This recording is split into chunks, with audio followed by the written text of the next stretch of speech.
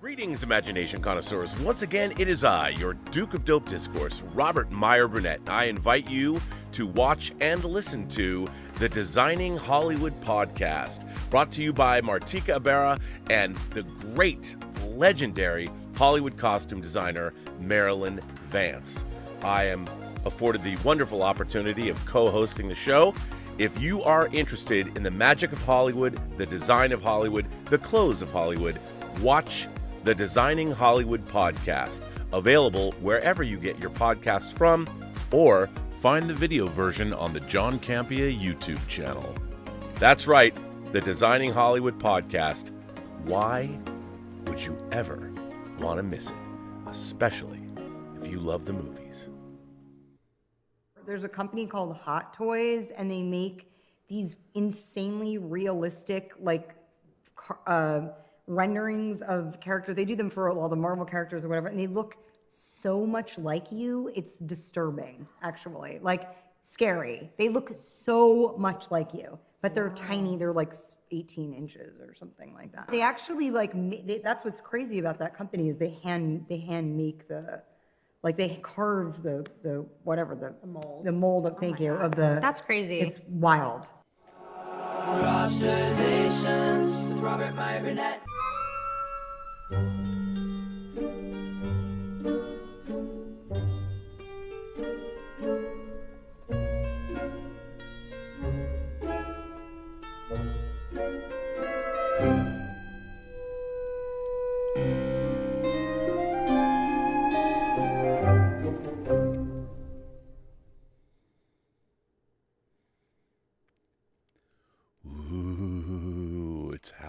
Weekend. Greetings, imagination connoisseurs. Once again, it is I, your Duke of Dope Discourse, and I know what you're thinking. You're thinking, what the hell are you wearing? What are these glasses? Well, I couldn't find my readers. I couldn't find my $5 a pair plastic readers that sort of fit my face. They disappeared. So an able assist from Elizabeth Gwendolyn Bell, I borrowed her readers. So, hey, you know what? I kind of like them. Who knows? Maybe I'm going to set a new fashion trend, although I doubt it. Anyway, this is Midnight Musings, episode 29. And you know, it's not a show unless I have my lovely compatriot. You know her.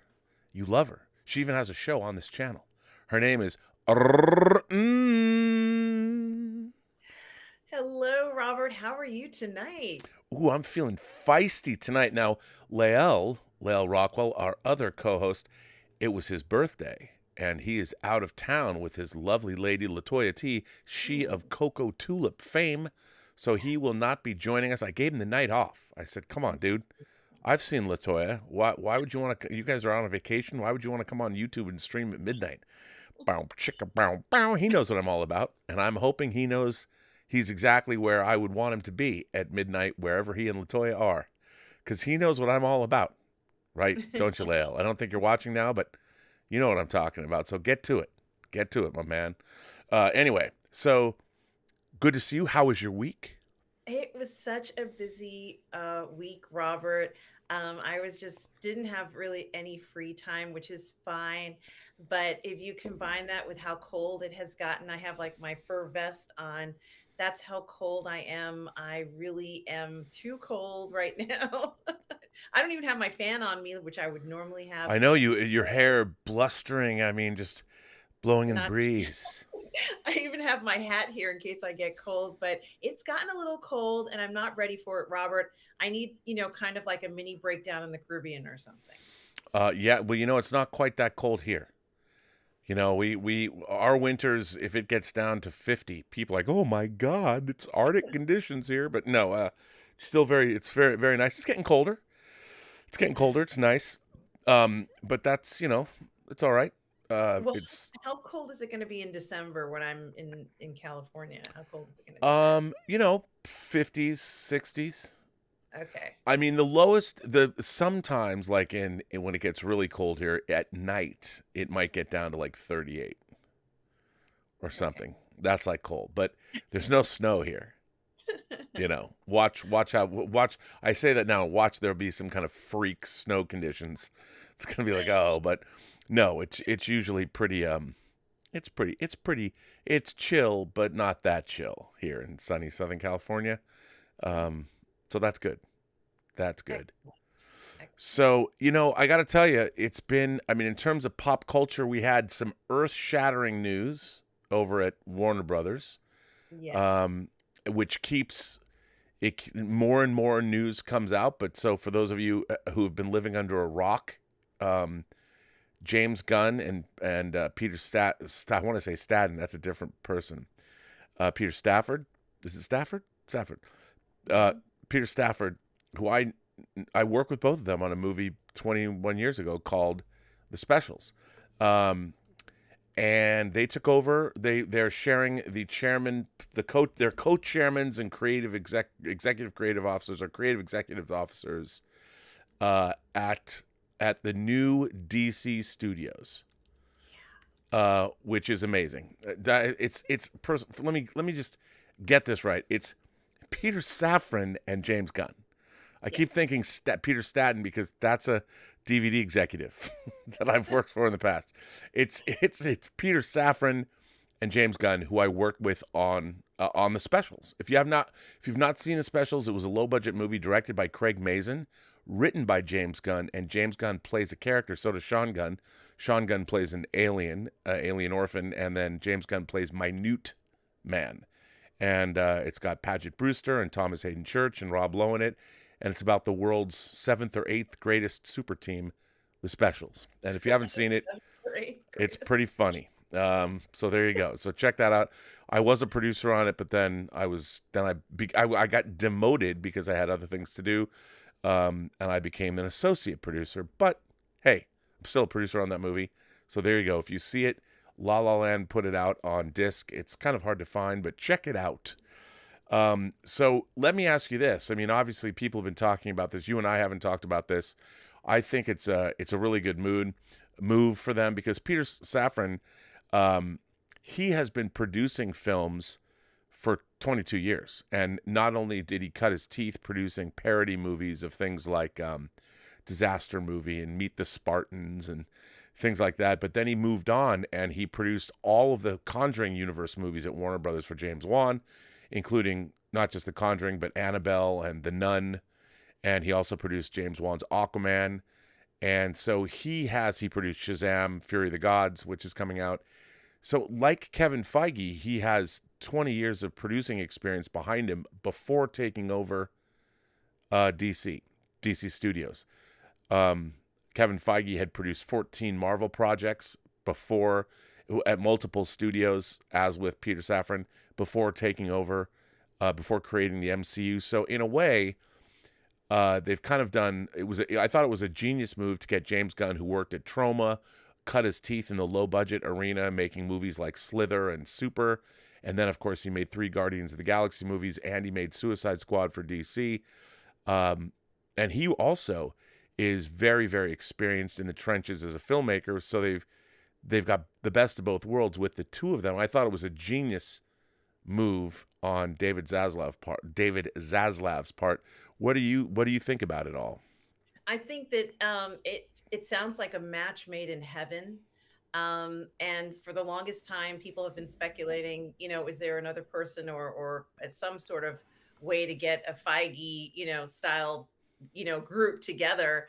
And, it feels like this happened. And I'm sure that there was a lot of thought that was put into this. I don't think, he woke up and said, yeah, let me just call them up right now. I have a feeling this is something that has been in the works for months to happen, but it feels so quick and almost overnight in a sense, because perhaps there has been so much criticism of management in the studios recently, and the notion that management would make a move like this feels, so far away from reality. It's almost impossible to a point, with, I guess, the perception of disappointment, especially in the fandom of decisions that were being made on an executive level. So to get something like this, it just feels like a miracle, Robert. It feels like a miracle. No, it really does, and I think that this is. But here's the thing: to me, these are the kinds of decisions that should be being made. I mean, these are the obvious choices when things that should be happening. I mean, the thing about James Gunn is he's a dyed in the wool geek. I mean, he's been reading comics since he was a kid. You know, James Gunn is also, people forget, I have it right up on the shelf, he's a novelist as well. He wrote a novel called The Toy Collector, which is like, I don't know, it's kind of like the Taxi Driver of toy collector novels. And so James Gunn is an incredible creative force, and I've always been very fond of him. You know, I haven't seen him much lately in the last 10 years, but before that, I used to see him quite a bit, actually. And he's a great guy. I mean, and he's one of us. I mean, he very much is. And to see the fact that you know, he'll be directing. Look, as I said, it wouldn't surprise me if I mean, I think he starts on Tuesday. Both he and Peter Safran start at Warner Brothers for DC Studios on Tuesday. They start. And it wouldn't surprise me. I mean, they're going to come out, I would imagine, they're going to plant their flag very quickly. And it wouldn't, you know, we've talked about the fact that on the John Campea show that they're probably going to make some big moves right away. They already know what they're going to do. Mm-hmm. And I really wouldn't be surprised if the biggest move they can make is a new Superman movie. And I think that obviously Peter Safran has been working on the Shazam films, and Black Adam is of course part of the Shazam verse, which is part of the larger DCEU. So it wouldn't surprise me if James Gunn announces that the project they're going to make next, produced by Peter Safran, is going to be Superman, with Henry Cavill playing Superman. I mean, that to me, that would be the obvious move that this new team would be making. I mean, you can't. That's the way to plant your flag, is to say we're going to start and we're going to lead the way. We're going to lead the charge with a Superman movie, and why not? You know, and it seems to me Henry Cavill already knows that this is going to happen because of what he's been saying on social media, and I don't think that they're going to announce it until, you know, things start up. But these things don't get announced until the everything has already been done. The contracts are signed, the T's are crossed, the I's are dotted. So this is something that has been in the works for quite some time. And the reason they're taking over so quickly is because all the preliminaries are done. Exactly, Robert. Certainly contracts have been signed. And I guess I'm speaking from figuratively, but they've probably already picked out their offices. Oh yeah. And you know, everything's a go. They're ready to start next week. But it's interesting because for the longest time, or at least it felt like, there just wasn't anyone to fill these slots. There wasn't anyone who could step into the shoes or take over. And I'm not quite sure why that feeling was in place, but it might have been because as a fan, we're almost forced to look at the credentials of some of the leadership decisions, the credentials of the people who are making these leadership decisions. So, you know, and we were seeing things we've never seen before, like people being put in charge who don't have credentials of any kind or experience, things that we've never witnessed before in maybe the history of television and cinema. You know, that's an accident that would never happen. And yet we've been seeing it over and over again. And clearly this is not an accident. This is a well planned out, well thought out strategy. I like that they have so many varieties of films under their belt. It's not just one kind. It means that they can handle other projects too if they had to.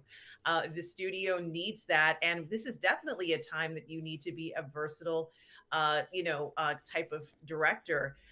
You can't sort of be just a one section person anymore. Now you have to have these multiple talents. Horror is so big right now. It's great to have somebody on board who has experience in a successful horror franchise. This really is very exciting because horror and I guess superhero films are the two top grossing, Robert. This is what any studio would expect an executive to have experience in, and to have two people with similar experience like that. You know, this really is good news. This Superman franchise, if this is what's meant to be, and I know you did a Robservations where you had said this was in the plans all along. And when, as a fan, seeing Cavill make the announcement that he wanted to just wait until Black Adam came out, and then he politely and very carefully made his statement about coming back, and more or less saying, reassuring the fans that those of us who have stuck by him all these years after wanting to see him come back, and we've been faithful here. We've been, thinking, well, how is it going to happen? And the speculation, and he's been speculating along with us as a fan has said, something, you guys are going to be excited more. I'm paraphrasing. You're going to be excited about what is to come. And I think that that shows a lot of consideration for the fans that he knows that are out there for him. We have been with him every step of the way. He has been with us every step of the way. No, This is a absolutely. very unique thing. And I'm sorry. And he wants to promote this character the same way The Rock wants to promote it. I think we have, in addition to the two leadership roles, these two executive roles that are going to elevate things to the level we want, we also have two actors who also want to elevate those characters. We're going to see things we haven't seen in quite some time, Robert. Well, it's funny in terms of the inmates running the asylum. This is the closest we've come, and there's another factor too that people aren't paying. They're paying attention to it, but not as much as I think they should, and that's James Wan. I mean, Peter Safran and James Wan have a producing filmmaking relationship, and the last movie that James Wan made for the studio was Aquaman, which is that he directed. But then the Conjuring universe has made a ton of money for Warner Brothers, whether it's the Annabelle. I mean, Annabelle Creation was better than Annabelle, and then you have The Nun, and then James Wan's making his last Aquaman movie was $1 billion grossing film. And he's got Aquaman: The Lost Kingdom coming out next Christmas, I believe. So you also have James Wan as like the third musketeer in this group, who has already become a Warner Brothers darling over the last decade.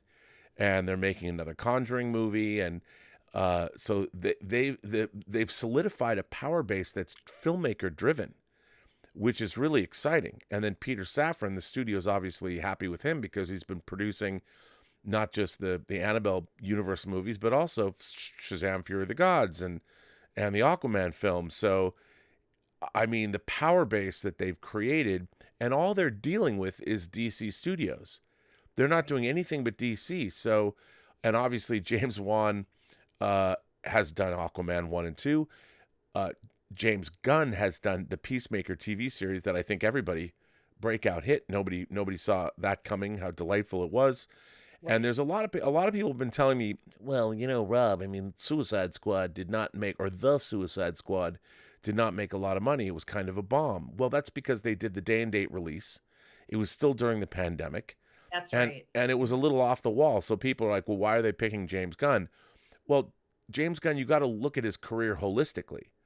And that's what Kevin Feige did after looking at Slither and Super, which are $3 million movies.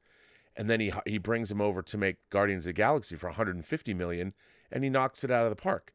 Then he makes Guardians of the Galaxy 2, and he's writing these movies as well. So he's how many auteur filmmakers? I mean, there's Ryan Coogler, there's James Gunn, but not a lot of filmmakers at the $200 million level or $150 million level are both writing and directing their own films. And that's something that we haven't seen a lot in the world. There's only so many James Camerons, but even he brought in other writers to make the Avatar sequels. I think maybe he didn't, but I don't know if he co-wrote Way of Water. I'd have to look that up. But I mean, it's a pretty incredible thing that they've done. And again, I think that's what David Zaslav, he's used to doing. Find the good people to make these things happen. Let them go do their thing, and don't micromanage them.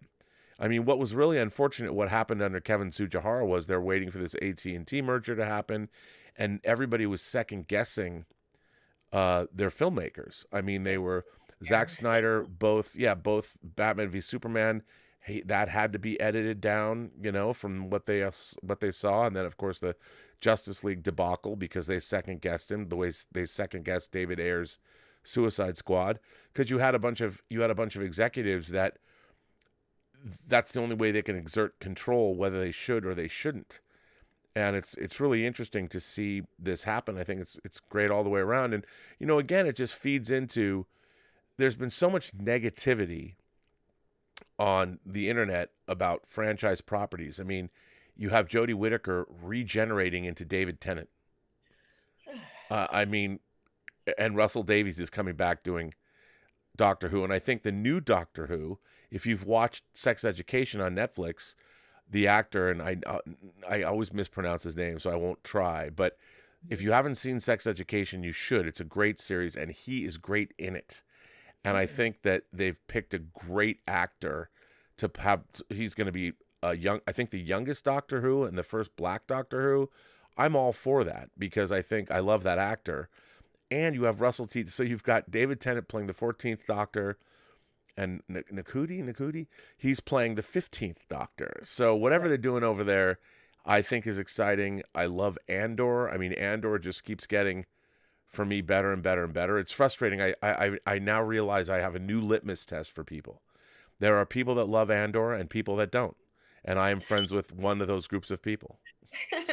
Well, before we get into Andor, I do want to mention something about The Peacemaker. And I think that The Peacemaker was an extraordinary television show because it combined this superhero or a fantasy element with comedy. And we haven't really seen anything like that, maybe successfully, since maybe Deadpool, where we were convinced that this was funny. We were convinced that this was hilarious. Even the song, the beginning song in The Peacemaker is like they all do this, group dance, and it's meant to entertain you and make you smile and laugh. And, I think that they might even be able to, maybe not right now, but in a few years, tackle comedy and bring it back to what we used to know comedic films as.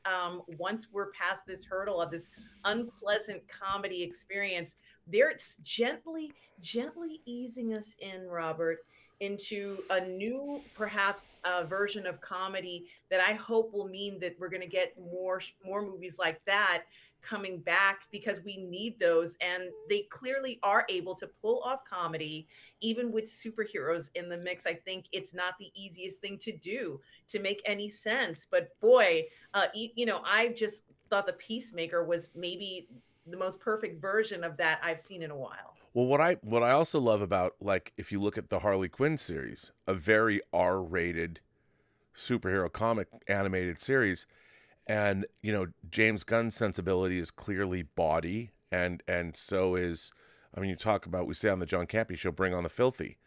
I love the fact that we're bringing R-rated material, unapologetic. Whether it's The Boys, that certainly doesn't shy away from sexual content, and not that, but we're getting we're moving into a whole new realm of really interesting stuff. And like, look, it's really interesting because a lot of people said, "Oh, Rob, you are a Marvel fanboy," and I'm like, well, yes, I've been a Marvel fanboy my whole life. I want to see the MCU be great, and I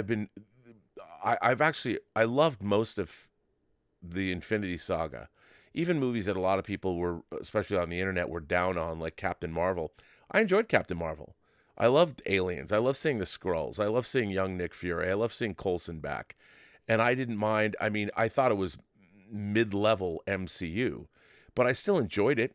I didn't hate it, and I wasn't looking at it. I don't give a fuck what an actor does in their real life. I really don't.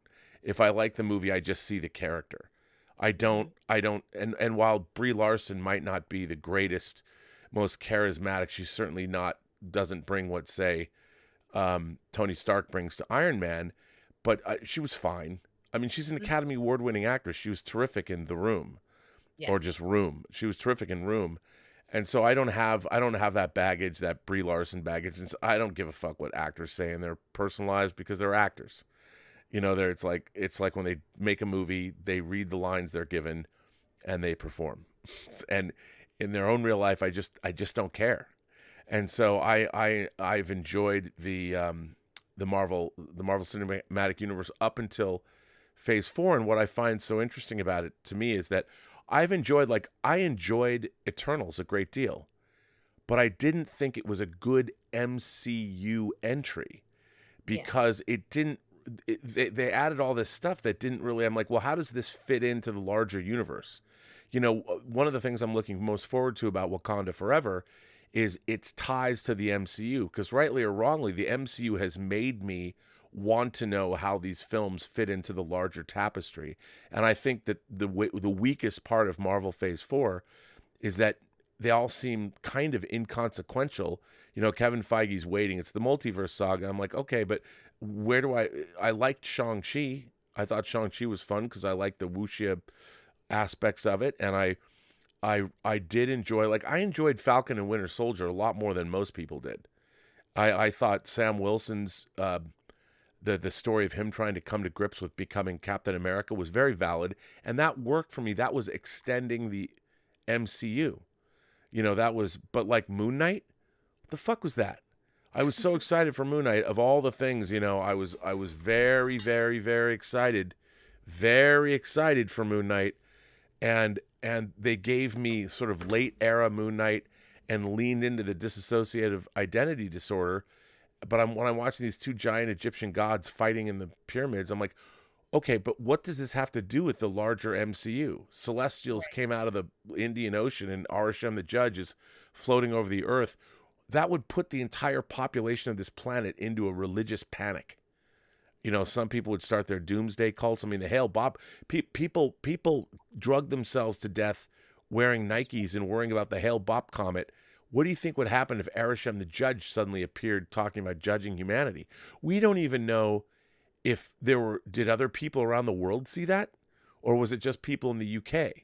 And the fact that we don't know that, I think, is a huge failing with the MCU. And even Multiverse of Madness, I might have enjoyed Doctor Strange, but I'm like, the only people that knew that happened were Doctor Strange, Wong, and Wanda, and then the other people in other universes that are completely inconsequential to our universe. So, you know, I don't even know what I'm talking about now. I'm just talking. Well, it's okay because I think that let's say going forward for DC, having these, you almost need to have strong people in the front promoting the films. And, you know, I think that's also going to work to their advantage because fans may be somewhat disenchanted with what's been going on over the past few years. And I hope that they can kind of put that, you know, by the wayside and look at things kind of fresh and new now. You have people who love what they're doing. They want this to be successful. They're going to put their best foot forward. And we're not going to be kept in the dark anymore, I don't think, Robert. I think we're going to get announcements in a timely fashion, as you said. But I think that Cavill's comments and perhaps even Dwayne Johnson's comments is because they're proud of the work that's ahead. Yeah. And they know that they can speak with confidence. And this is something that I've been asking other people is how much creative control do you think Cavill will have? Well, I have a feeling that whatever is presented to him, he wouldn't have agreed to go forward with it if it wasn't stellar work. You know, he has a very, you know, high standard. And I don't think any of us have anything to be worried about. People are talking about whether we're going to get a standalone film. Well, I'm not even quite sure what's going to happen. But honestly, we're just lucky to get anything at this point because it has been quite some time. But it is exciting to see what's happening. I like things like this that, you know, put us in a better frame of mind to enjoy these IPs because, you know, things have been kind of dour. You know, this has been kind of a rough time. And I think hopefully this can inspire people to kind of, you know, just enjoy a lot of the stuff that we used to enjoy about these particular characters now. Yeah, I mean, I all of the negativity surrounding these franchises, I mean, I kind of see it differently in the sense that it ain't friends, it's business. And, you know, when a company like Bad Robot can take over a franchise, they're looking at it as a business proposition. And look, as much as I can't stand Bad Robot's Star Trek movies, I understand why they got in that business. They were hoping that it would turn into a merchandising bonanza. The problem is that and on paper, it's like why certain executives get hired at studios because they're Ivy League educated business people. And on paper, it looks good. J.J. Abrams at the time he looks good.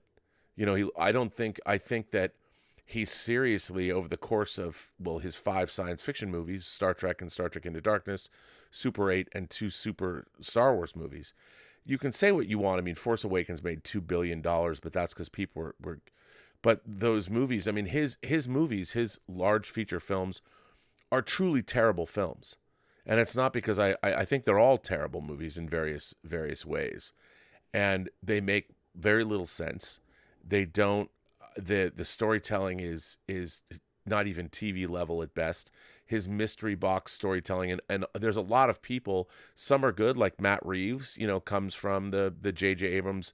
There's a lot of people. I mean, Damon Lindelof is now writing a Star Wars movie, or Andre did a really interesting, Midnight's Edge did a really interesting story about it that I really liked. I think I watched it this morning, how that wasn't even an official announcement. That was clearly leaked. I mean, and the people at Secret Hideout are at Bad Robot, and all those guys are they're very practiced in doing these leaks to try and manipulate the industry through media, through announcements, and I don't think it works. And like, it was very funny to me is that like with the IMDb, I've worked on a lot of independent films, and the first thing young independent filmmakers want to do is they want to get their project on the IMDb. They want to get their names on the IMDb, and I always tell them, don't do it. I don't know why everybody wants to say, oh, our project's on the IMDb, as if that's worth something. It is not. It is not worth something. It's only worth something if your project, and I tell people, don't announce your movie. Don't talk about your movie. Don't put it on the IMDb until it's shot, because it really doesn't matter. It's not building your profile. Just announcing something isn't good enough. Nobody gives a fuck anyway. Wait until you've shot it. Once you've shot your movie, once it's in the can, it doesn't have to be, you might have to do reshoots or something, but if for the most part you have the material you need to cut it into a movie, then announce it. People will wait. The industry will wait. And we keep hearing these announcements. I mean, the story came out that Bob Chapek, I don't know if it's true or not, but doesn't want Kathleen Kennedy announcing any more Star Wars projects. The thing is, she's never announced them. These are not official announcements from anywhere. The studios would officially announce them, and we would know. These are leaks, and they're highly irresponsible and stupid. And whenever somebody says that something is happening, I'm like, okay, I understand you might want it to happen, but if it was real, it would be an official announcement from a studio, and they would say, and then everybody, look at how many announcements of Star Trek IV have there been, of the fourth Bad Robot Star Trek movie. It's a joke. It's an absolute joke, and it damages the reputation of everybody involved. And there's been no real official announcement. And what's funny is, where do these announcements come from? The Lindelof, J.J. Abrams, Alex Kurtzman school of let's announce our projects as if they're going to try and will them into existence. Not a fan of that. And it's a fantasy, but then it also puts people on nerve, because what happens is it doesn't just affect, let's say, management, but also the production team, who are wondering what's going on. Yeah. I mean, then they're like, well, when is it? Oh, I didn't hear anything about it. Now you're kind of like on alert, and even the actors are on alert. It really does kind of send the wrong message in a sense. Because it makes it also seem like the people who were supposed to be doing it were not informed or not well informed enough. No, and it shows a lack of cohesion, a lack of leadership, and a lack of professionalism. Mm-hmm. And I hate to see it continually happen to Star Wars and Star Trek, and even Disney. The ones they have, Patty Jenkins' Rogue Squadron movie, they shot that whole promo of her on an airfield with an X-wing fighter, and that's not happening. I mean, I don't understand why. I mean, I do understand. Wonder Woman 84 tanked, and it was a terrible movie. And everyone's like, maybe Patty Jenkins isn't the right person to make this. But this is something they should have figured out beforehand. Everyone's trying to second guess. I think it's really interesting that you realize how much Warner Brothers likes James Gunn, even though the Suicide Squad didn't make a lot of money. That says something a lot about the studio understanding that might not have worked out because of the day and date release that we had to do, and we weren't really fair to it. They're looking at James Gunn's 3 movies for Marvel and then the holiday special. So he's done 4 projects for Marvel, and the Guardians of the Galaxy are beloved, to the point where they are adapted by other filmmakers, whether it was in Thor, Love and Thunder or in Infinity War that James Gunn did not write or direct. And his characters that he cast and created and wrote were so beloved that they were adapted by other filmmakers. So, that says a lot. It does say a lot. I think that there might have been some when I saw Thor: Love and Thunder, and I saw how the Guardians of the Galaxy, or at least part of the team, were represented in the film.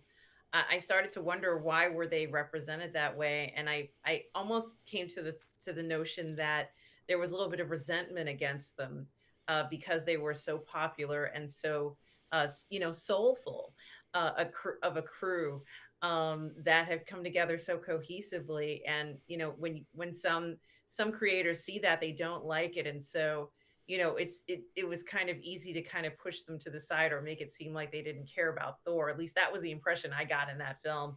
But it was the wrong direction, and I think everybody knows the Guardians of the Galaxy, they just wouldn't do something like that. That's not them. That was the only Marvel movie I hated. Like, I actively hated it. I hated Thor: Love and Thunder. Mm-hmm. And I was like, it was way too unbalanced. It was Taika Waititi being unleashed and going too far. And the thing is, great humor, you can have humor in all these movies, but you can't do it at the expense of your characters. Once you've done that, once you've made fun of your characters, and the beginning of Thor: Love and Thunder, the first half an hour makes fun of Thor. It turns him into a buffoon. And the thing is, Thor isn't a buffoon. And when he is tasked to do something, he accomplishes that task. And that whole battle when Thor's fighting to liberate that tribe and ends up destroying their glass citadel, I'm like, I'm out. I'm like, that is a wrong. You have ruined. You have made fun of your character, and you've done it at that character's expense. And I hated that, and hated it. Yeah. Yeah, and I think they could have taken it.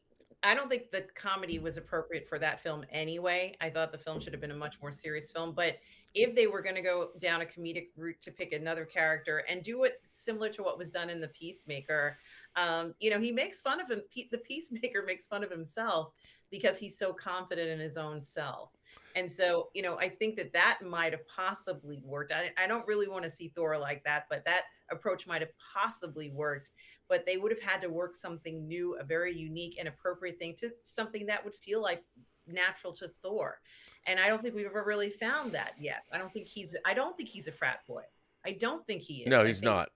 And I look, think there are people that like Thor: Love and Thunder, and I totally understand that. My problem with Thor: Love and Thunder is I don't think it works as an MCU movie. Mm-hmm. If it were a standalone Thor film that wasn't part of the MCU, I'd say okay, because there's a lot in Thor: Love and Thunder that it should have been great. The story of Gore the God Butcher and losing his daughter and all that, renouncing the gods and wanting to get, all that stuff was terrific. You could have changed the tone of that film entirely, kept it the same plot, same characters, but changed the tone and turned it into something really poignant and really moving and still kick ass. But the humor, the way they leaned into the humor, everything was a goof. I didn't buy any of it. I hated it. But the only part that I thought that was a little comedic was the stage play that was put on by I guess it's Matt Damon. But that was a carryover from Ragnarok, where I thought Yes. that Ragnarok did a pretty good job of balancing the silly, but they still dealt with dark themes, and Hela was great, and losing Odin, and I never it allowed those moments to work and be poignant. So Agree. it's good.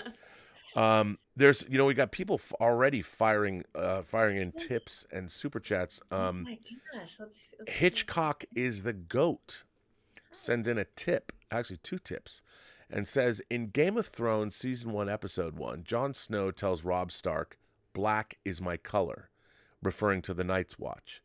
Knowing he will eventually become a descendant of Rhaenyra, that line has now added depth and nuance. Jon Snow is Team Black.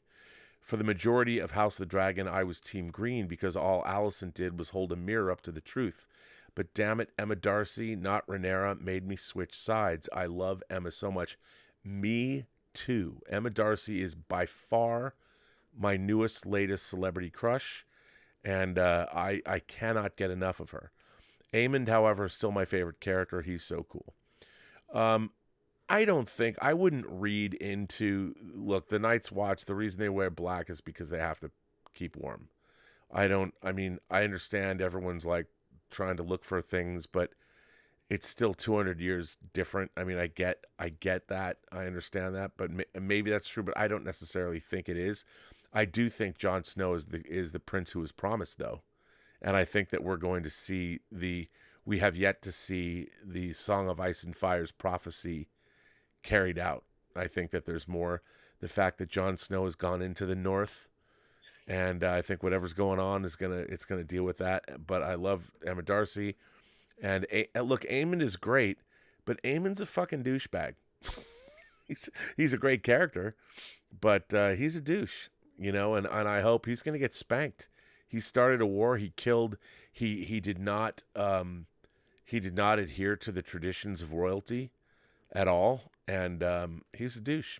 And he killed a kid that didn't. I mean, hey, look, it's not like Aemond didn't start the shit that got him his eye lost. I mean, all the chickens come home to roost in Westeros. Yes, well, I guess theoretically that fight wasn't over, but boy, it really is over now. But what could he do after this happened? It's not like he could kind of fly to the castle and explain what happened and everything would be fine. If things had gone so far at this point, the best thing for him would have been to maybe disappear, and people would wonder what happened to both of them, and he could have come back. I mean, we already had one character decide to jump ship. If he came back 50 years later, no one would have cared. And he could have, gone off and done whatever he needed to do. At least it wouldn't have escalated things possibly. I don't know. But boy, seeing that one dragon chomp away, I really didn't know that you couldn't always control them. I thought they had complete control, and I guess not. So I learned. Well, Viserys, it's an illusion. The dragons, you can't control a dragon. You can suggest things to a dragon.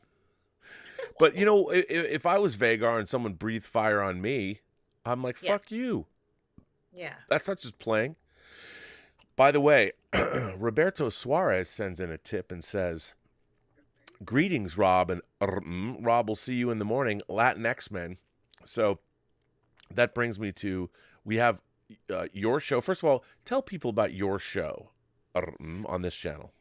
Yes, I have a show here on the Post-Geek Singularity. It's called Ladies of the PGS, where we talk about science fiction, fantasy, horror, sex and sexuality in film and television, and all the good stuff in Star Trek and Star Wars that we love.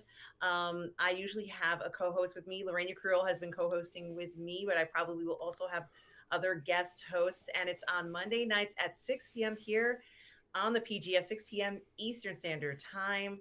Robert, we're having such a great time on the show. I'm glad, and the viewing's going up. Yes, it is. More people are watching. Now we have our second show. Yes. Alex Montano and Roberto Suarez are starting a new show, Latinx. The Latin X-Men. Now, everyone's like, well, Rob, the Latin community doesn't like to be called Latinx. Yes, we know. That's why Roberto Suarez, who's Puerto Rican, and Alex Montano, or is it I think it's Montano. Alex is Mexican, but he's married to a Colombian woman. He lives in Colombia. They came up with the title as a play on that whole thing. So tomorrow morning on the Post-Geek Singularity, their new show in Spanish. I'm very proud, following on the heels of what Midnight's Edge did, starting a Spanish show. This is going to be the Latin. Here's the trailer for Latin X-Men. Saludos, conocedores de la imaginación. Yo soy Robert Meyer Burnett, conectando con ustedes, los miembros de la singularidad Post-Geek, y especialmente con nuestros amigos del mundo hispanoparlante. Muy pronto debutará Latin X-Men, nuestro primer programa en español, con Alex Montano y Roberto Suárez. Y quién sabe, tal vez yo los visite de vez en cuando. Sintonízate pronto con Latin X-Men aquí en la singularidad Post-Geek.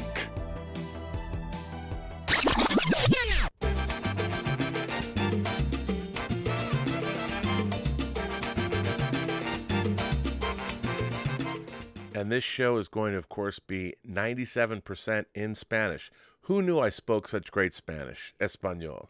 Robert, I'm so Hablo impressed español, with- señorita. Who knew? I am so Comprendo. impressed with your ability, Robert. I had no idea.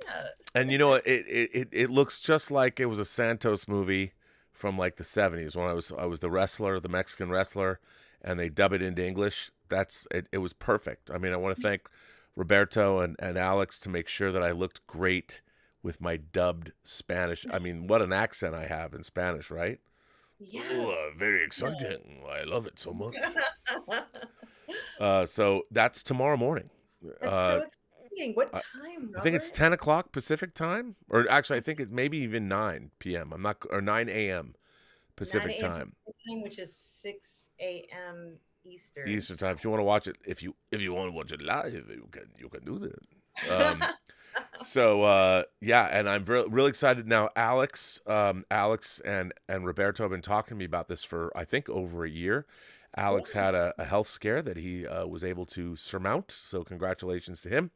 Alex is also a very big toy collector, and I have something that I want to show, and I'm going to show it tomorrow on Latin X-Men. So you know Mexican Iron Man. Yes. Mike. Yeah. So about a year ago, Mexican Iron Man says to me, he goes, you know, Rob, I want to get you something. I want to get you a gift. And I've got this thing for you. I have this idea. I want to give you a hot toy. And he asked me like if I had and I go, what are you going to do with I didn't really understand. He goes, oh, I've got this idea. I'm going to get you a custom hot toy. And I'm like, really? What? Like what? And because I would always joke about Mexican Iron Man. It was very funny because Mike is actually, he is in fact Mexican, but like even he like submitted his paperwork and got his passport back and it says he's white. So I've been having it was a mistake. And I'm like, it wasn't a mistake. You're not really Mexican. So we've been going back and forth. But so the other day I get this box in the mail. And Elizabeth's like, we can barely pay our mortgage and pay the electric, whatever. And you're getting more hot toys in the mail. I'm like, baby, I don't know what this is. And she goes, you always say that. I'm like, no, I really don't know what it is. And this shows up. Oh my gosh. Oh my gosh. This is a Hot Toys box. I'm not going to open it now. I'm going to open it tomorrow on the first episode of Latin X-Men. But I will show this. There is one thing I want to show. When I got this, by the way, I opened it up and I freaked the fuck out. And now you won't. I don't want. I mean, I know I'm giving, but I don't want to show it yet because I want to do something special for Roberto and Absolutely. and Alex. But I will show one thing. Yes. Mexican Iron Man has an iron sombrero. I love it. I just want to show, and if this wasn't cool, I mean, I can't tell you how effing cool this figure is. But when I saw the iron sombrero, the green, you know, the Mexican colors, green and red, it's almost very Christmassy, but very Mexican too. Boy, oh boy, it makes me cooler than most people. There are only 3 of these in existence. Wow. 3 of these, Mexican Iron Man, Mike has one, Doomcock has one, and I have one. How about that? And it will make its debut tomorrow on the first episode of Latin X-Men. So tune in. Tune in. And That you is can see that. It's very exciting. So thank you, Mexican Iron Man, Iron Mike, who also was instrumental in helping us where we live now. So thank you. And this was, I have to say, of all the gifts that I've ever received in my life, this is one of the best. Not to denigrate anyone else's gifts that they've given me over the years, but when I got this, it was just unexpected. It just showed up, and Mike had said he was sending me something, but I thought it was like a book. I had no idea. It's very, very thoughtful, Robert. So, wait till you see it. An I iron sombrero. I'm like, come on. And the thing is, Alex collects Hot Toys figures, so he's gonna love it the most. Yes, I've seen his Indiana Jones collection that he has behind him. I know when he's on the air, he has the hat. He has a number of different things. So yeah, certainly has a nice collection there that you can see when he's on the air. Oh yeah. So we've got Tom Jr. Jackson says he finally watched Kurosawa's Seven Samurai last night, and he enjoyed it. Rob, the Criterion Blu-ray is perfect. It is. He also watched Elvira, Mistress of the Dark from Arrow, and said it was a fun film. Seven Samurai is one of my favorites, one of the great movies ever made. Absolutely. Have you ever seen Seven Samurai? Do you like it? I have seen it. Turner Classic Movies shows a lot of Kurosawa's film. And I'm probably going to start to do some reviews of what they have on Saturday nights when Ben Mankiewicz gets on and he starts to.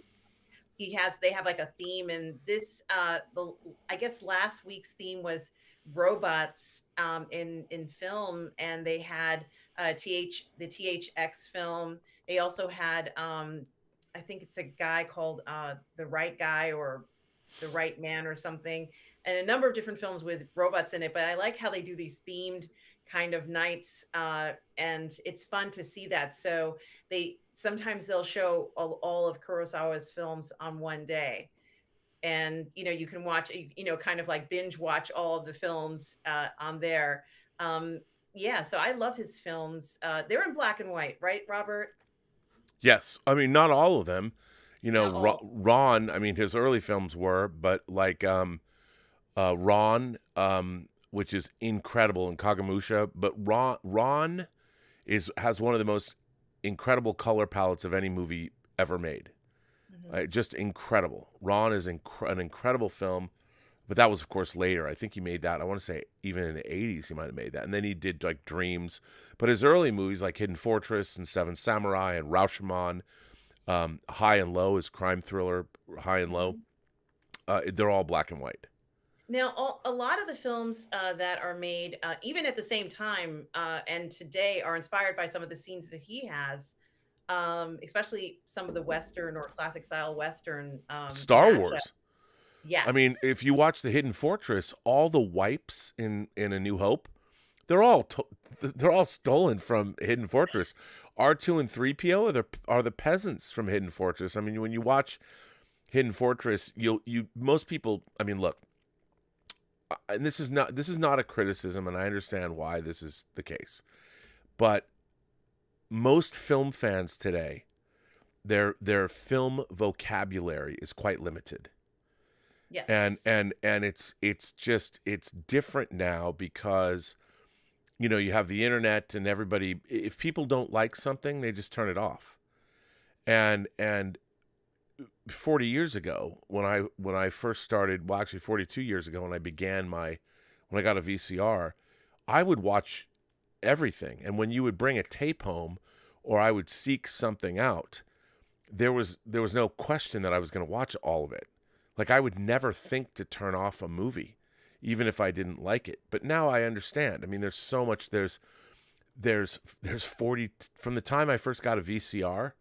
There's 42 years of film since then that has come out. And when I had a VCR, if you think about it, I got my first VCR in 1980. 40 years ago, 40 years before that was 1940. So that was only 40 years. Well, now this is 40 years ago.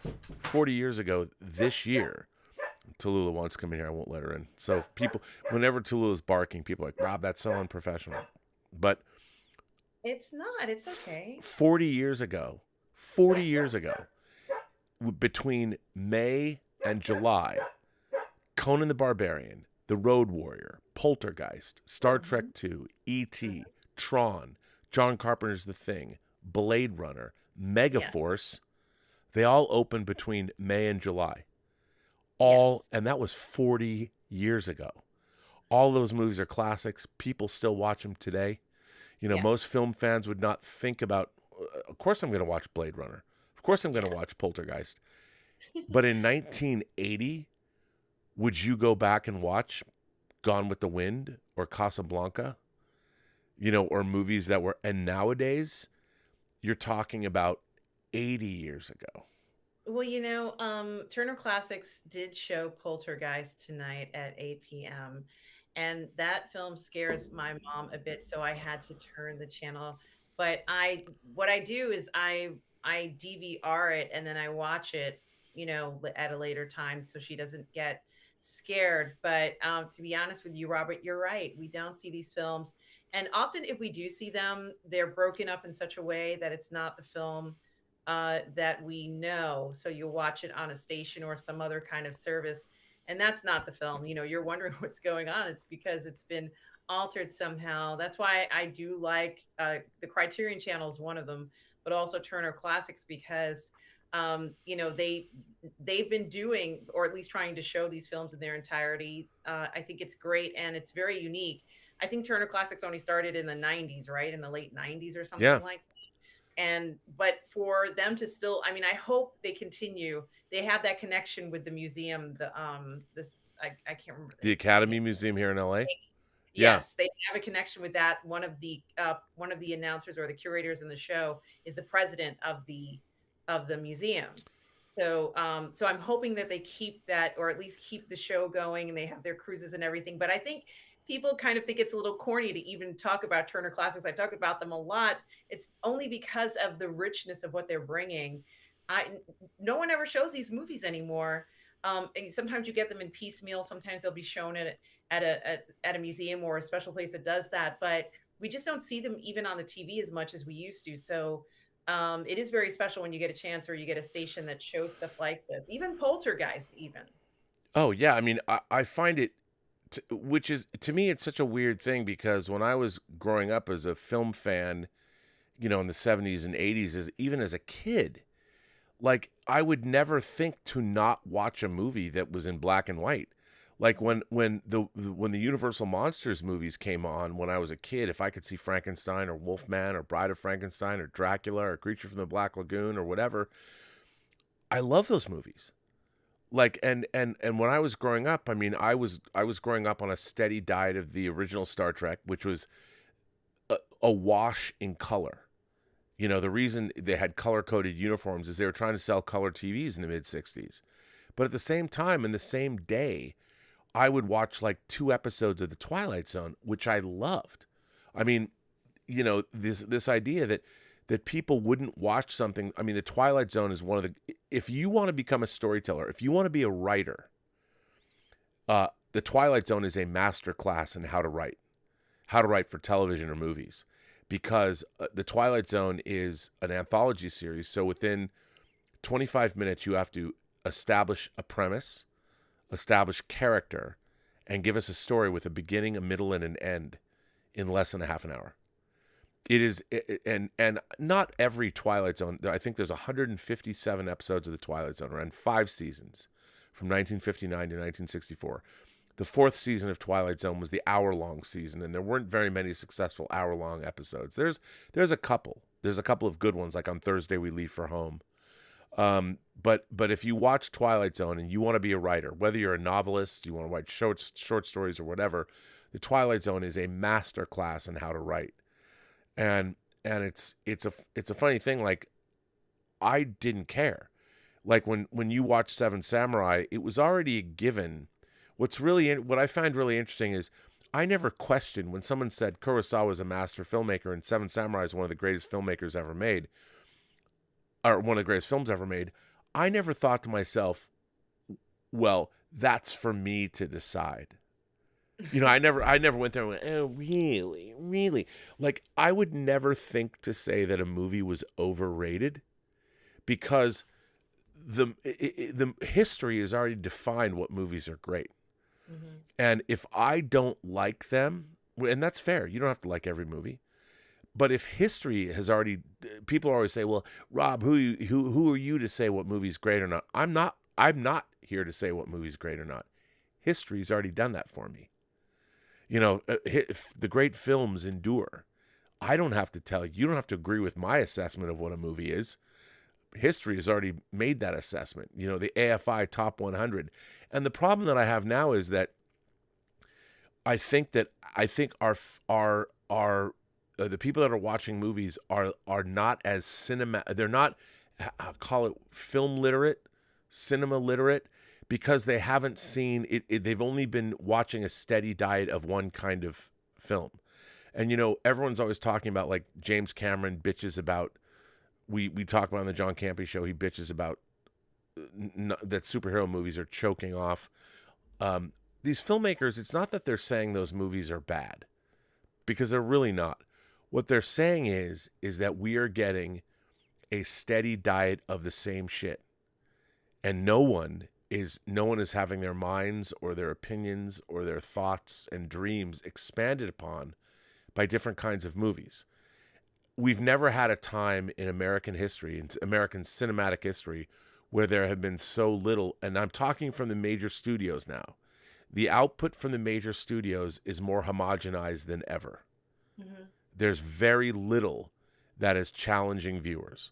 I mean, I remember going to see in 1980 Ken Russell's Altered States, which is based on a novel by Paddy Chayefsky, and it was billed as a huge, like, Starlog magazine was covering it. It's a huge science fiction film with horror elements, and directed by Ken Russell, who directed Tommy and Litzomania and Women in Love and all that. It was a big short shot by Jordan Cronenweth, who shot Blade Runner. I mean, it was a big deal. And when I saw it, it blew my mind. And it was about a very stuffy college professor played by William Hurt, who wanted to find the first truth.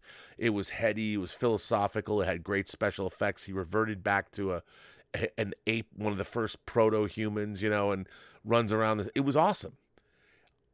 I loved it. And I saw that when I was 13 years old. I'm like, this movie fucking rules. It's rated R. And nowadays, we're getting very little that challenges anyone on any level. We're getting a lot of it on TV and streaming. There's a lot of incredible stuff on streaming. Squid Game, blew everyone's minds, but there's a lot of other things, stuff, even the shows like Midnight Mass or Haunting of Hill House, and there's great stuff. But movies, the movie form has been more abundant, in my opinion. And I think that's what the filmmakers are railing against, because all the studios, I mean, you look at a movie like Smile, $17 million spend, it's made over $100 million. It's not the greatest movie in the world, but it was interesting. It did something really interesting. I mean, how do you feel about, like, what are some of your, off the cuff, you're shipwrecked on a desert island. Yeah. And amazingly, a home theater system that's solar powered, and 10 of your favorite movies just magically wash up on the beach. What would be, no wrong answers, but just off the top of your head, that this list can change tomorrow. What are some of your favorite films of all time? Well, I would have to say I definitely want to include something like Now Voyager. Nice one. Also, oh boy, this is very hard to figure out. Maybe I do like Lolita. I like the 1950s version. Yeah, Kubrick's version. Yeah. With Sue Lyon and Peter Sellers and James Mason. Yes. And I probably... That movie's fucking funny, too. Yeah. It's dark as fuck, but it's fucking funny. Yeah, and maybe Forbidden Planet. It's so hard to choose, Robert, because there are so many good films. Oh, yeah. But those might be some. I'd like to add Titan to that list. Yeah. Which I don't think that film made a lot of money either, but it certainly was interesting. You were not going to snore, and I think that the part where the young lady is constantly hurting herself is a metaphor for some of the things that's going on now in our modern world. So I think it has some other meaning to it. It's a fantastic film. Yes, the notion of her obsession with cars, and I took that as just to be obsession with physical possessions. I started to kind of look into the film about how I would interpret it. But I thought that it was very interesting and about what's important in the end. She found out what was really important to her, that all those things didn't were not as important as maybe family and the meaning of life and things. So it turned into something different, I think, and very transformative in an unexpected way and not a shocking way. Certainly something to think about. And when you can make a film that does that feels incredibly modern and profound. Yeah, I just think it was just incredible. So that would be one of them that I'd want to take with me. It's so hard to choose, Robert. It's so hard to choose when we know that there is a rich history of cinema, Oh yeah. and now I'd be torn. I'm not going to say the obvious like Star Wars and Star Trek. I mean, I'm not going to say those because we know that we love those. But we love But those. Those to me are different. Those are yes, different. Somebody right now, Jared Snyder, who's a member of the channel in the chat right now, throws out All About Eve in the live chat. yes, All About yes, Eve is one of my favorite movies of all time. yes. And it's so funny because nowadays people are like, what? It was the best picture of 1950. And it's Joseph Mankiewicz. To me, it's one of the greatest movies ever made, and it certainly has one of the greatest screenplays of all time. Yes, Betty Davis, and I can't remember the other lady who And stars in the Ann film. Baxter, who plays Yeah, Eve Harrington. It also has one of the greatest evil cunts in any movie ever. I love her. I love her portrayal. She is, in terms of, she is so scheming and conniving and just awful, but awesome in her awfulness. And one of the great villainesses of all time. And she's so great. And it's a movie about the theater. It's a movie yes, about it is. art and Yeah, ambition. And and it's got George Sanders in it, I who think it's also a movie about an obsession of artists, an obsession with creating. celebrity obsession too. Yes, yes. I mean, it's so and people have, Showgirls. Paul Verhoeven's Showgirls is I a think that's a brilliant film. I thought that was spectacular. but it's a total riff on All About Eve. Yes, I it mean, really it's is. completely, it's a total. And by the way, like you, I love Showgirls. Yes, and say what you want about Elizabeth Hurley. I think she's a fantastic dancer. I think she's incredibly talented, and I think she could have made more films in this genre if they had put her career in the right direction. You mean She's really, Elizabeth Berkley? yes, I'm Yeah. sorry, not Elizabeth Hurley. Sorry, I'll, everybody. yeah, Elizabeth. I'll tell you Great too. a funny story about Elizabeth Berkley. I Yes, was a huge fan of hers. I mean, all the way back to Saved by the Bell. yes, I thought she was a deft comedic actress. And after, Showgirls, she thought that she was going to be in Paul Verhoeven's movie. Paul Verhoeven, who was coming off of RoboCop and Total Recall and Basic Instinct. yes, And Joe Esterhaus, who wrote Basic Instinct, had written Showgirls, and him and Paul Verhoeven. So she thought this was going to propel her career into the stratosphere. right. And look, her performance was shaped by Verhoeven, who likes over-the-top histrionic stuff, and she did what he wanted her to do. Nothing in Showgirls was left to chance. That film became obviously the joke of Hollywood, the butt of it. To this day, people joke about it, but she did not deserve. I mean, she gave it her all, and it ruined her career, destroyed her career. I mean, she was later in things like she played a hooker in Any Given Sunday that Oliver Stone directed that Al Pacino hired. When Right. we were making Free Enterprise, I wrote a part specifically for her to play. Oh, It wasn't a big part, but I wanted her to play the part. yeah, And when we were casting the movie, we had the money, and we cast Eric McCormack and Shatner and all the Phil Lamar, and the movie was cast. And so when you make a movie, you can either audition people, or you can make an offer where yeah, they don't even have to read. You just offer the part's yours if you want it. Here's the script. It was an indie movie, but I wanted her to play this part. And she was being represented by UTA, the United Talent Agency at the time. right, right. And they're like, oh, we never got the script. Well, here's the thing. I because I was a PA, I began my career as a PA. I dropped the script off to UTA myself. They said they never got it. And what you have to do is a PA or whatever, you have to go to the mailroom and drop it off in the mailroom. Yeah. 3 times. I went to UTA. I walked up. I'm the writer-director of this movie that we're making. I personally took my script to the mailroom at UTA 3 times to get Elizabeth Berkley to be in this movie. They maintained they never got the script. And it was like, fuck you. And in the original version of Free Enterprise that went out to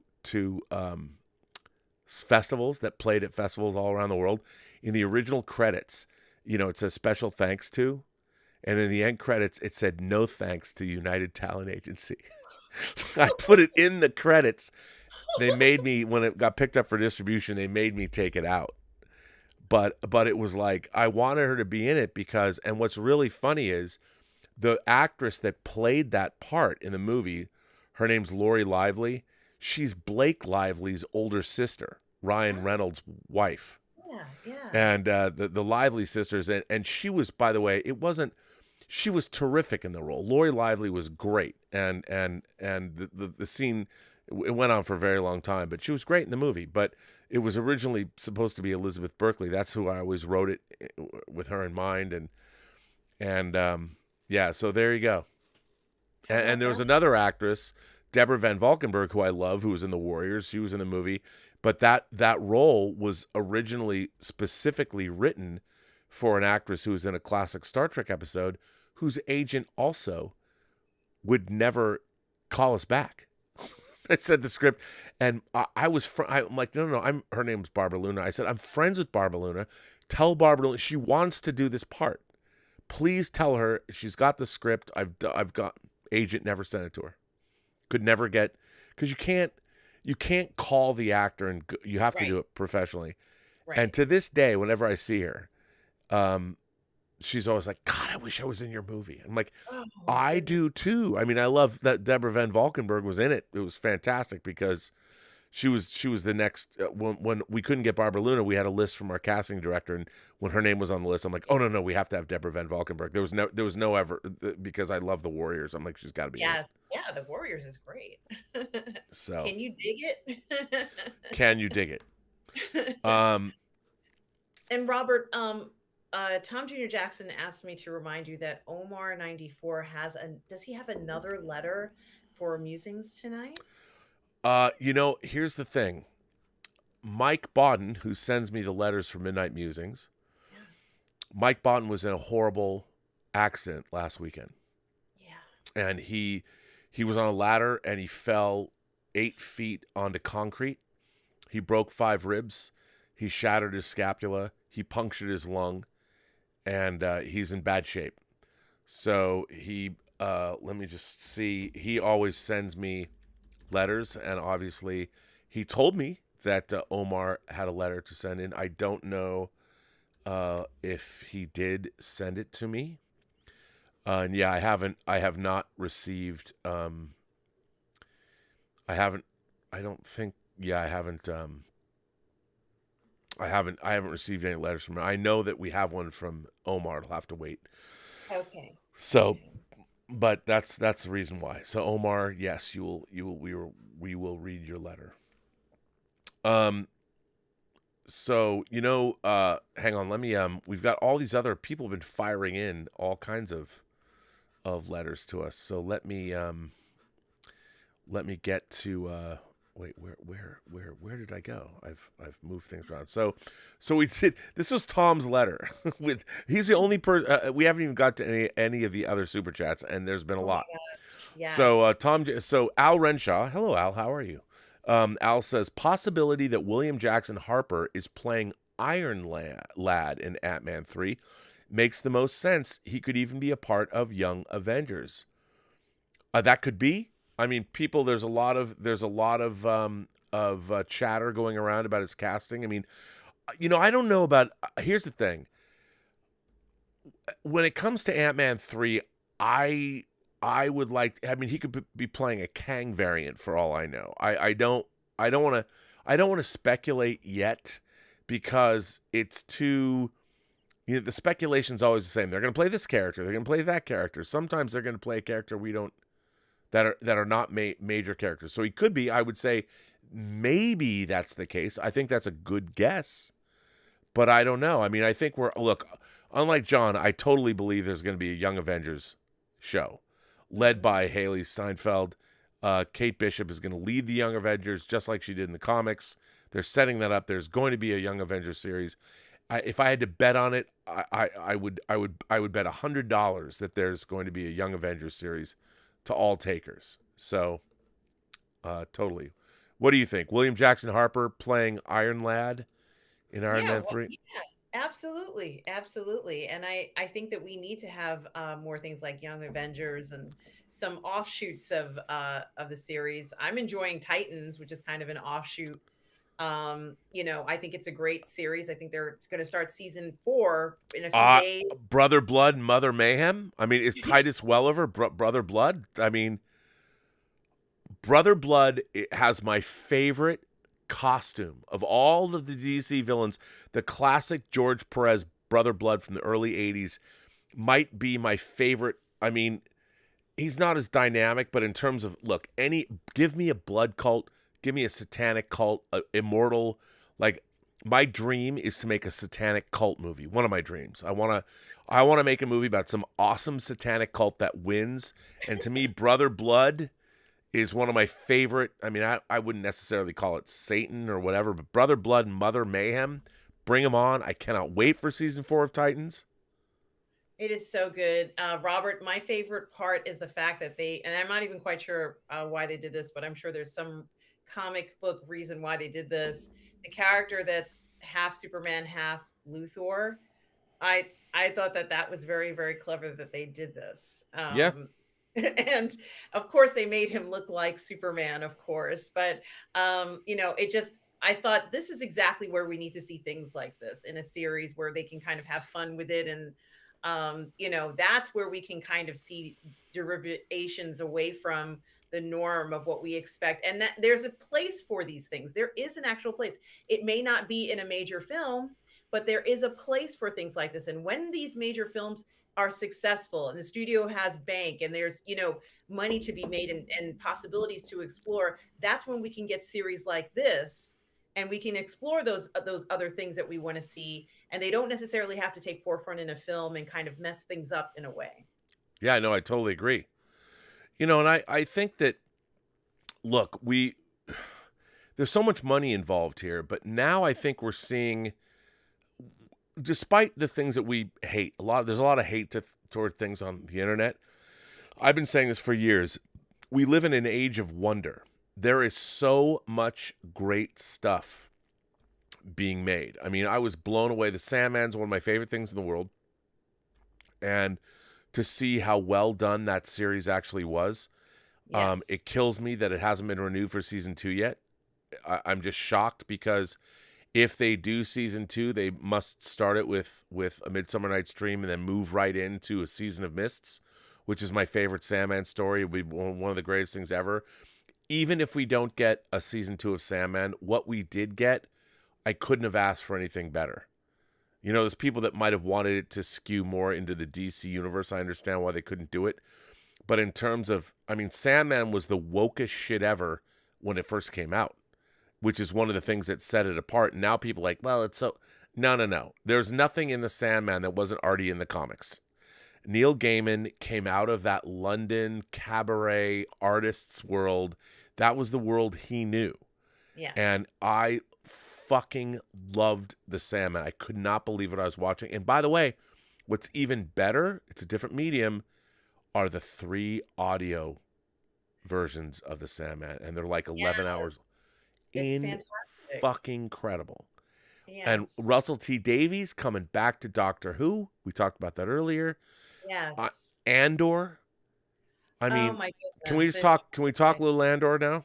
Yes, we can. And I did just want to say, I remembered now what the 3 films they showed on Turner Classics that were robot oriented. It was the THS 1138 film. I think that's what it's called. Which Andor, the last episode of Andor, it's like, if you didn't get it, Tony Gilroy's like, you've all seen George Lucas's THX 1138, have you not?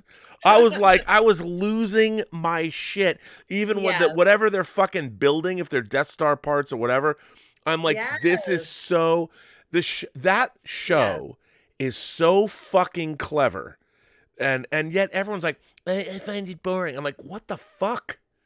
What the fuck? The THS X 1138 film does have robots in it, because as you know, they are making these androids that are ruling them, so to speak.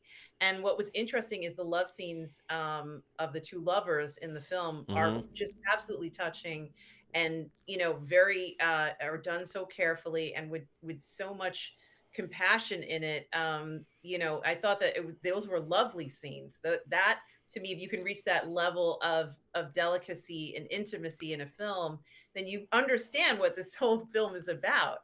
Is that you can't exist without this level of intimacy, and there's always going to be that drive for it. It was a beautiful concept done nicely. They also had it was Making Mr. Right, and what in the film with Making Mr. Right, the engineers make this robot. And she's like, screw this. I want this to be with this robot for the rest of my life.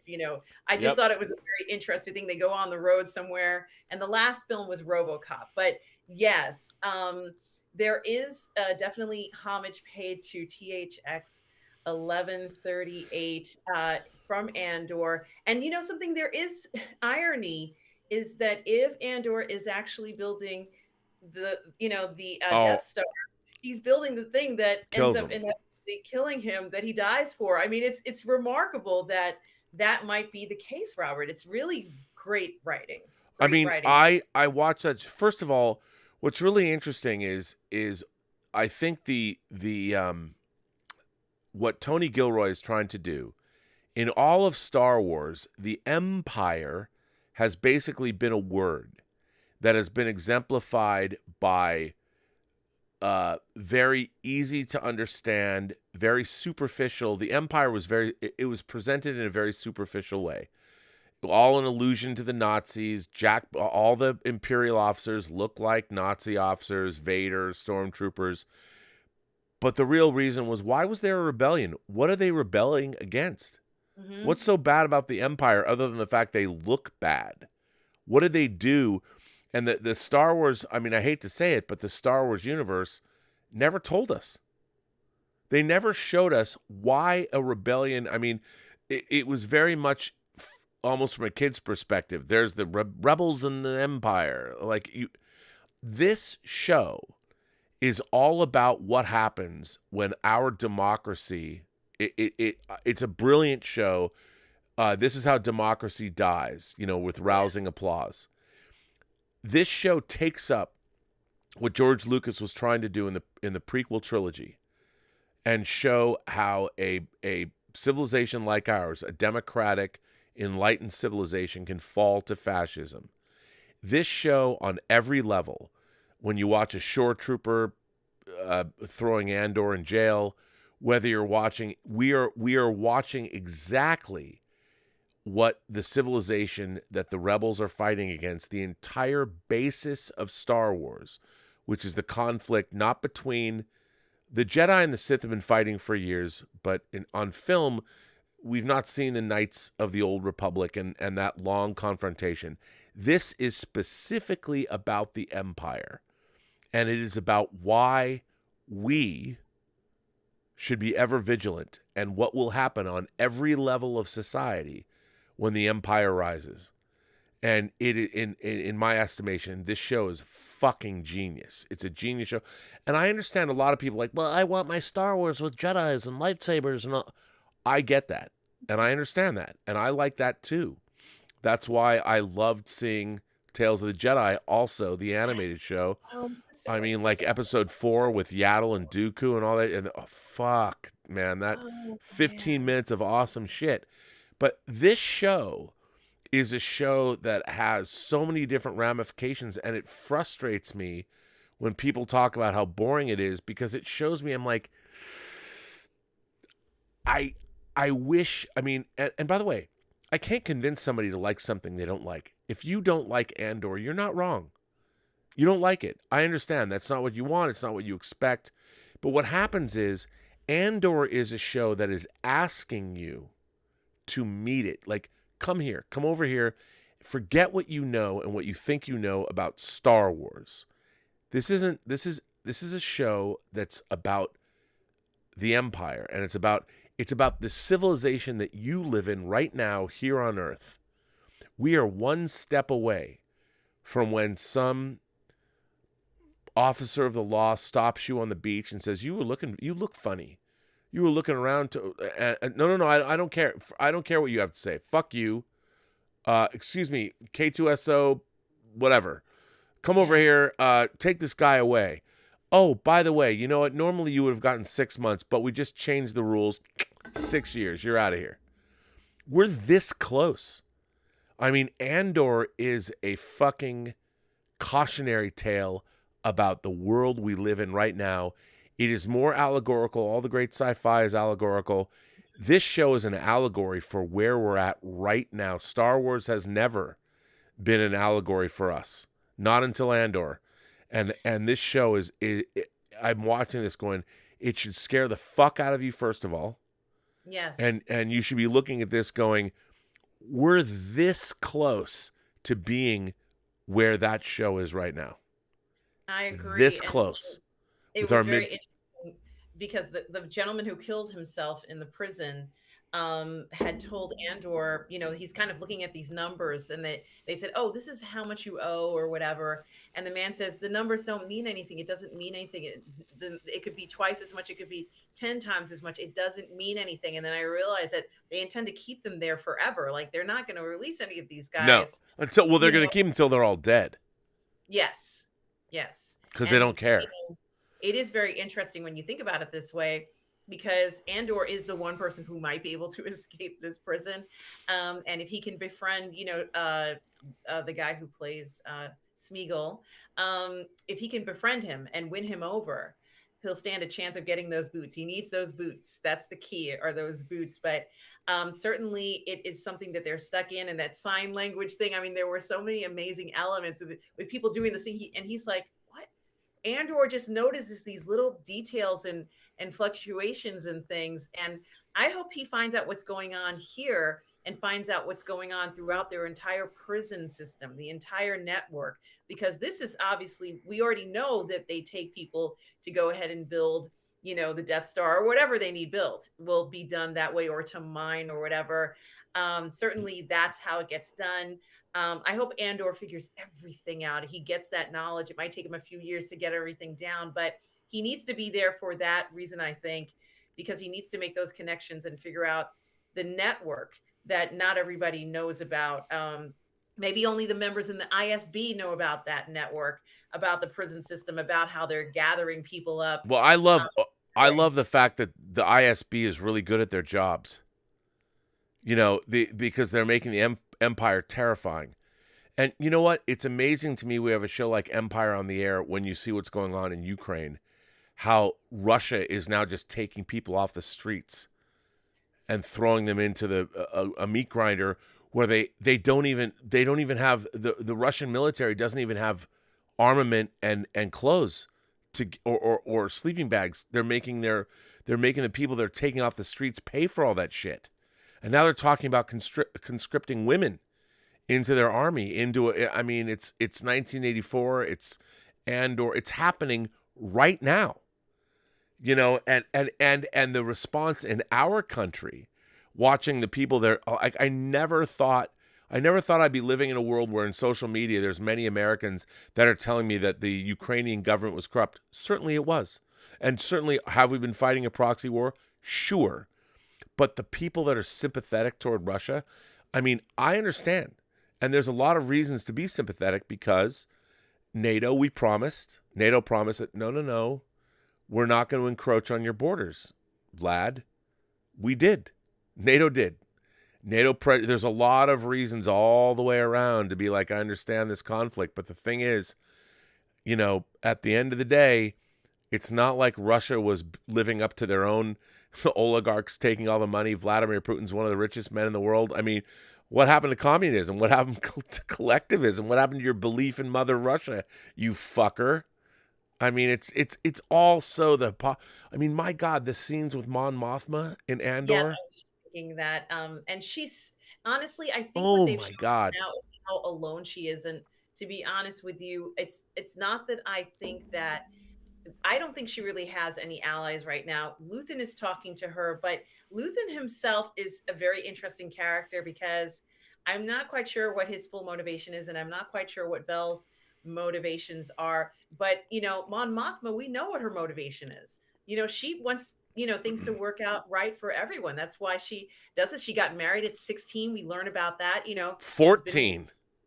I'm sorry, at 14. Yeah, like arranged marriage. Yes, very young. And look, her husband's not a bad looking guy. Okay. So she's very lucky on that regard, as far as I'm concerned. But it's clear that this banker friend of hers, they have a very intimate, close relationship, if you know what I mean. I mean, who And wouldn't? She's a redhead hottie. she is stunning. Stunning. She's just so lovely. Greatest wardrobe on TV. The greatest wardrobe on TV, and I'm waiting for those figures, Robert. And if somebody's got to make it, if not a major, a licensed company, I'm fine with an unlicensed company. And honestly, I could see her in a Yadro figure.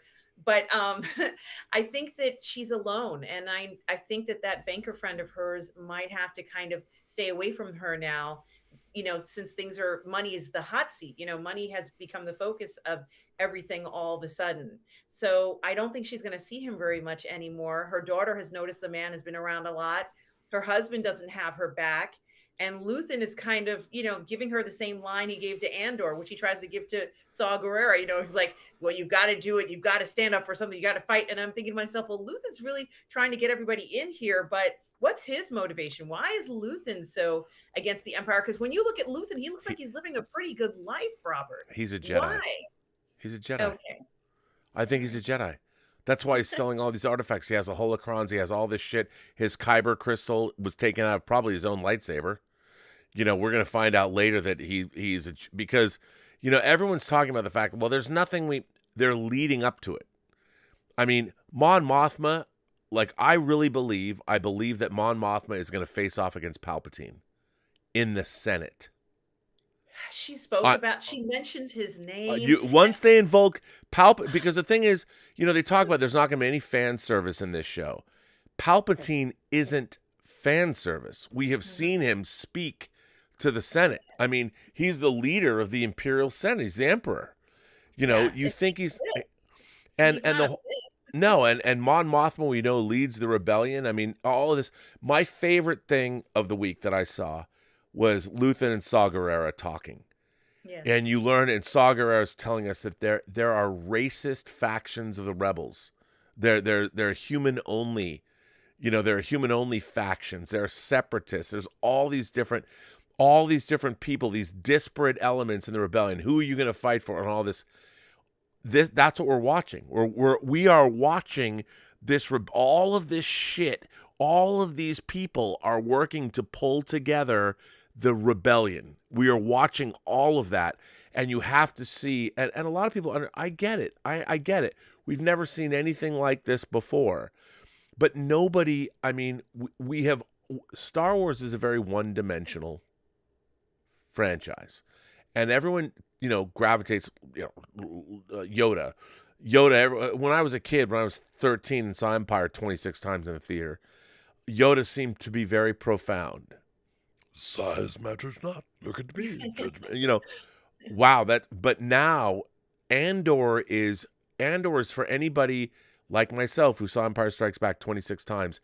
Andor is the show that has now taken what I believed Empire Strikes Back promised in terms of, and now is a 50-year-old plus man with one foot in his grave. Andor has now made Star Wars relevant to me as a middle-aged dead man walking, meaning I'm closer to death than most people that are watching this show right now. Well, I think it's fucking awesome for that reason. Yes, and it does feel as if this is the foundation for, let's say, this segment of the story that we're most familiar with. And perhaps Mon Mothma was the inspiration for it. She's the one who's primarily, or one of the people like Padme who stood up against this evil that was happening, and it was difficult to translate that to the average person. The average person isn't watching the Senate, they know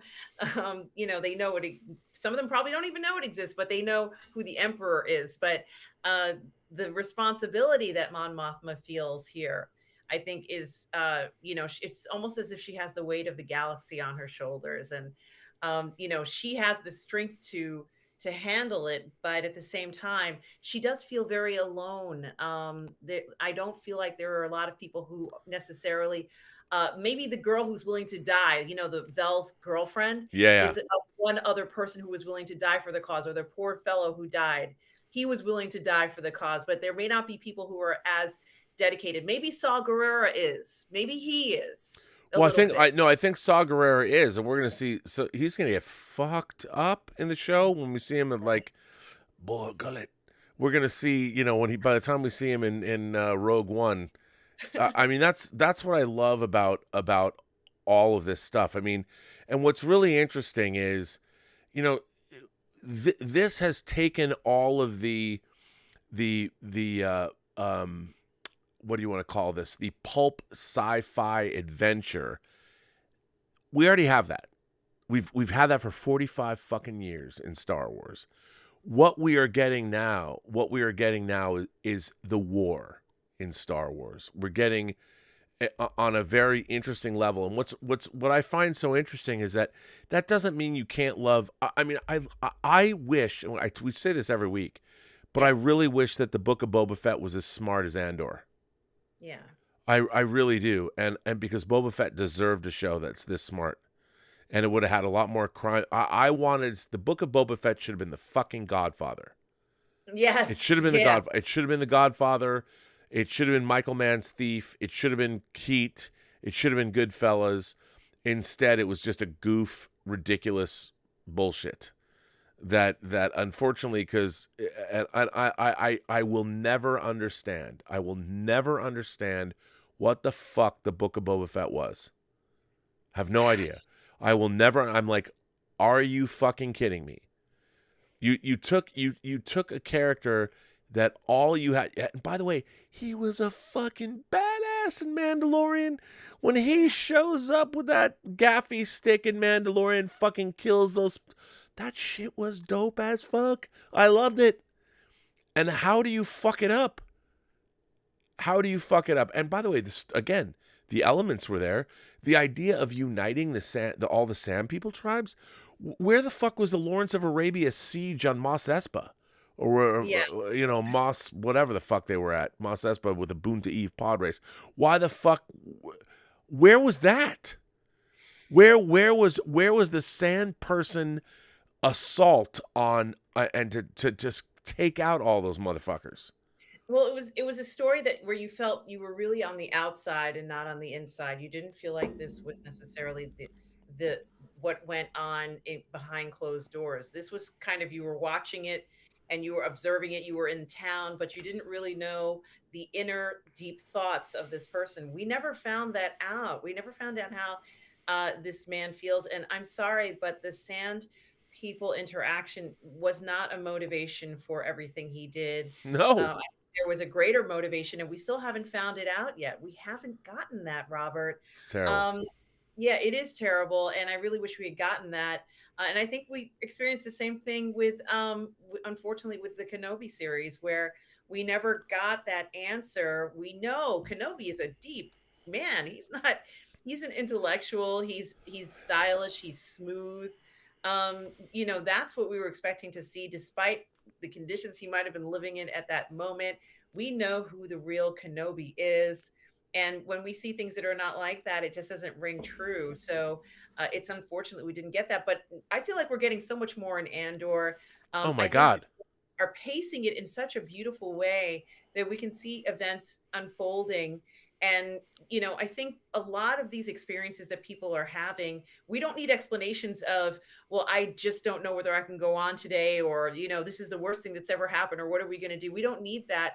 We can see it without any dialogue what is happening. For example, Cyril, when he gets brought in by the ISB officer, which Daedra, I mean, she's We knew. fucking awesome. Absolutely, we knew this was going to happen. That she was going to tie it to the lost wayfinder. It's not a wayfinder, but whatever it's called, N4 unit or the N something unit. That she was going to find this report. What I was surprised about, Robert, is I sure hope she's keeping him there just for a little while, because she's going to want to pick his brain a little bit. And I have a feeling, I don't know what's going to happen to him, but he may actually turn out in a bad way. I thought maybe they would come together and become allies, but it might not work out for him. I don't know what to think. What do you think? Here's what I think. Cyril, she's looking at him going, he's the most competent person here. He's right. She's discovering he's right, and I think she's going to finally give him his due, because Cyril, here's the great either they're going to become rebels, which I don't think, or they're the best example of how fucking evil and competent. We needed to see the problem with Star Wars is the Empire has been incompetent for 45 years. What we are watching now is the competency of the Empire, making it dangerous again. Stormtroopers can't hit anything. All of the Imperial officers are twits. Not in this show. The Grand Maester, I just keep calling him the Grand Maester, who runs the ISB on Coruscant, fucking badass. Deirdre's a badass. Cyril is a badass. These are fearsome characters. I understand that Tony Gilroy's like, we're not going to have Boba Fett and we're not going to have Darth Vader. Who are we going to have? Really scary, competent Imperial officers. Even the shore trooper will throw our hero in jail. Give no quarter. They have made the Empire scarily competent and scary in general. We've never had that before. We've never doubted that our heroes will prevail. Andor is giving us an Empire that is fucking scary. And we've never had that. And that's what Star Wars needed. I mean, our main character's in jail. And not only that, he's accepted it. As far as we know, he's become good. He's been dehumanized, put in this cell, and be good at your job. Build what might be Death Star components, because that's what we want you to do. And he's been dehumanized. Not really, because the spirit of rebellion lives in Cassian Andor. But he's still become really good at his job. And look what they've done. It shows how the Capo regime, I'm looking at Andy Serkis. He's like a turncoat Jew in a concentration camp during World War II.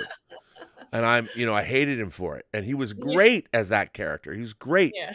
And as a Jew myself, I'm like, fuck that guy. Well, it's a real Cool Hand Luke moment, isn't it? My God.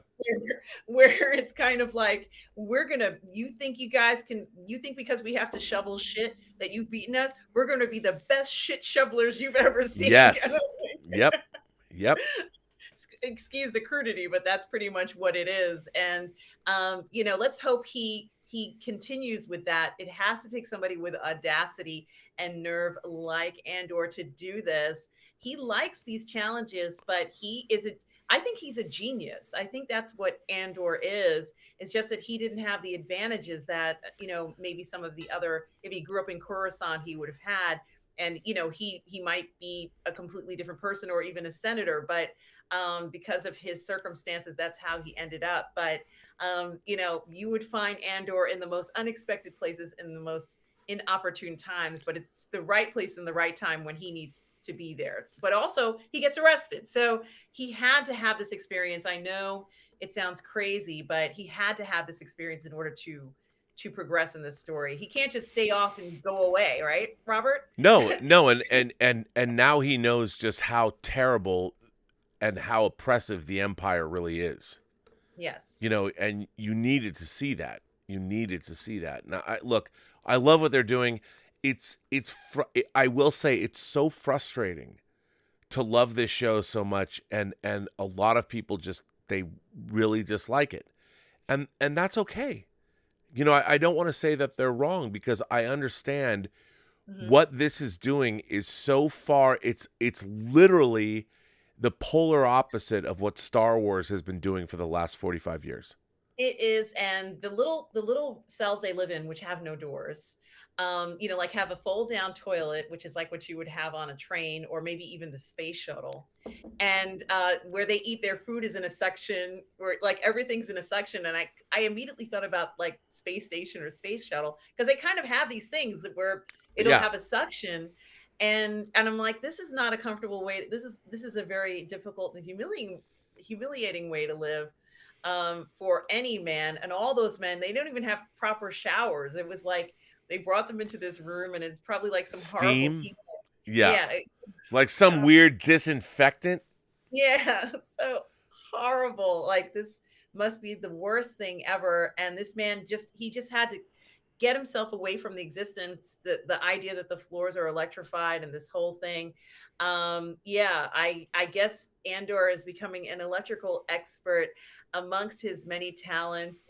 And I have a feeling in that book, that his friend, that manifesto book, there's probably something about this in there. He'll just add it onto the book and pass it on to the next reader. But I think it's fun to kind of see things like this. I think Mon Mothma is in danger. Oh, And yeah. that she has to watch her back.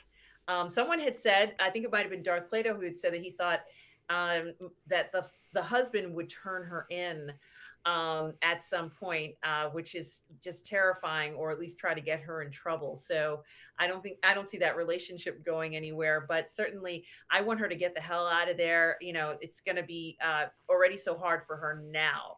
But yeah, it is just so enjoyable to watch all of this, Robert. I haven't enjoyed a series like this in a while, and I want to see this new. I'm enjoying seeing this new version or new worlds of Star Wars. We knew these other places existed, we just never saw any of them. No, Yeah. I mean, I think we've seen more planets in Andor than we've seen in the last, ever. In all of televised live action Star Wars. It's so great.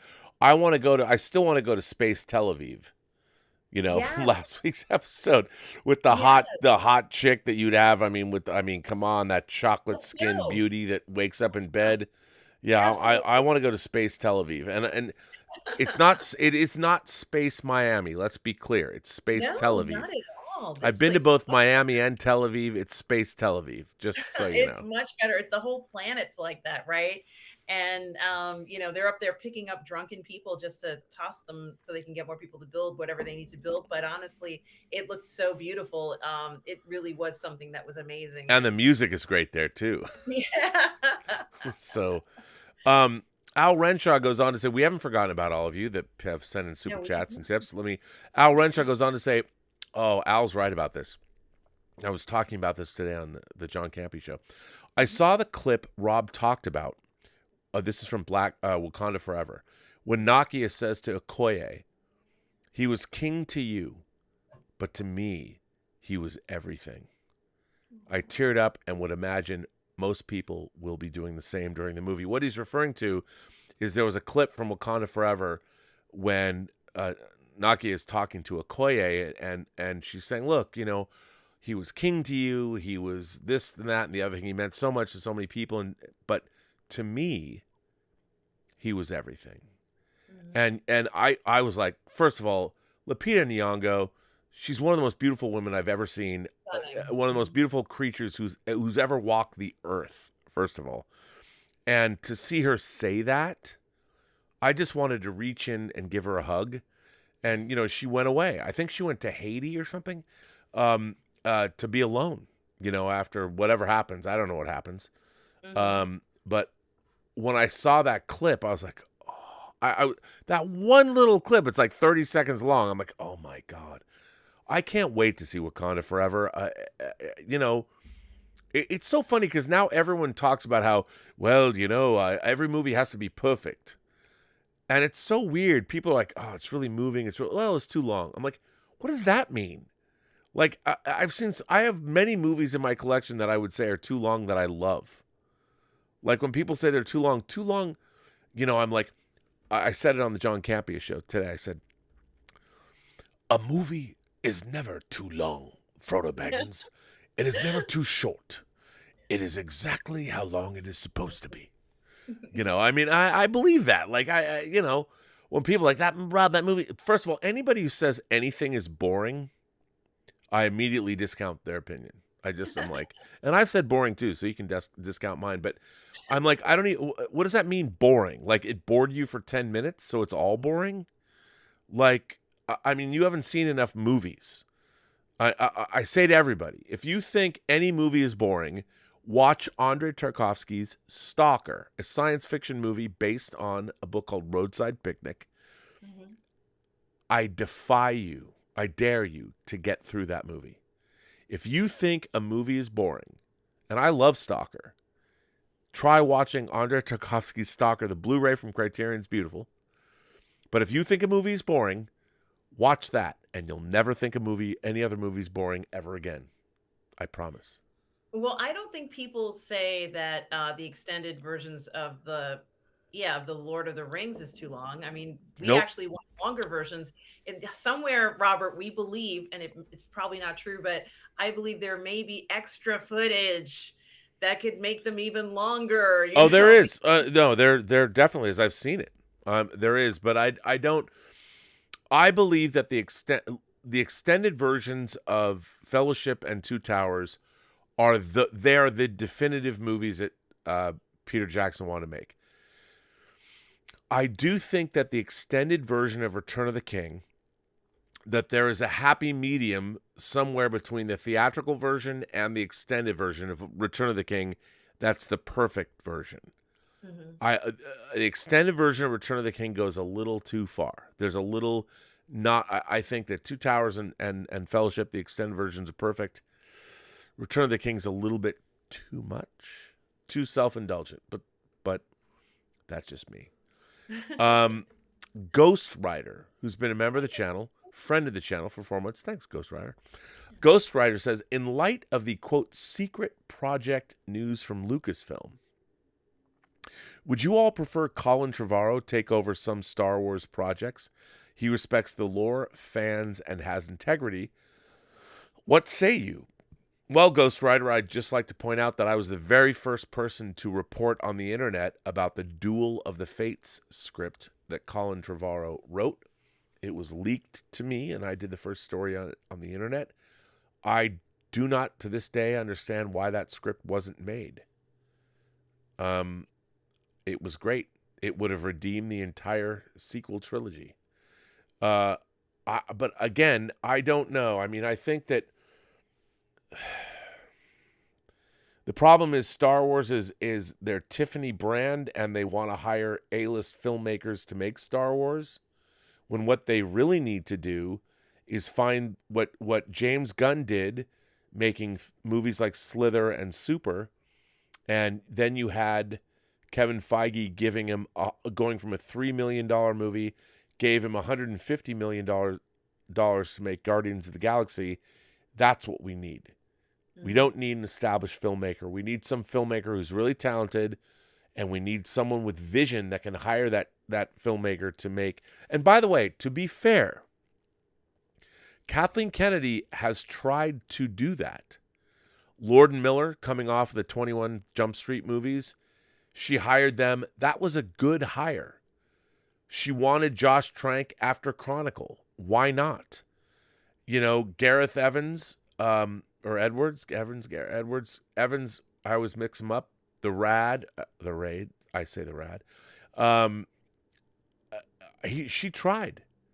She tried because Kathleen Kennedy, as a producer, has grown up for the last 40 years producing movies with people that knew what they were doing. And not loosey-goosey or whatever. And she tried, and it's funny because I am a huge Kathleen Kennedy stan. And I think that her tenure on Star Wars, I understand she's not a big Star Wars fan. I think that Indiana Jones, whatever it is going to be called, I really believe that film is much more in her wheelhouse.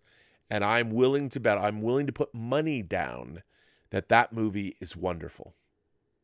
Her husband, Frank Marshall, and her, you know, you look back, I mean, Frank Marshall was in Raiders. And I think that Indiana Jones movie is going to be her crowning achievement at Lucasfilm. but I think that they need to find young people that know what they're doing. And the thing is, there aren't that many of them. True. Very true. Am I wrong? No, I agree with you. I think you make a good point with that. And I think time is running out to put this stuff in motion because there's been such a stoppage. Like maybe it's been 6 years that we're kind of in this deficit. And then, it's gonna take a few years to even get a film made at this point if you're gonna start things up. To see the impact that let's say Gunn would have, it's gonna take a few years for that to happen, right, Robert? It's not gonna be overnight. No. By the way, I just want to point out that someone said again. I want to find it. I didn't see where it went. Somebody said in the chat Yes. that Kathleen Kennedy's a clown. That she was wearing the shirt that says "The Force is female." That shirt was a Nike shirt. It was not a Star Wars shirt. It was a Nike shirt. And I have no problem with a female producer like Kathleen Kennedy supporting female directors. We need more of them. We need more female voices making great films. I love Catherine Bigelow. Luckily she made this in the 80s, one of the greatest vampire movies ever made. I love Catherine Bigelow, and I really wish that there were a lot more female directors like her. There's nothing wrong with female producers supporting female voices. The problem is the people that get hired should not get hired just because they're female. Just like anybody should not get hired just because they're this or that or the other thing. People should get hired because they're great at what they do. Period. And I have no problem Kathleen Kennedy wanting to see more filmmakers because when she was coming up, her first full producing credit was E.T. 40 years ago. And 40 years ago. And if you look at her, she produced our childhoods. She's one of the most successful producers in the history of movies. Was she the best fit for Star Wars? No. But George Lucas picked her because she was a great producer. She had no particular affinity for Star Wars. But she loved, she was a great producer. What we need,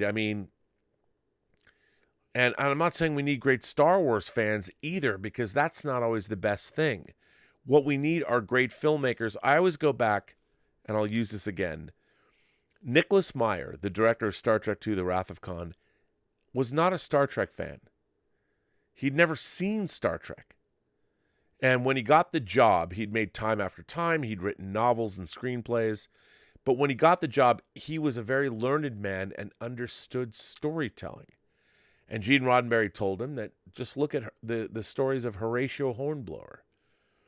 Nicholas Meyer was a really smart guy that understood what was going on and was able to make Star Trek II, The Wrath of Khan. What we need are smart people that understand storytelling, that have a command of storytelling no matter what. And I don't care if they're male, female, black, white, straight, gay, Christian, Jew, Islamic. I don't care. We've got great storytellers around the world that encompass all shapes, sizes, colors, creeds. What we need are great storytellers to work on these franchise properties that love them, that will bring great storytelling.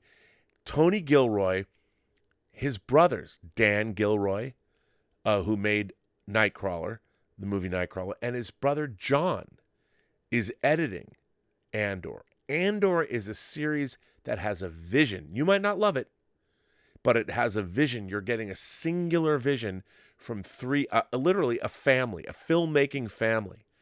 You might not like what we're getting, but what we're getting has authorship. It has intent. It has thought.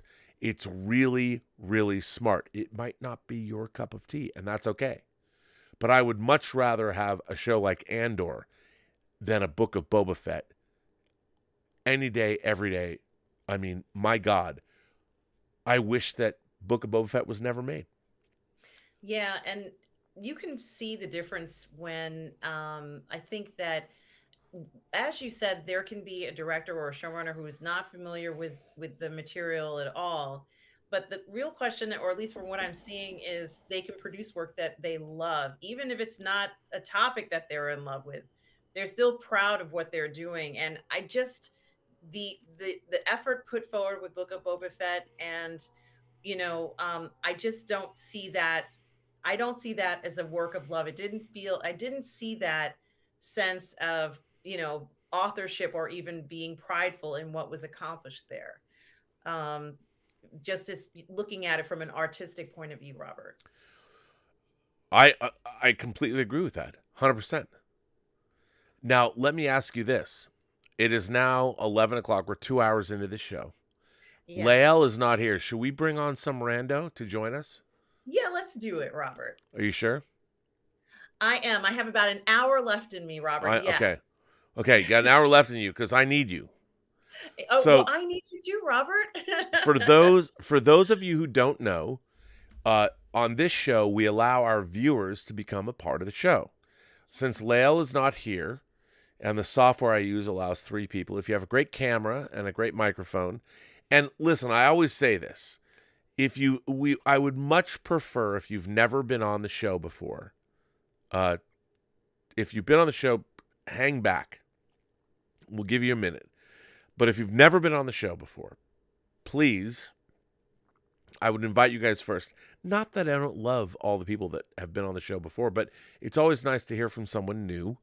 A lot of new viewers tonight. So if you have a good setup, and I would encourage everyone to use Google Chrome as your browser. Yes. And what I'm going to do is I'm going to put the link in the live chat. And it will become first come, first serve. But again, if you've been on the show before, I just implore you, don't sign up yet. You'll get your chance. But you're going to join and myself, and we're going to talk about Andor.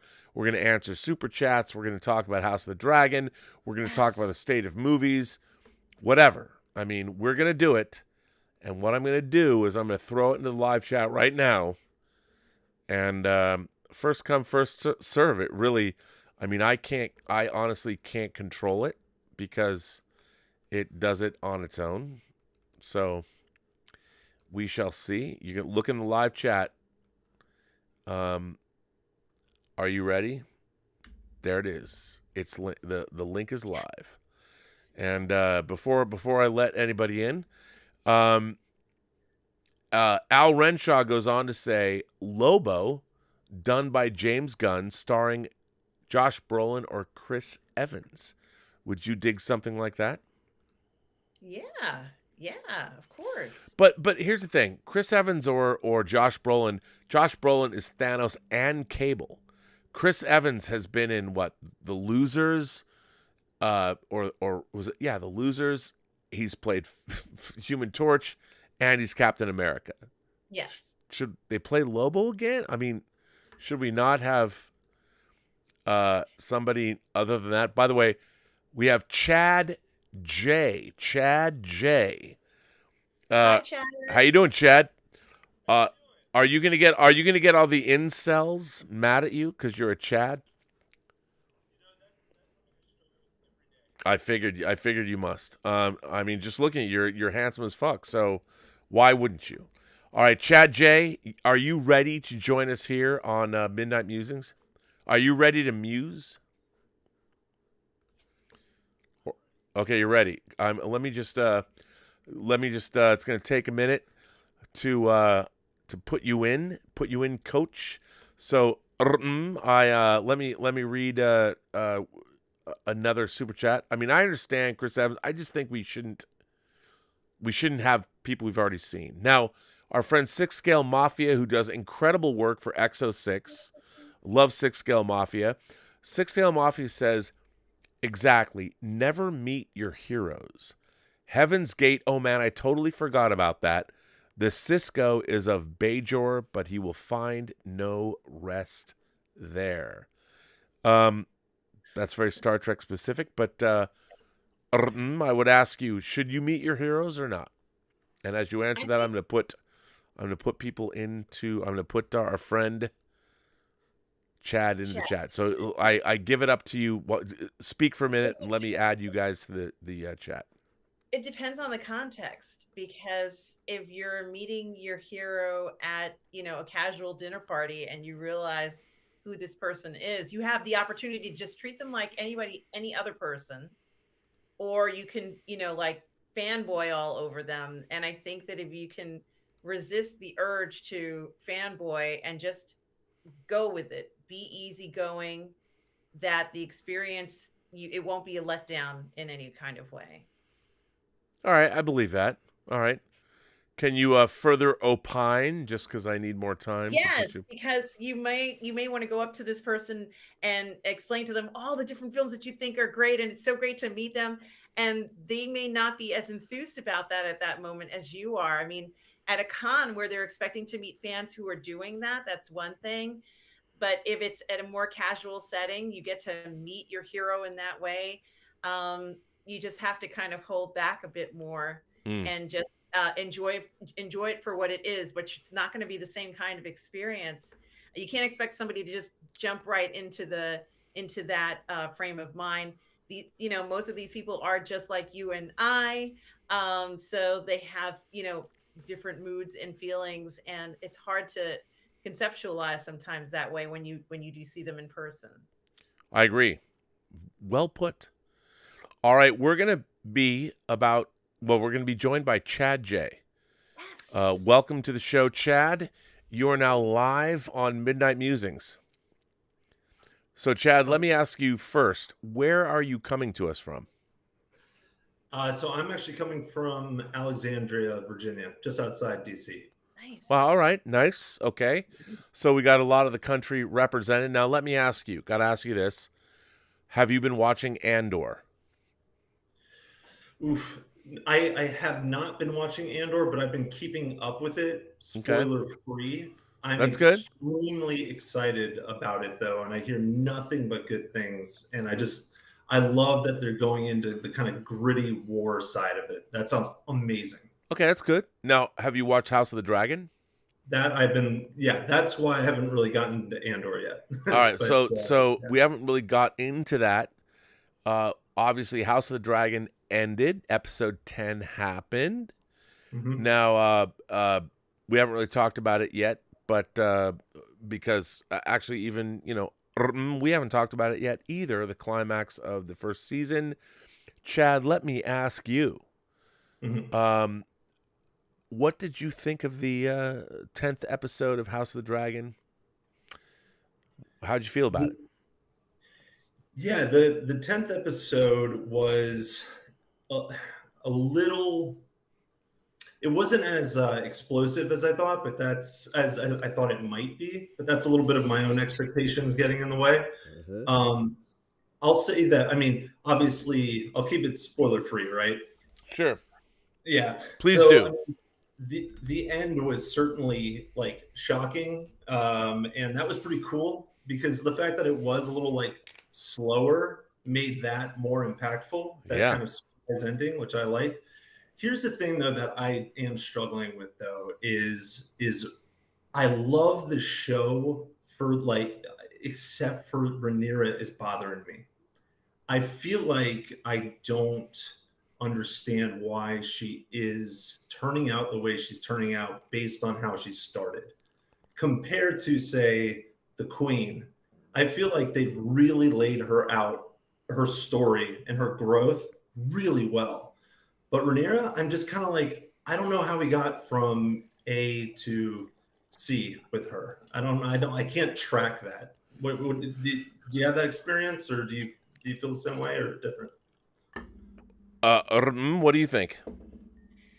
I think that she might be difficult to trust her, and I have heard someone say in this show that there are no good guys or bad guys, and I kind of wondered why that was. And I think that in different stages of their life, as let's say the Queen and Rhaenyra are young, it's hard to wrap your head around the concept of one trying to outsmart the other or having Mhm. motivations. Now that they're older and they have children, you can understand a feeling that a parent would have would be very different from when they were, practically, young girls, young brides, so to speak. It's just a different experience for them.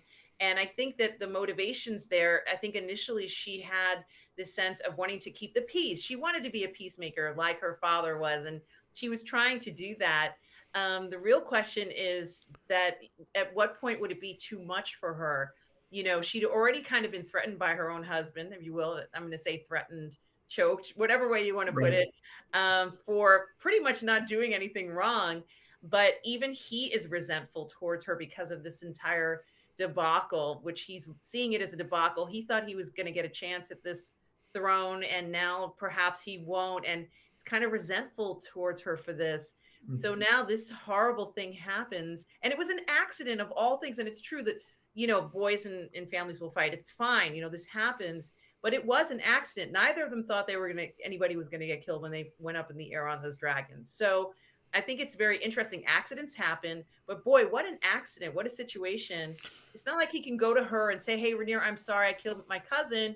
I still love you. We're still family. I'm sorry." We know that's not going to work, will it? It wouldn't. Well, Even also Aegon did not adhere to the rules of royal engagement either. yes. Mr. Baratheon has to say, "Get the fuck out of my." No, I will not have this. And I think Aegon, he let his passions get the better of him. He's still, on one hand, I get it. I mean, all these characters are, well, and by the way, what I love about this show is we're watching. It's funny. I feel the people in House of the Dragon are more realistic, and they're more along the lines of who we see in our politics and our everyday lives today, in our social media world, than we've ever seen before. And I think the reason why people like Succession, and people like House of the Dragon, and people like Ozark, and a lot of these movies that lean into the criminal impulse of things, is that we all recognize the reality of the people in them. And it's like, look, Aegon is a I mean, he dealt with his older brother who was a douchebag and his appetites and all that, and he if anything, he recognizes, like, he lost his eye, but he lost his eye. He was made fun of. His own older brother made fun of him. You don't get a dragon, you get a pig. Yeah. And so Right. and so he grew up teased and picked on. And when he went and he had the opportunity to go bond with the biggest dragon, the biggest, baddest dragon, that was the result of the abuse that he'd been suffering at the hands of his own family, and no one reached out to him. And so on his own, it shows what abuse and what neglect can do to children later in life. And I mean, we live in a world where, look, I don't know the reasons why somebody took a hammer to Nancy Pelosi's husband, but we now live in a world where every single day we're seeing the results of neglect and people. I mean, how many AR-15s have been used to kill how many people in events where you have people that are looking for relevance or meaning in their own lives, and they've been drawn to violence because they thought that was the only way that they could matter in our world. I would tend to teach people about the cosmic infinitude of the universe and how no one matters, rather than create jealousy. We're all equally unimportant in the grand scheme of things in the universe, but we're important to ourselves. I mean, that's the thing. In our short, brief lifespans, what we're not teaching each other, and what I've said on this channel a million times before, is that, and to use a comic book metaphor, Dr. Manhattan in the comic book of Watchmen, the reason he decides to save humanity is because he finally acknowledges, with his godlike observational powers, is that every single human being on this planet is a thermodynamic miracle. The currents and eddies and the way people's parents had to meet, that is the result of thousands of years, millions of years of all different kinds of systems working together, that the coupling of two people leading to each and every one of us, even though there's 7 billion people on this earth, every single human being is unique and special and awesome. And it is amazing that we exist at all, and yet no one gets it. We don't understand it. And all of the blink of an eye that we actually are alive, all we do is fret over the little things when we forget to marvel that each and every one of us is a miracle. Yep. Yeah, I told somebody that who was really a friend of mine who's really struggling and stressing over small things, but it's a struggle they have, just anxiety and whatnot. But to try to give them a little perspective, I looked it up at one point, and someone did a study on what are the chances that you were born, Aaron was born, and I was born. Like, what are the chances of that? And I think the number that comes to mind that they determined in this study of, of course, they didn't come up with the number, but they're like in the ballpark of 400 trillion to 1. Yeah. And that's each one of us. It's not good odds. So we're all pretty individually special. But yeah, to your point, the dichotomy it is interesting because we are special and important to ourselves, and yet, but to the cosmos, utterly, not influential. And but there's but important. But what happens to me is seemingly cosmic. What happens to me in my little world. But it is, and the funny thing is we're not taught to recognize.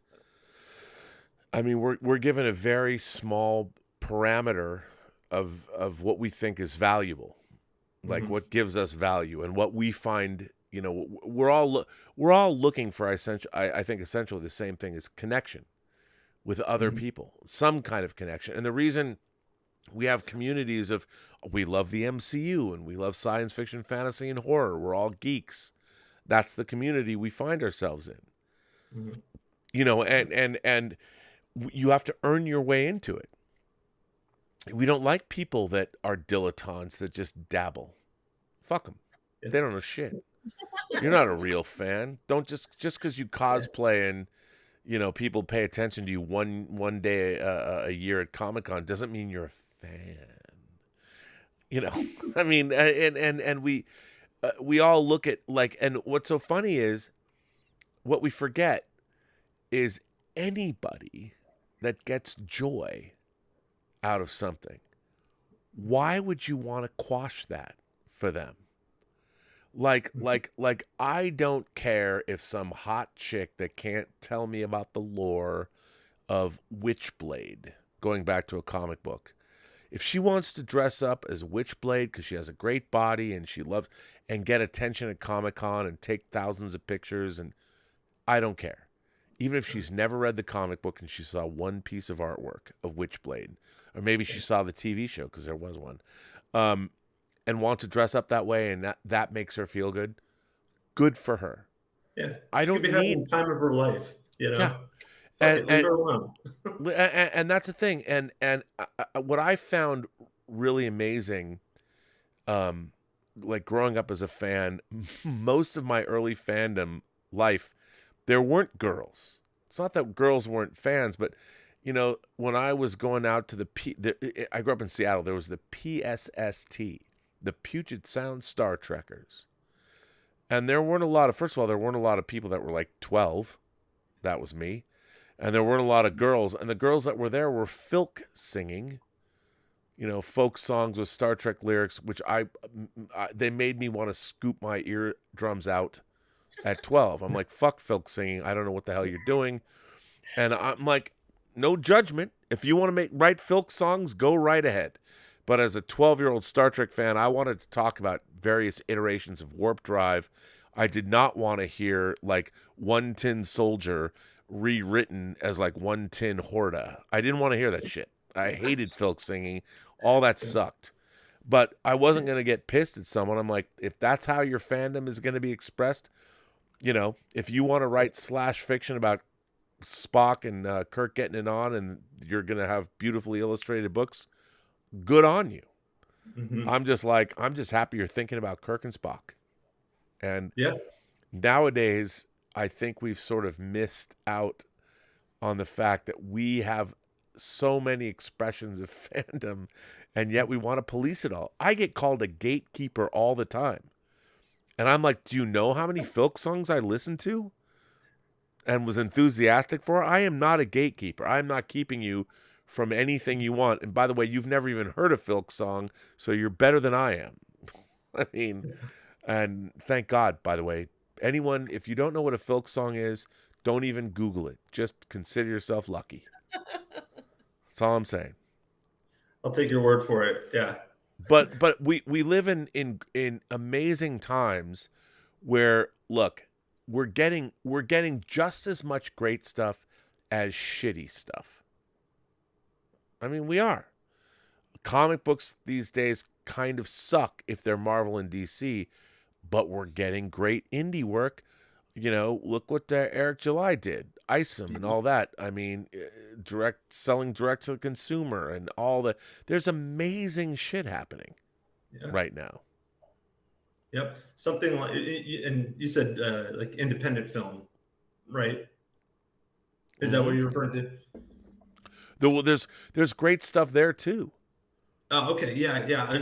I saw that like that movie Tar with Kate Blanchett, which I'm so pumped to see. And out in theaters. Todd Field, who wrote and directed that, made like Little Children. He played Nick Nightingale in Kubrick's last film. He hasn't made a movie since 2006, and he comes out with Tar. I mean, I agree with you. That shit is awesome. Awesome. He's an amazing filmmaker, Kate Blanchett, and the guy hung out on a set with Stanley Kubrick playing Nick Nightingale for how long? I mean, amazing. But you're right. That's why the world is still an awesome place, because movies like Tar get made. Yep. Yeah, there's all different like pockets that nowadays we're so lucky you get to explore. If comic book movies aren't doing it for you anymore, check out foreign films. Like Netflix has got all different series that you can. Oh my God! All from all over the world. Katla, I just saw not too long ago. The whole, I loved it. I'm like, how the hell is that? With just, I can go watch it like that.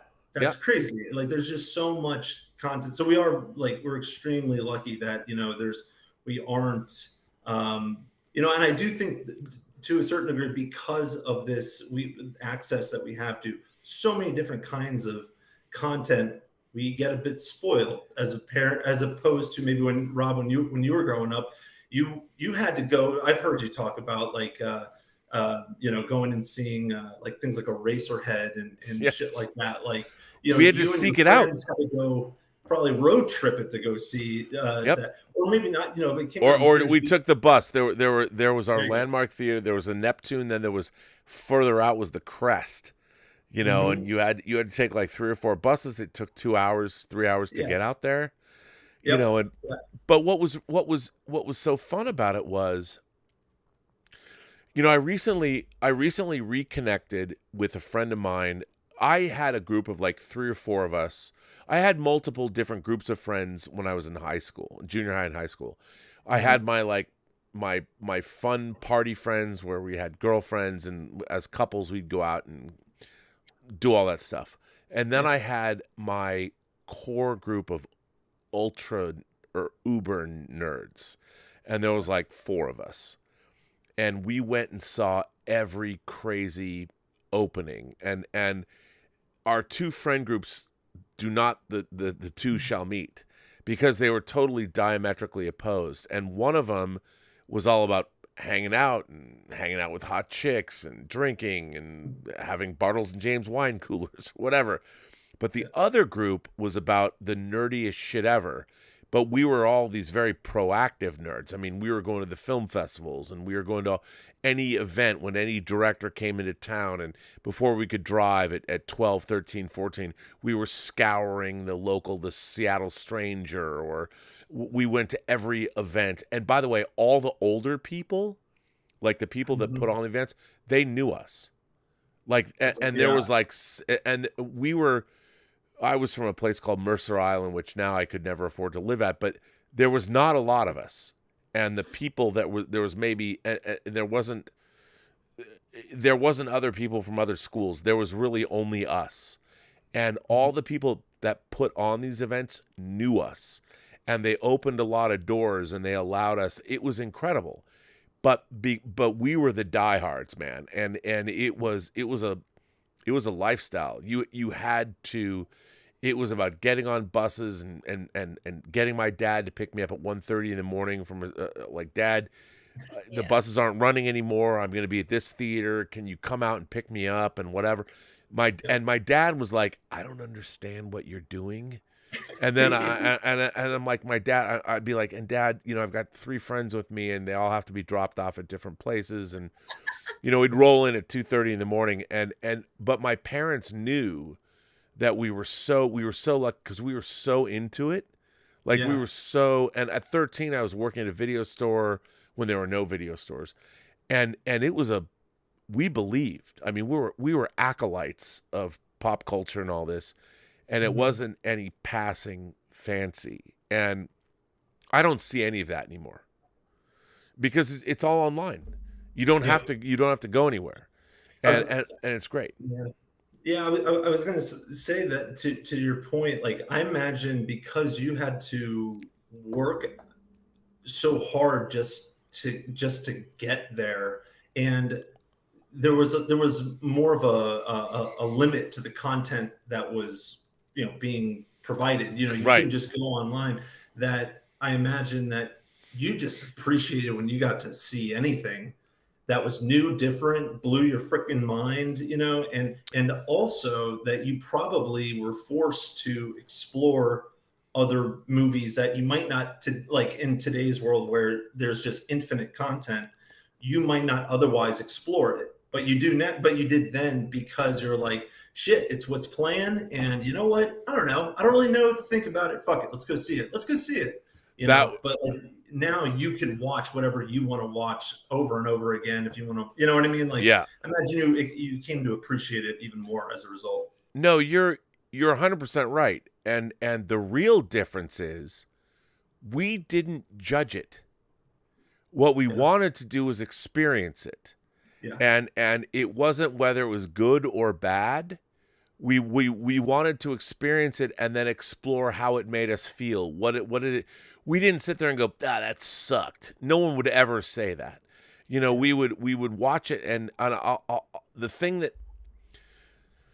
So there were two guys when I was 13 years old, and they were, right now in this day and age, people would have thought it was weird and untoward or whatever, but because I would walk into this video store, there were 2 guys, a guy named Steve Pitcher and an older guy named Bud Warner.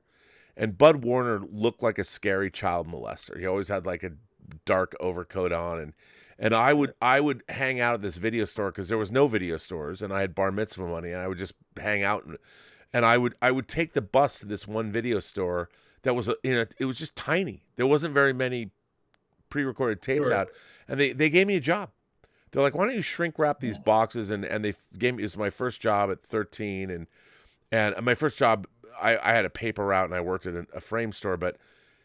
And what was interesting was this guy, Bud Warner, I don't know why, but he was tapped into this illegal, he would get bootleg videotapes, and this is 1980, of everything. He had everything. And he was the first person to show me. He'd bring me over. He's like, you should come to my apartment. I have to like take 2 buses to get there.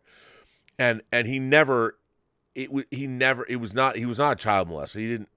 All he wanted to do was fill my sponge-like brain with all of these exploitation movies. He's like, okay, we're going to watch the Jerry Gross Organization's I Drink Your Blood today. And I'm like, you know, I'm 13. He's like, it's okay. You need to see this. And I mean, he was the first guy. He was showing me Texas Chainsaw. I'd never seen Texas Chainsaw. He was showing me I Drink Your Blood.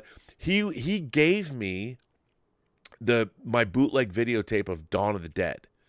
This is before Thorn EMI released it. It was not available. He had it. And these tapes, the copies were terrible, but you could watch them. he calls me one day and he goes, there's this new movie that's coming out. It's called Maniac, and Tom Savini did the special effects, and it was directed by Bill Lustig, and he's like, it's only playing in grindhouse theaters in New York, but I have it on videotape. You should come to my house and watch it. And I mean, I'm like, and he had like this shaved head. And he was kind of pockmarked cheeks, but he looked cool. And I'm like, I'm coming over. I'm riding the bus. You know, I'm 13. And he's showing me, he's like, let's watch Maniac. You know, and I'm like, oh my God.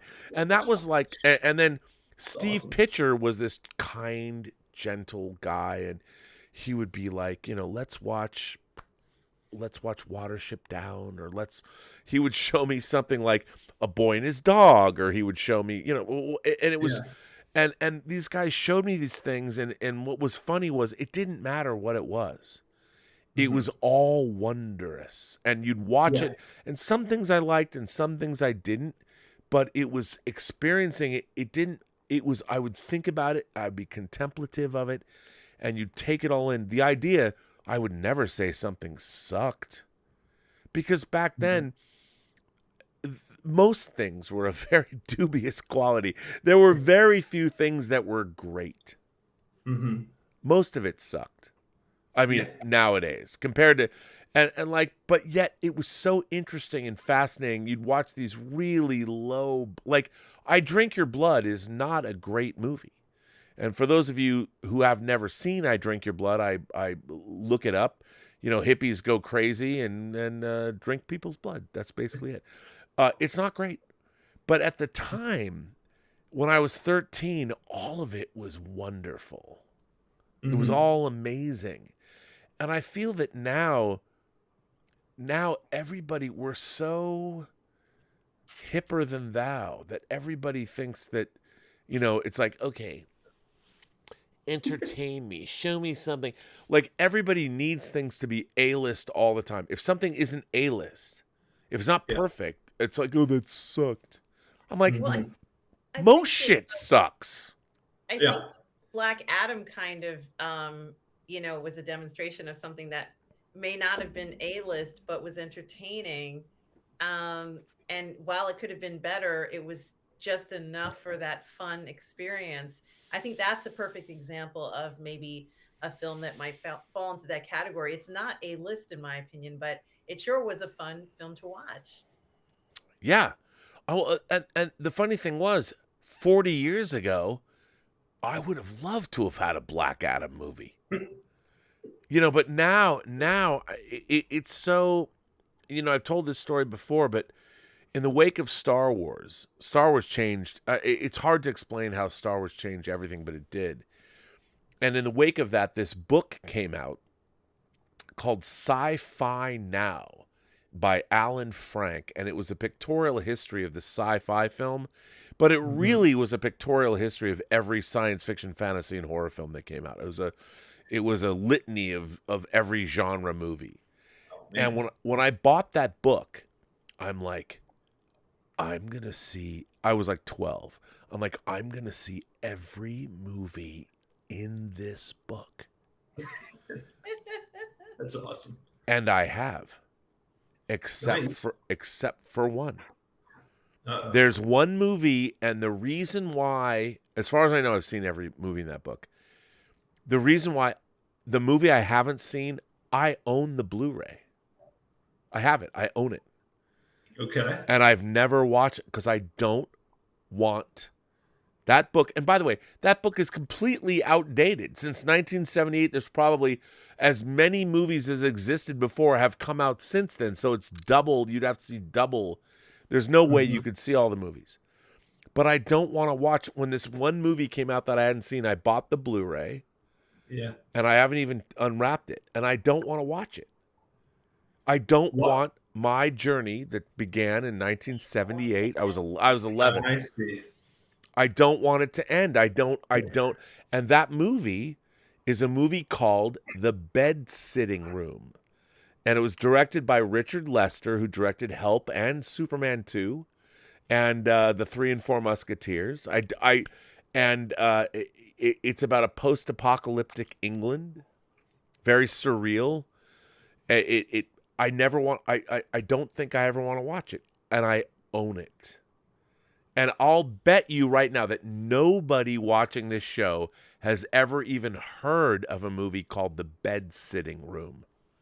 Maybe someone has. And that's not a slight. I'm just saying that this was something I heard about in 1978. I don't expect you to know. Most people don't even know Richard Lester directed Superman 2 and a Beatles movie, much less The Three Musketeers. So that's cool. But I don't want to watch it. I've got my copy of Sci-Fi Now. I don't want it to end, man. Maybe on my deathbed. One day I'm gonna watch The Bed Sitting Room, and my Blu-ray player will have died. I don't know. Keep it close at that age, just so you can say you did. You can say that you watched it. But I do think now. I mean, let me ask you this, Chad. Yeah. I asked a couple of hours ago. I mean, she's got 20 minutes left, but I ask you. You're on a shipwreck. A ship is wrecked. You've washed up on the beach. You have a home theater system, solar powered, and miraculously, 10 of your favorite films have washed up with you. What are some of those movies? What are some of the movies that mean something to you? Whiplash. That's the first one, automatically. Great film that Jason Blum wish he didn't make because he says it didn't make any money. A fantastic film that won an Oscar. Jason, let me tell you, that movie blew my mind, and it's changed me completely. Just love that movie. So I don't know, that probably doesn't have a whole lot of value to Jason Blum, but by the way, that film is truly incredible. Damien Chazelle. I mean, talk about a first feature that knocked people out. That film is incredible. And J.K. Simmons won an Oscar. Yeah, it's like, it's pristine. It's the one movie that I'm like, I don't know if I would change a frame. Like it's borderline, just to me, at least the way I see it, it just maybe the dinner scene. Then maybe there'd be a little edge, but that's about it. I can't think of anything I would change on that. I can't say that for any other movie, personally. So that's easily number one. A couple or some others for me. I mentioned this already. Eraserhead. Just adore that movie. The Shining. It Follows. It might be my favorite horror movie of all time. Which, not to say the best, but like if I had to just pick one, like that I got to watch over and over. I love It Follows. Had a very similar experience that you described, going to buses, going to see these movies at theaters. I knew nothing about It Follows, and it was my first time going to the Chicago International Film Festival. I had created a movie review YouTube channel, and I wanted to kind of get ahead and check out some movies and try to explore. And so knew nothing about that movie, and it rocked my world. I loved it. And it's one of the last times I've gone into a movie utterly blank, knowing nothing, and isn't that great when that happens? Man, I've got no willpower, man. I can't help it. I sit there and say, I'm not going to watch trailer. No, I got it this time. Yeah, like every other fucking time. Yeah, not a chance. I'm right there with you. Yeah. Let me. Can you hold off, or do you have to watch the trailer? It depends on me completely not knowing what genre the film is in. If I know what genre it's in, I might not watch the trailer. But if I'm unsure about the film, or I'm not quite sure where to place it, then I'll have to watch the trailer. So I don't always watch the trailer. When I go to the movies, if I don't want to see a trailer, I cover my eyes and I do this kind of thing just so I don't see it. Yeah. Keep it in, I don't want to see too. Actually, I don't mind a trailer just as long as it isn't these 5-minute trailers where they show you all the good parts. I don't want to see any of that stuff. I'd rather, them hold back on the action. I agree. Important scenes for a trailer. Keep me titillate me, but don't give me everything all at once like that. It's not nice. Well, I feel now too that we live in all movies. The way they're marketed is totally homogenized. I mean, all trailers are the same. Doesn't matter what the movie is. Doesn't matter what genre it is. The trailers are all essentially the same. Same structure, same. I mean, making these trailers, Robert. Who are these people? well, they're agencies. They're agencies that people the studios farm out. They farm out their and by the way, that's not to say there are some great trailer companies, but there's a style to movie marketing that we have been in for the same. I remember when the trailer for Twister came out in the 90s, and there was that post-Twister tag in the trailer. I think it was a cow that was like went boom, into the frame. Every fucking trailer after Twister had to do the boom, at the end of the trailer. And it was like, we get it, and I feel that is true of most trailers. There's not a lot of really great, I mean, and the powers that be think they have to tell the audience, well, we have to make sure they know what they're going to get, like all the way through the film. And I when I was growing up seeing trailers, I think about the great trailers. Like one of my favorite trailers of all time is a trailer for Alien, the first Alien trailer that begins with their teaser trailer with the egg cracking over. It's funny because the key art is what a movie poster used to be called. There was a single image called key art that they would promote over many platforms. That's how it worked. And the key art for Alien was an egg over what looked like an alien landscape. And it was a singular photo, and the egg was cracking, and there was like a green light in it. And the ad line, the tagline, was "No one in space can hear you scream." Yeah. And that was used on the video cover. It's a very famous piece of work. The alien landscape below the egg is actually chocolate brownies. It's chocolate brownies and the egg, and it's all black, and that was the image they used to promote Alien. And in the trailer, they use that image, and they're showing you, and then it cuts into a very lyrical kind of. It doesn't give you a storyline. It's just image after image and random sounds, and it's one of the greatest trailers ever. And then the egg cracks and you hear a screaming noise, and it says, "In space, no one can hear you scream." And when you saw that in the theater, like in 1978 and 79, you're like, if you're predisposed to liking this kind of thing, you had to see it. You had to see it. It was one of the great trailers ever. Or you listen to the first trailer for Jaws. And the voiceover was done by a black Canadian man named Percy Rodriguez, who was actually in a Star Trek episode called Court Martial. And if you just listen to that trailer, it was as if God gave the devil jaws or whatever. And if you hear that trailer, it doesn't matter. You don't need to know anything. You just hear Percy Rodriguez's voice. And you're like, I have to see this movie. I have to see this movie. So and now they just show you basically a cut down compilation of a film in 2 minutes.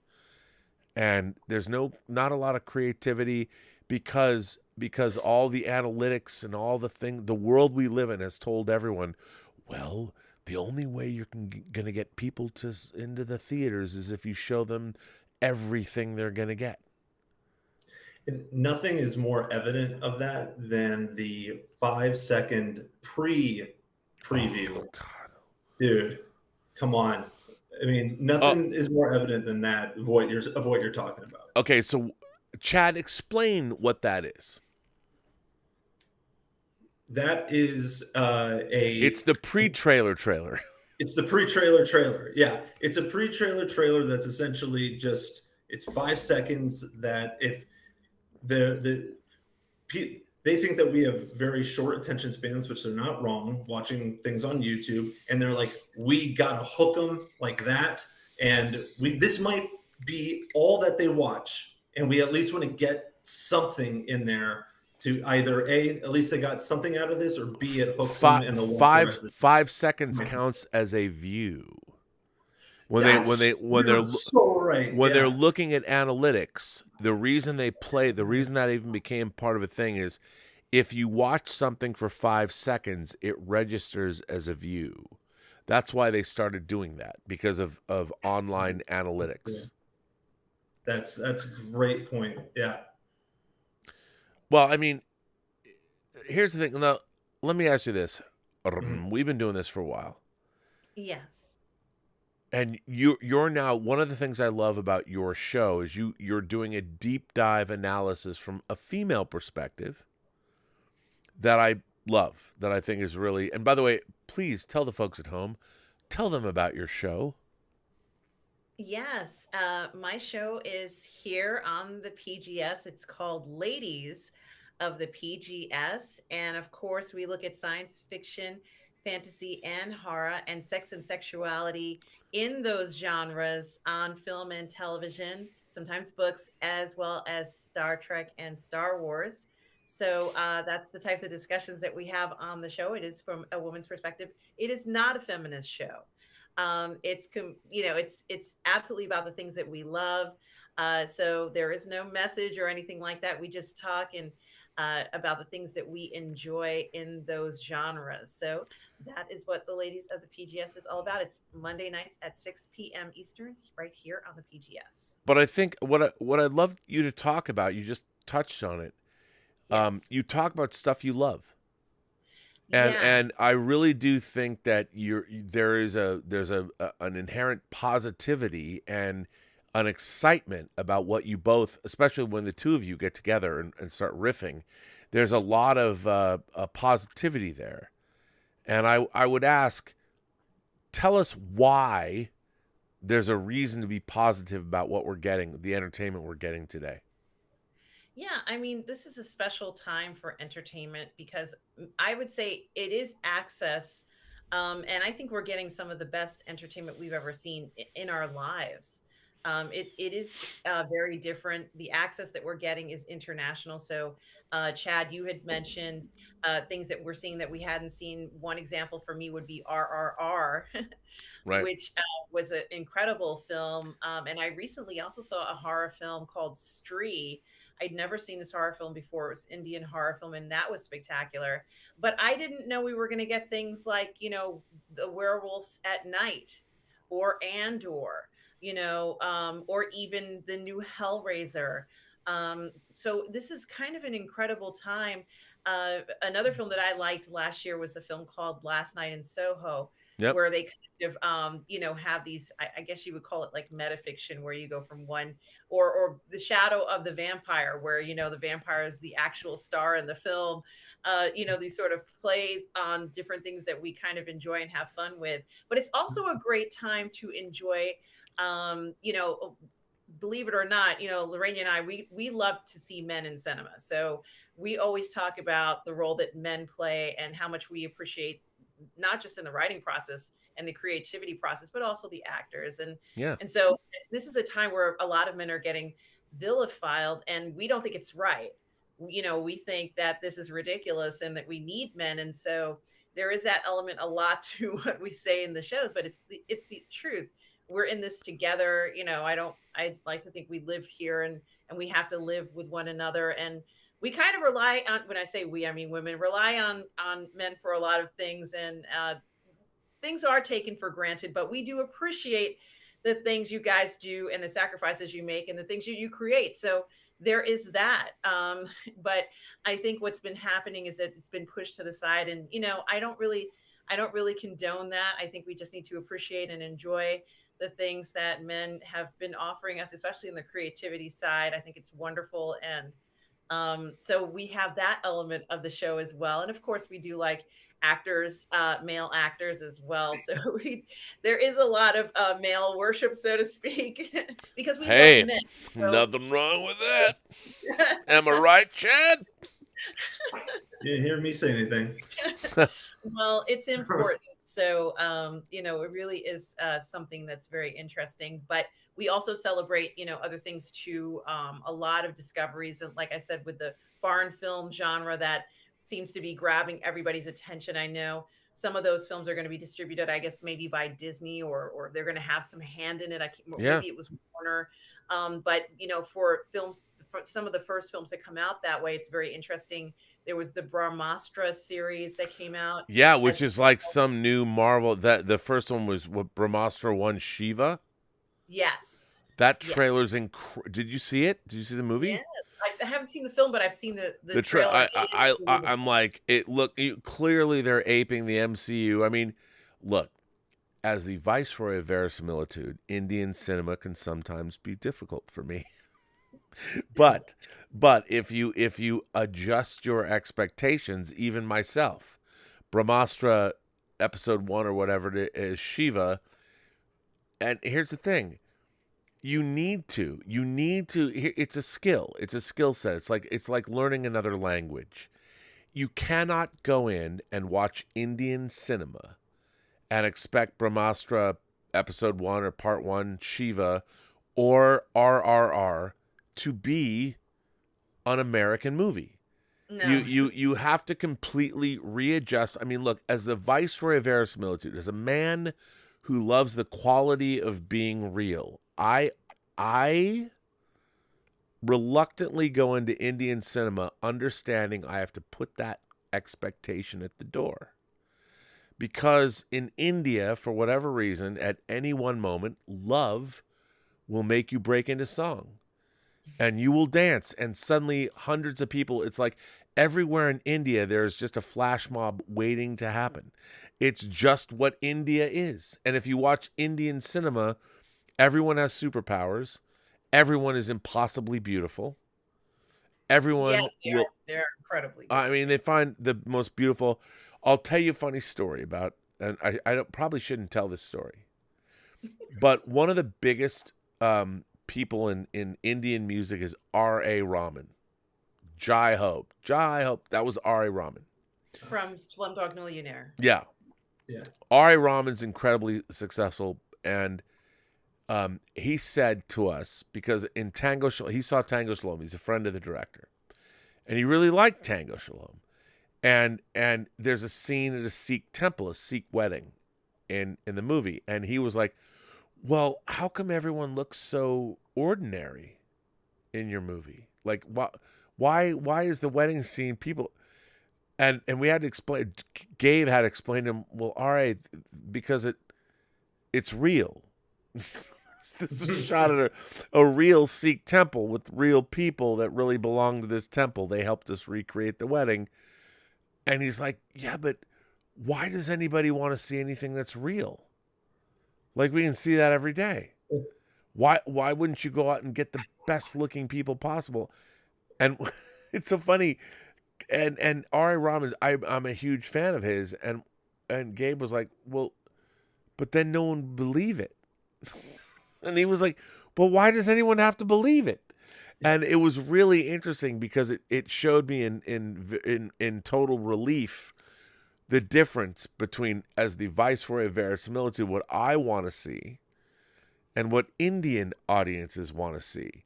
And when you watch RRR, if you're not ready for it, you literally have to train yourself to understand what you're watching and to embrace it. And I have to say, I felt the same way when I started watching John Woo movies in the late 80s. You know, watching A Better Tomorrow, which led me to The Killer, which led me to Bullet in the Head, which led me to Hard Boiled. I mean, the ballet of bullets. I'm like, nobody, the guys using 2 guns, Chow Yun Flats, sliding down a banister, killing dudes in a cafe where everyone takes a canary you can't make that shit up. You just have to, but you have to teach yourself to go with it. And Indian cinema is something that you have to learn to deal with. And a lot of Americans, they watch RRR and they're like, "What the fuck is this?" Yeah. What it is fucking awesome. It's awesome. That's what it is. Yeah. So, That's interesting that he had it. That's pretty cool. Like that he happened to have the equal and opposite, or well, just the same reaction that you had about watching. Like, wait, why are people, not why are people just going into dance and song Right. randomly? And he's like, why the hell are people not going into dance and song? Like equally as perplexed as you were when Yes. it was happening. And he's like, where the hell is it?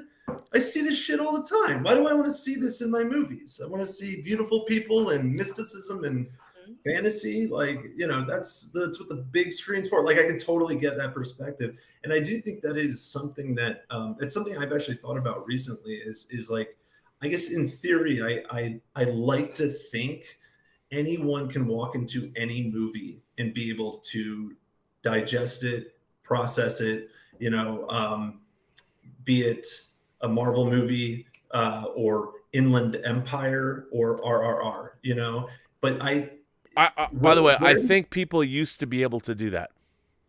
Okay, I was wondering, like, when do you think that transition, like, when did that change? And is that possible today? It sounds like you would say no, and I don't think that's. I agree. I don't necessarily think that's the case. At least from me, kind of showing more like A24 horror movies to my nephew in high school. I'm trying to get him on the good stuff and like, staying away from just the jump out scare stuff, trying to get him on, a better track. He loves horror. So, and I noticed that like there, it is a struggle. Now he is a little bit younger, but it is a little bit of a learning curve. So anyway, if I can ask you, what are the horror films he likes? Your nephew likes. I mean, he likes he liked the Scream series on television. I think he likes the Conjuring movies. Yeah. And there's a bit of an unspoken battle between my mom, who loves like sex thrillers and like those jump out scare things. She's look at her. I was like, really? Yeah. Sex and I'm like, thrillers? no, come over here, man. Come on. Like, no. Let's let's have you seen this? Have you heard of this movie Men? It's fucking crazy. The last 20 minutes, it's nuts. So I try to people, by the way, but people are so scared of sex these days, they won't even watch that stuff. I mean, you'd think with all the hardcore pornography on the internet that you could watch erotic thrillers now, but people, they can't deal. Yeah. Erotic thrillers, what? Hollywood used to be more like these Indian films because you used to have to know how to sing and dance in order to be a star. Yes, and you so did. a lot of films had all these people singing and dancing.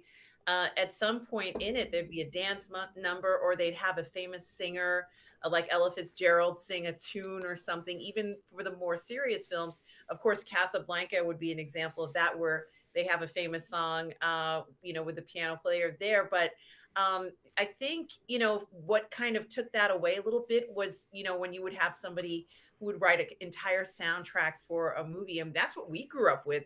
We knew these great songs, and we had, these fantastic soundtracks to buy from the movie.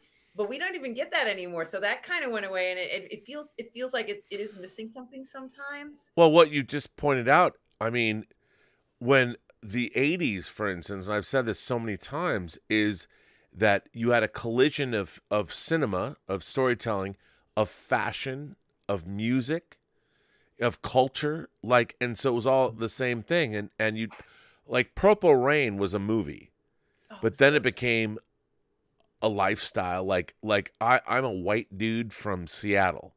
I was as far away from Minneapolis and First Avenue, and all I knew is I loved Prince because his movies were about spirituality and fucking, and you could have them both in the same thing.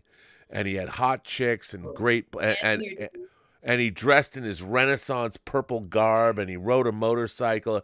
I mean, I already loved Prince from his early work, like Dirty Mind and Controversy. I was a fan of.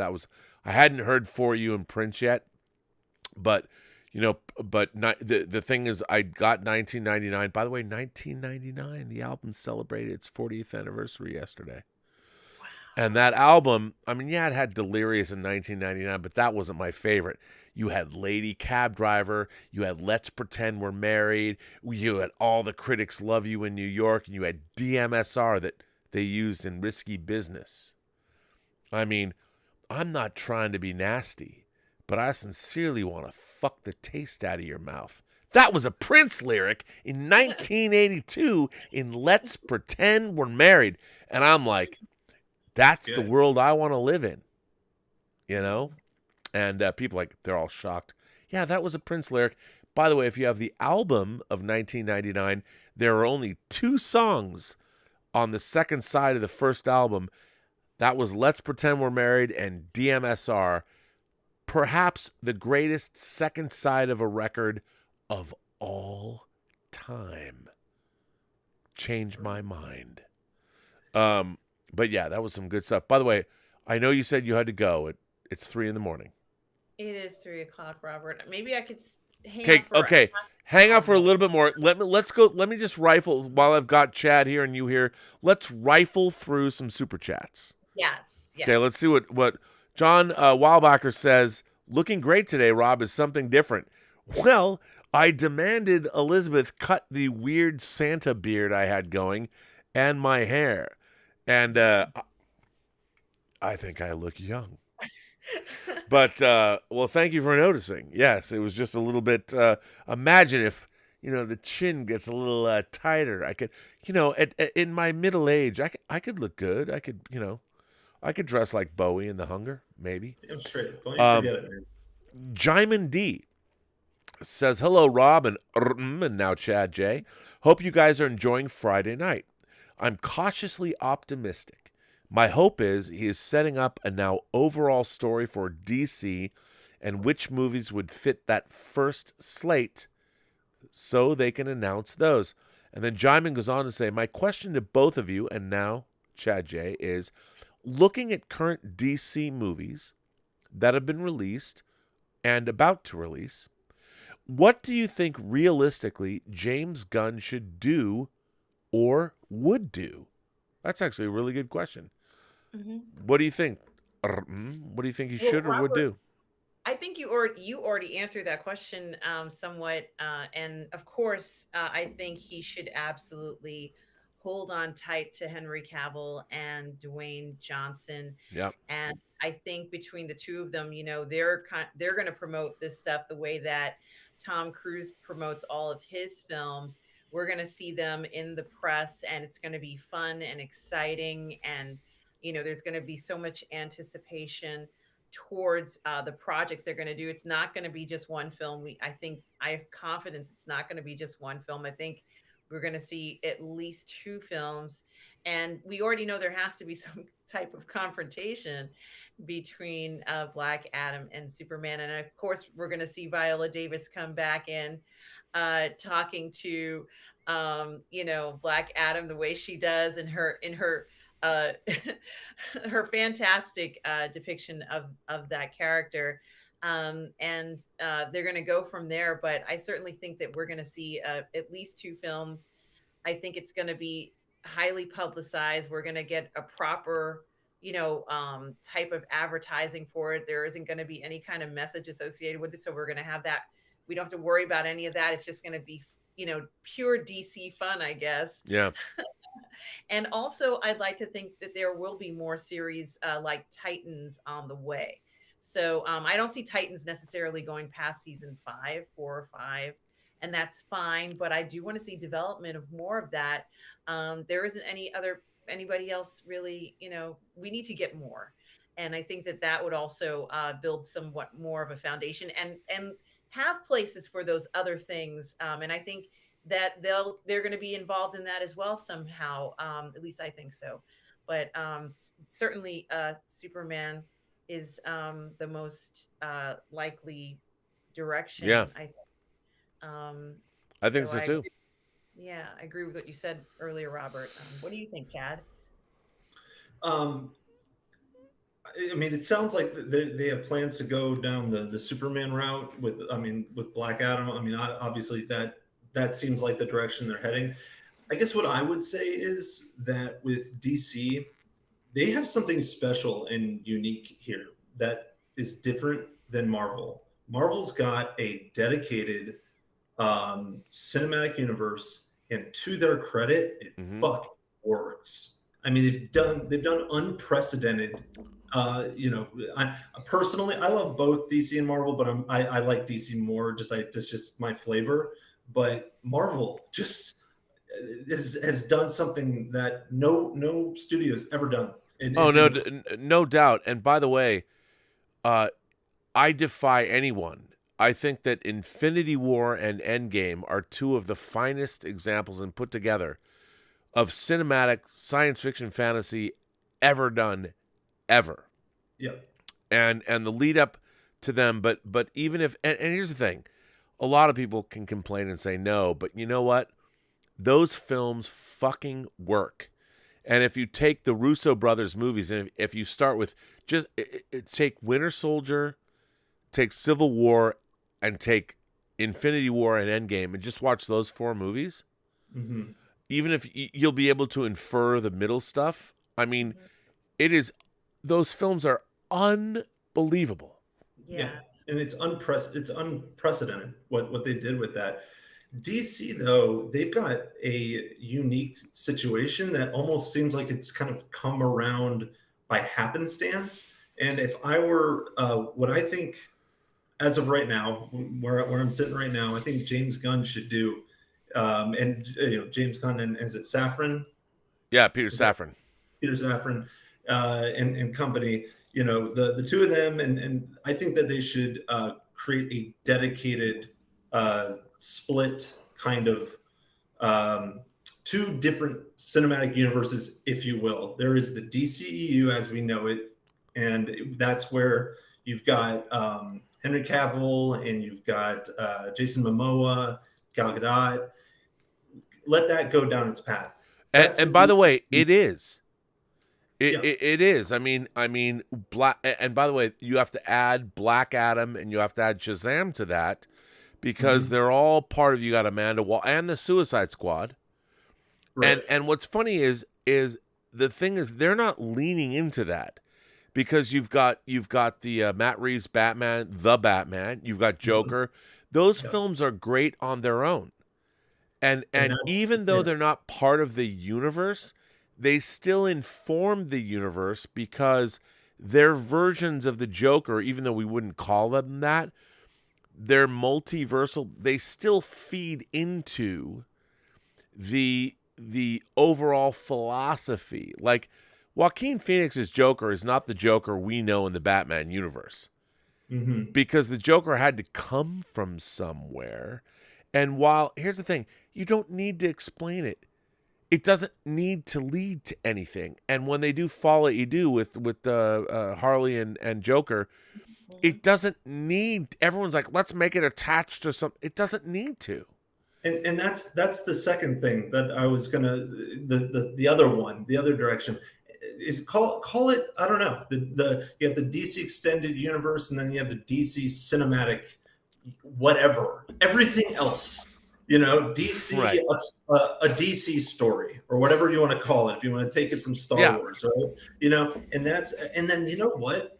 Put up have a unique, but consistent opening title card that says DC, DC Elseworlds or whatever, and have that be the brand of Joker, the Batman, and the Batman trilogy, and anything not DC extended universe. Just be like, look, it's our other collection of things that are not related, or maybe some aren't, but you've got 2 different avenues, DCEU and everything else that is its own collection. I think that's a great idea, but I don't even necessarily think they should do that, because I think you're absolutely right.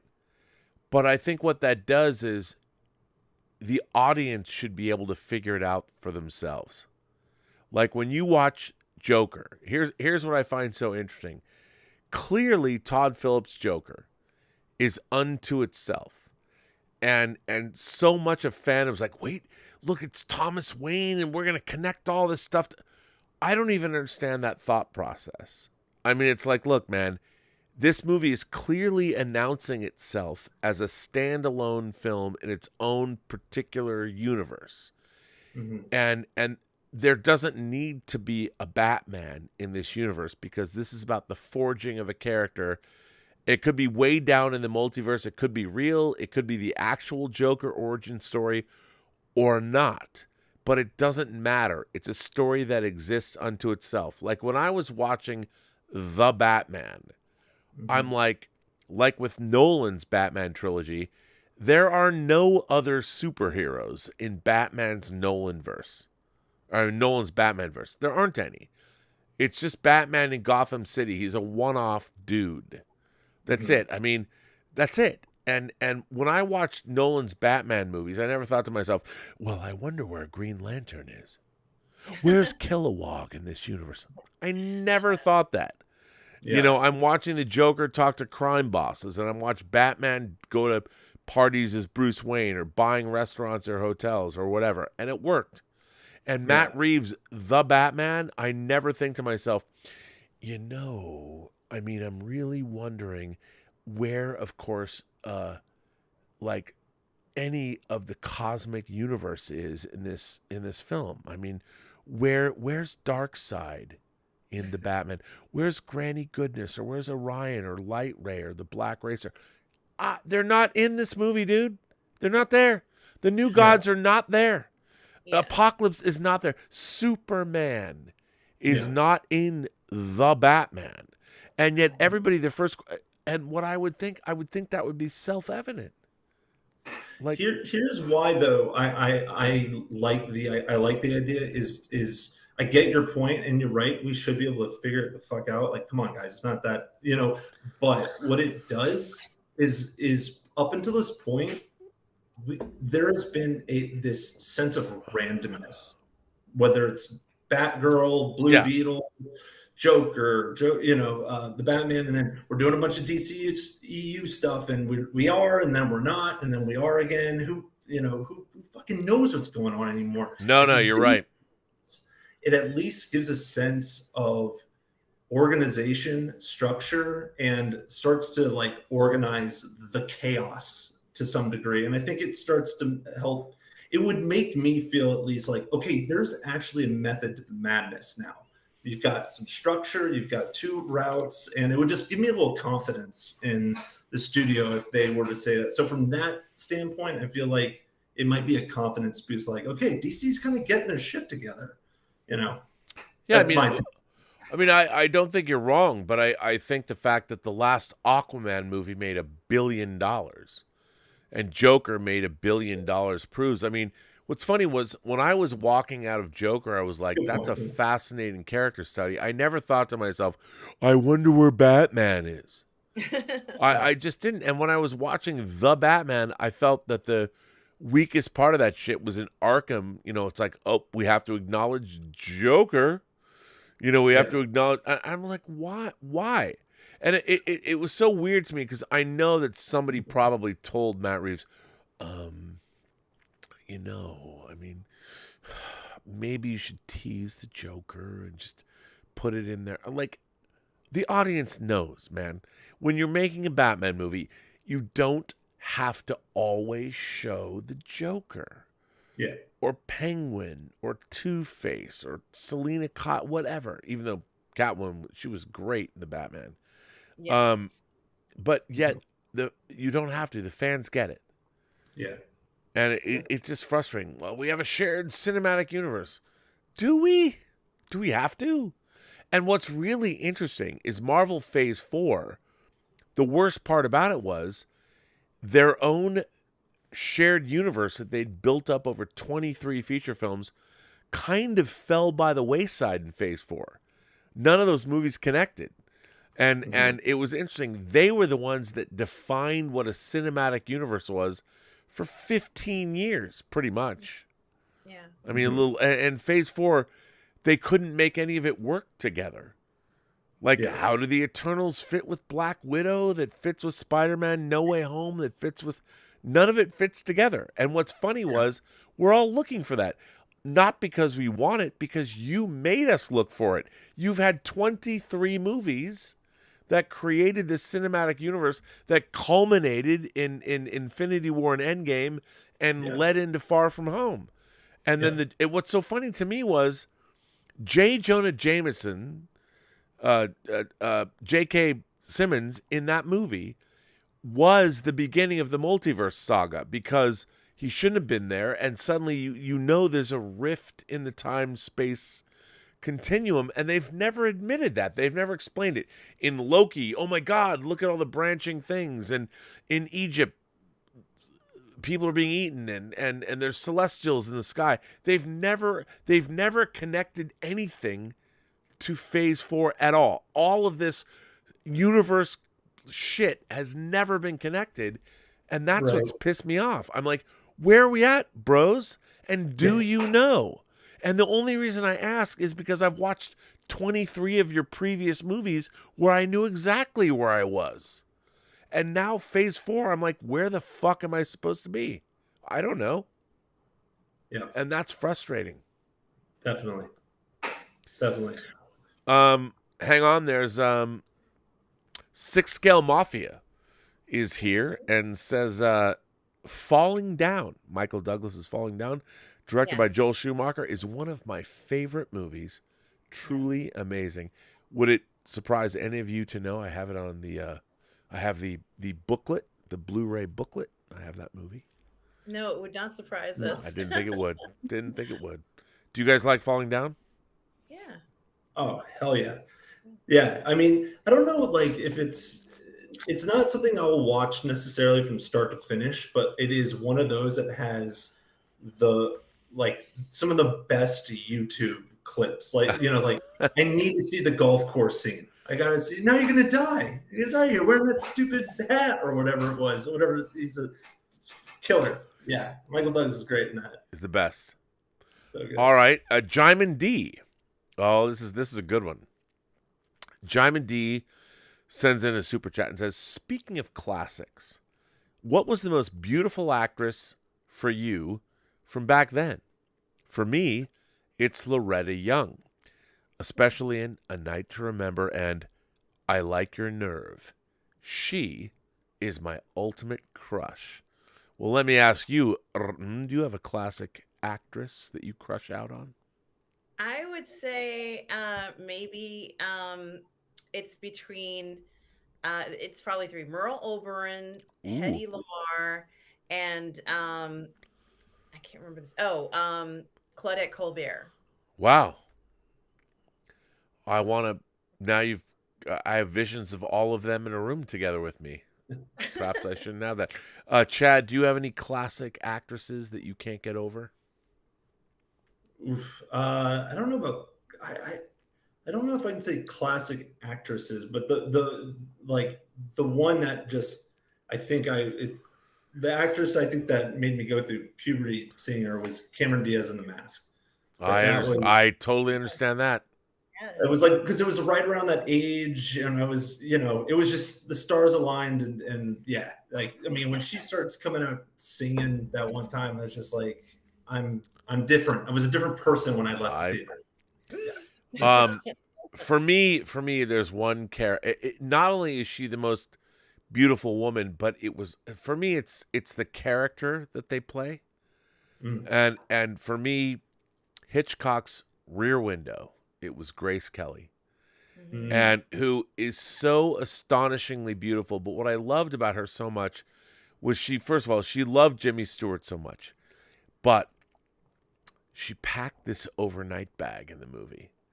And it was this tiny little overnight bag that was packed with military precision. And in my life, the women in my life need lots of suitcases and big stuff. And they do not pack light. And she, again, one of those beautiful women in the world, but the way she packed that little overnight bag and the way she loved Jimmy Stewart and the way she was able to go out the window and like risk her life. I'm like, this woman is what Grace Kelly in Rear Window. And then, of course, Catherine Stone Catherine Stone, Sharon Stone in Basic Instinct. Yes.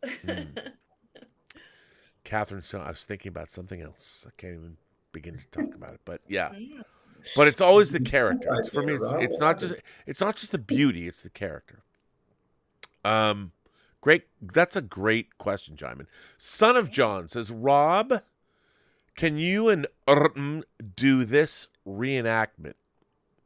Okay, what Son of John wants us to do, Mmmm, is Star Trek II: The Wrath of Khan, and he wants you to say, I shall leave you as you left me, as you left her, buried alive.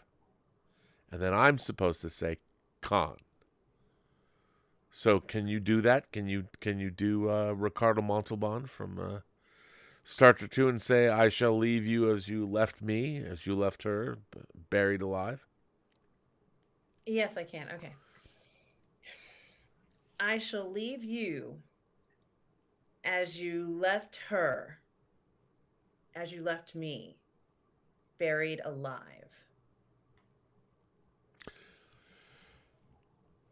Khan! Very good. Sorry, everyone's felt like going, that. what the fuck? But by the way, I have to check my actual settings on my microphone, see if I didn't. Nope, they didn't change. I would love to do a show with you like that, Robert, where we go through some of the scenes in some of our favorite films and reenact them. That would be just so much fun. It would be great. By the way, Max Ross just says verisimilitude. Wraith X7 says William Jackson Harper could be playing either Bill Foster's son, the hero Earth Sentry from MC2, Foster's nephew, the second Goliath, Blue Marvel, or T'Challa. Here's the thing about here's what I've learned about the MCU. I think the less we speculate, the better, because we're always everyone still thinks Mephisto is showing up everywhere, and indeed he's going to. But it took a long time before we got there. So I'm willing to bet that the answer is a little simpler than that. But those are all good guesses. Our friend Mario Lopez. Mario, all the way from Portugal. Mario, first of all, you know the question I want to ask. How's your mom? And please say hello to her for me. Mario says, Season 3 of Star Trek Picard should have a different name to be more disconnected from the misfortune that were Seasons 1 and 2. Why not call it TNG The Final Chapter? Well, I don't disagree with you, but they can't, because the way business works, the way they've sold the show, it's still Star Trek Picard Season 3. I would say you're absolutely right. Star Trek Picard Season 3, everything in it is very different than Picard Seasons 1 and 2. The entire format's different. The only thing people are going to say, and they're going to yell at me for this, is the first 5 minutes of Episode 1, Picard is hanging out with Laris, who's great, by the way. She's great, in Chateau Picard. And they're going to look at me and go, yeah, well, it's the same shit. Blah, blah, blah. Yeah, I know. I understand. You're all going to say that. I get it. And you're not wrong. That's the first scene. The next scene, Laris is gone, wherever the fuck she's going. You never see her again. Picard's at his desk, and you're going to hear a familiar chirping, a familiar sound effect. And I'm just saying, after that, we're off to the races. And if you think I'm full of shit, and oh my God, Rob Picard Season 3, all I'm going to say to you, give Picard Season 3 30 minutes. If you don't want to go beyond 30 minutes, and really that's like 20 minutes because you get through the Laris scene and the chirping communicator scene, there's a Riker scene in a bar, and then a Picard-Riker scene where they go somewhere. And where they go and see 7 of 9, just at the end of that, when there's a visual joke, if you're not into it, sign off and tell me I'm full of shit. I'm But if you're surprised anybody. I'm surprised anybody would question you on this because of how we know how you feel about Picard seasons 1 and 2. So, like, if anything, come you on, would go Chad. that way. Come on, Chad. I was paid off. Oh, I that's mean, right. all You're the a people. shill, Yeah, right? I'm a You're shill. definitely a shill. Because Yeah, yeah, yeah. all the studios have a shill slush fund. That's right. And That's right. Yeah. they really looked at me and they thought I'm such an influencer. I mean, if you compare me to people like, I don't know, the Critical Drinker, who I love, or Nerdrotic, my subscription base immediately screams, "Pay this guy off." Yeah. Yeah. By the You way, know it does what, not. So Rob? people don't understand I'm being ironic. No, it doesn't. That's exactly what a paid shill who didn't want to get caught would say. Yeah. Yeah. And I'm still. Yeah. Well, here's the thing. I would say this to people. Every dollar that a studio spends has to be accounted for. And so every department, like half the time you're paying departments that are already part of the same company. There is no department in the studios. There's no shill department. They're not paying people to give them positive results. They're not. Do you know why I love Star Trek Picard season 3 so much? Because it was so fucking better than the first 2 seasons. It was so different. Everything about it is different. Everything. The music is different. The fonts are different. Everything's different. The end credits, which is one big Easter egg hunt. Yeah. And as you go through it, the end credits are like, it's amazing.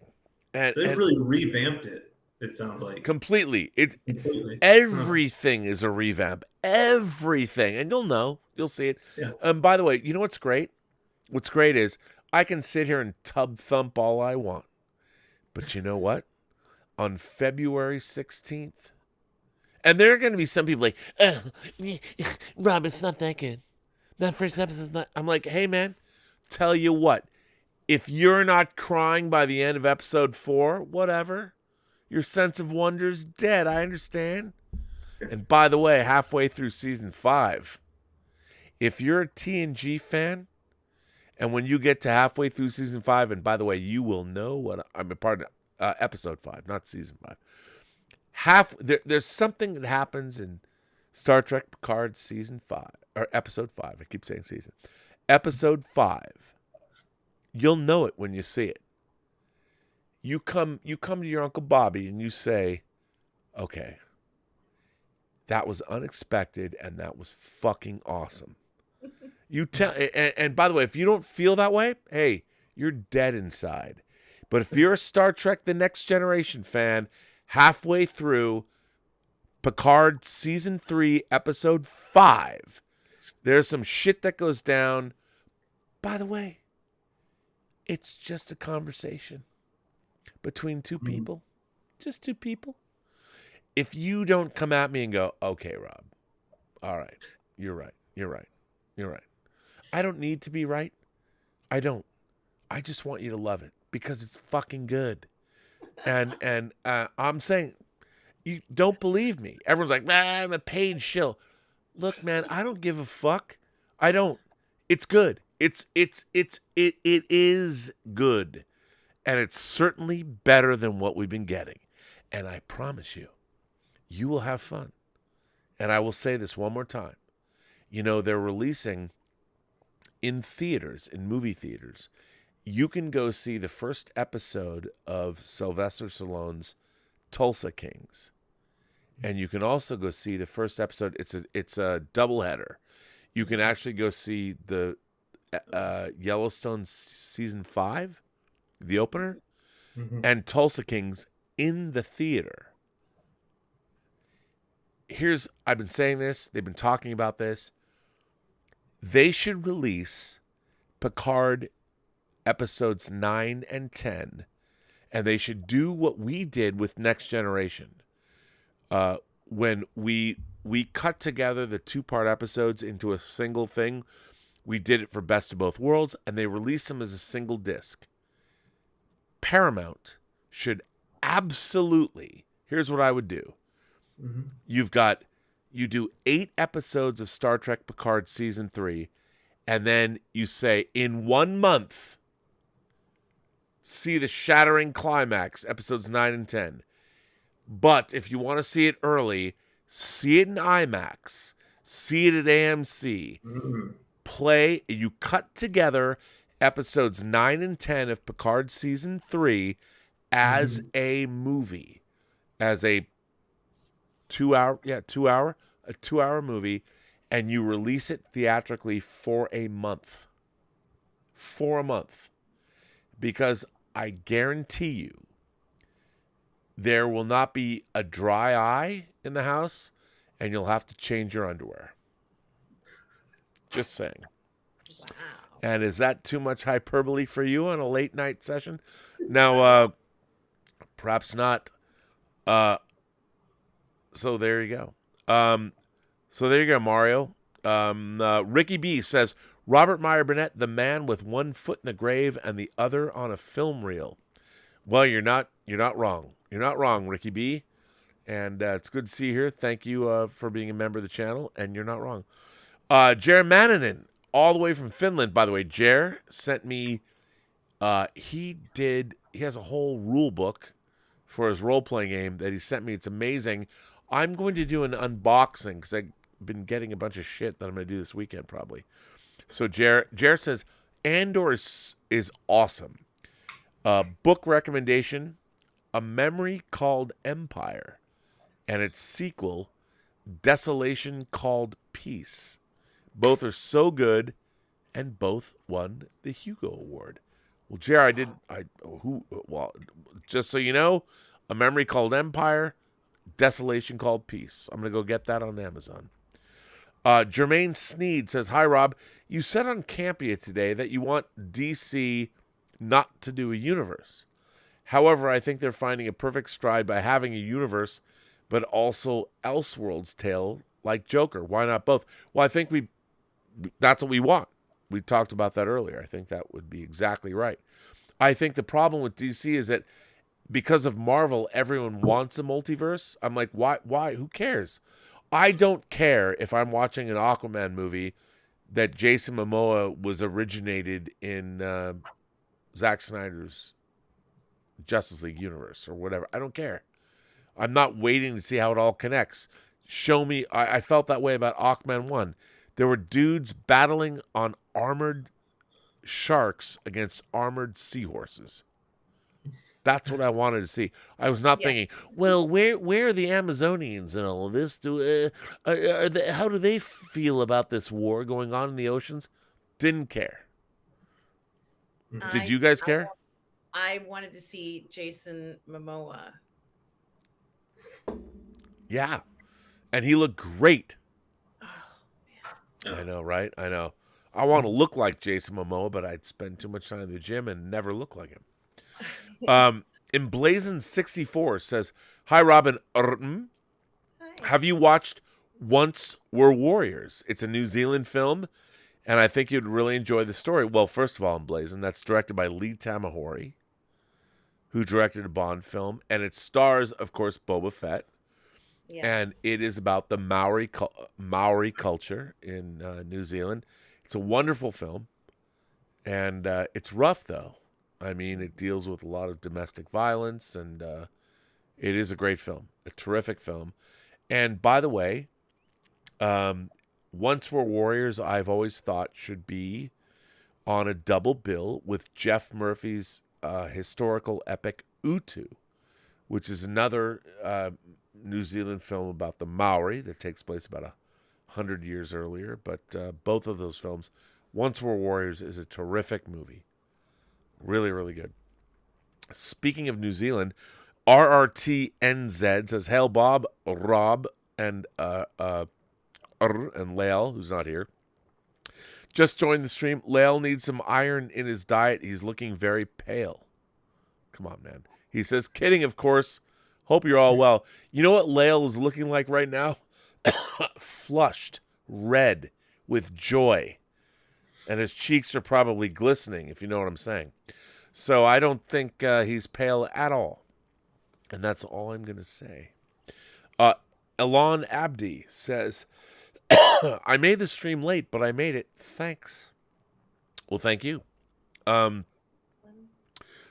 Wellbacher says, the pre-trailer trailer has nothing to do with attention spans or generating views.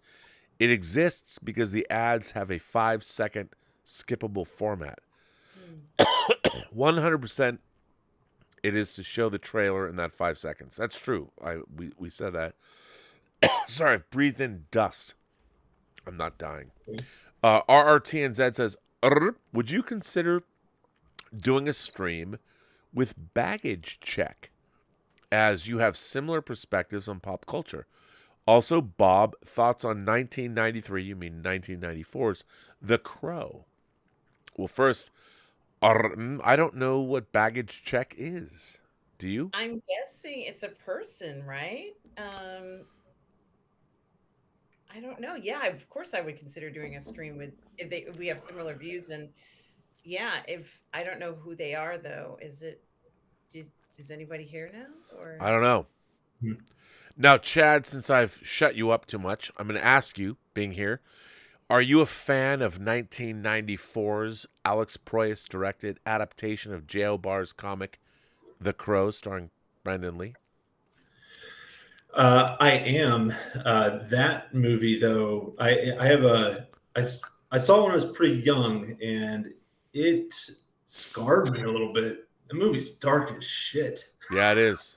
Like, but yeah, but at the same time, I think it. I was, I was like, didn't know what I was looking at. I didn't know what I was watching. Sure. And yet, it also imprinted on me, like, but I like it at the same time, and yet I'm also terrified. So, yeah, that scene when he gets on the table and is like, "You are all going to die," or whatever he says. Yeah, that's badass as it gets. Yeah, yeah, and I'm a huge fan. I mean, I love The Crow. It was co-written by Dave Scow, who wrote a movie I produced called The Hills Run Red. I love The Crow.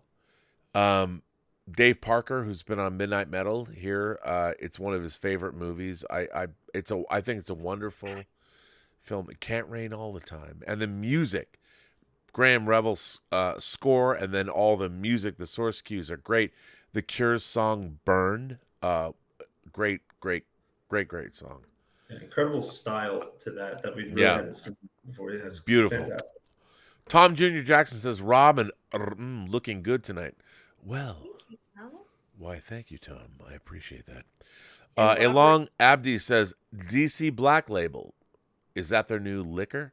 No, I think the DC Black Label is good. I mean, I'm a fan of that. I mean, I just think that the thing is, the Marvel Cinematic Universe has put an undue expectation on DC.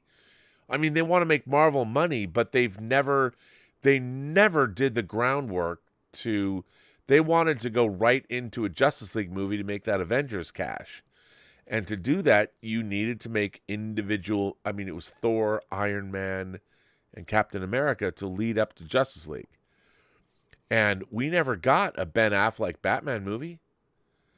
And we didn't get a Wonder Woman movie till after Dawn of Justice. So, they wanted to emulate Marvel, but they didn't want to do the work. They just wanted the profits. And you can't do that.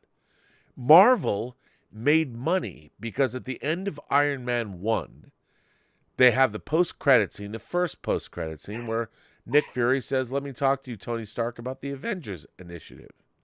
They set the tone, they set the expectation, and the 23 movies of the Infinity Saga are great.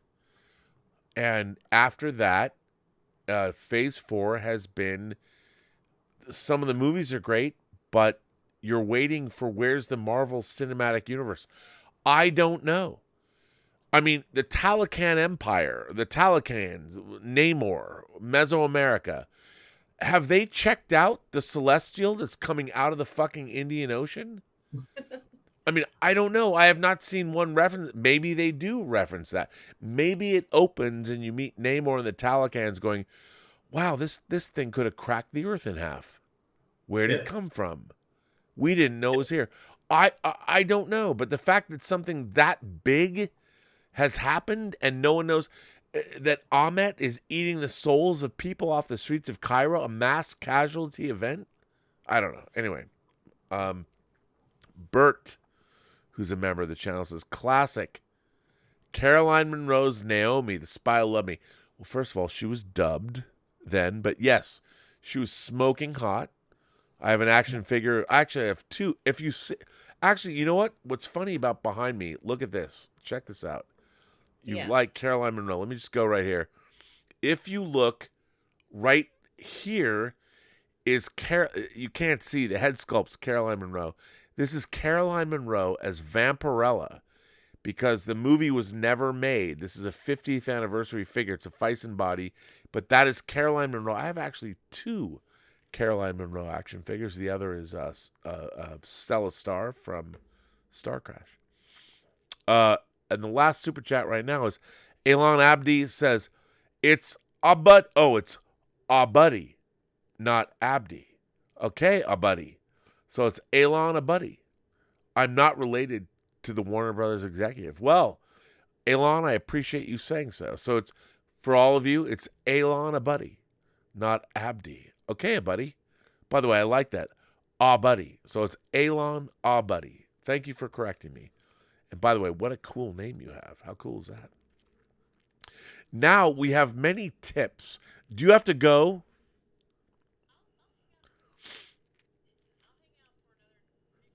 Okay, give me 15 minutes because we got some good ones.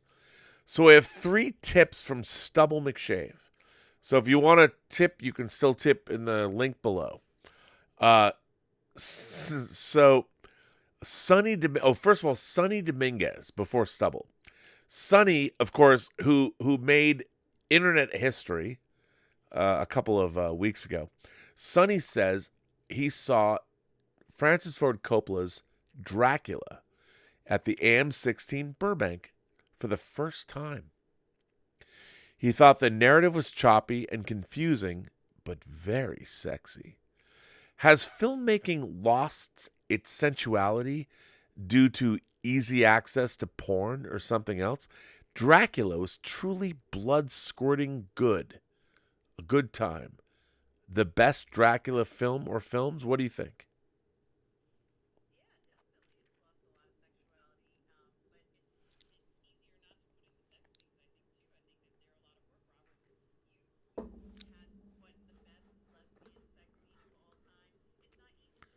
These scenes, and the actors sometimes is pushback in necessarily executing the scenes, or maybe the scenes don't turn out the way you want, or maybe the actors don't have the chemistry you thought they were going to have, or maybe the actress or actor, once they are nude or whatever it is, the sensuality thing is not there. It's just not working.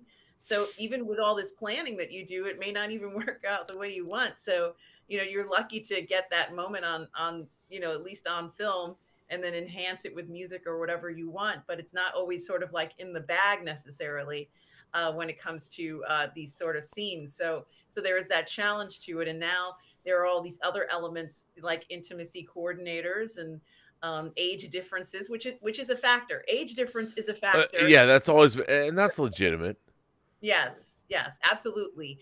And so all those things have to be considered. But growing up, every single film that we practically saw had some kind of sex or a sex scene or some sort of sexual presence in it. I think even Predator had at some point Arnold and I can't remember the other actor oiled down in a vest at some point. Wow.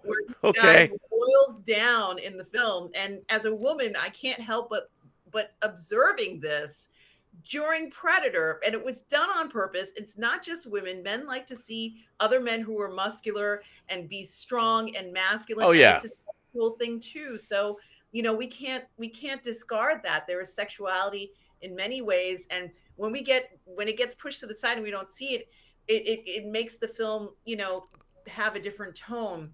And the Terminal List, Chris Pratt plays as Navy SEAL who has an injury. He has to get through all this stuff. And there's one scene where he comes out of, he's in his house and he doesn't have a shirt on. And just even seeing him without a shirt on, then he puts his shirt on. I'm like, they didn't have to put that in the scene. That's No. completely unnecessary. Why did they put that in there? And the reason why is because they want us to see him and his fitness level and his conditioning. All of those things make a difference.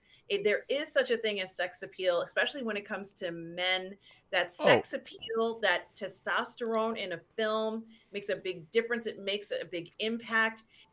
I tell you, in Black Adam, I'm still high off of that entire thing. Like, there were some scenes where The Rock is just freaking standing there, and I'm like, oh my god, he really does look like this. Like, it was just spectacular. But this is why we're seeing these things. There's definitely something about it that enhances a film, and sometimes it's implied. Even in these older films, it's implied. We don't necessarily see a sex scene, but it's implied that there was some kind of interlude, or there will be a man and a woman together and something's going on between them.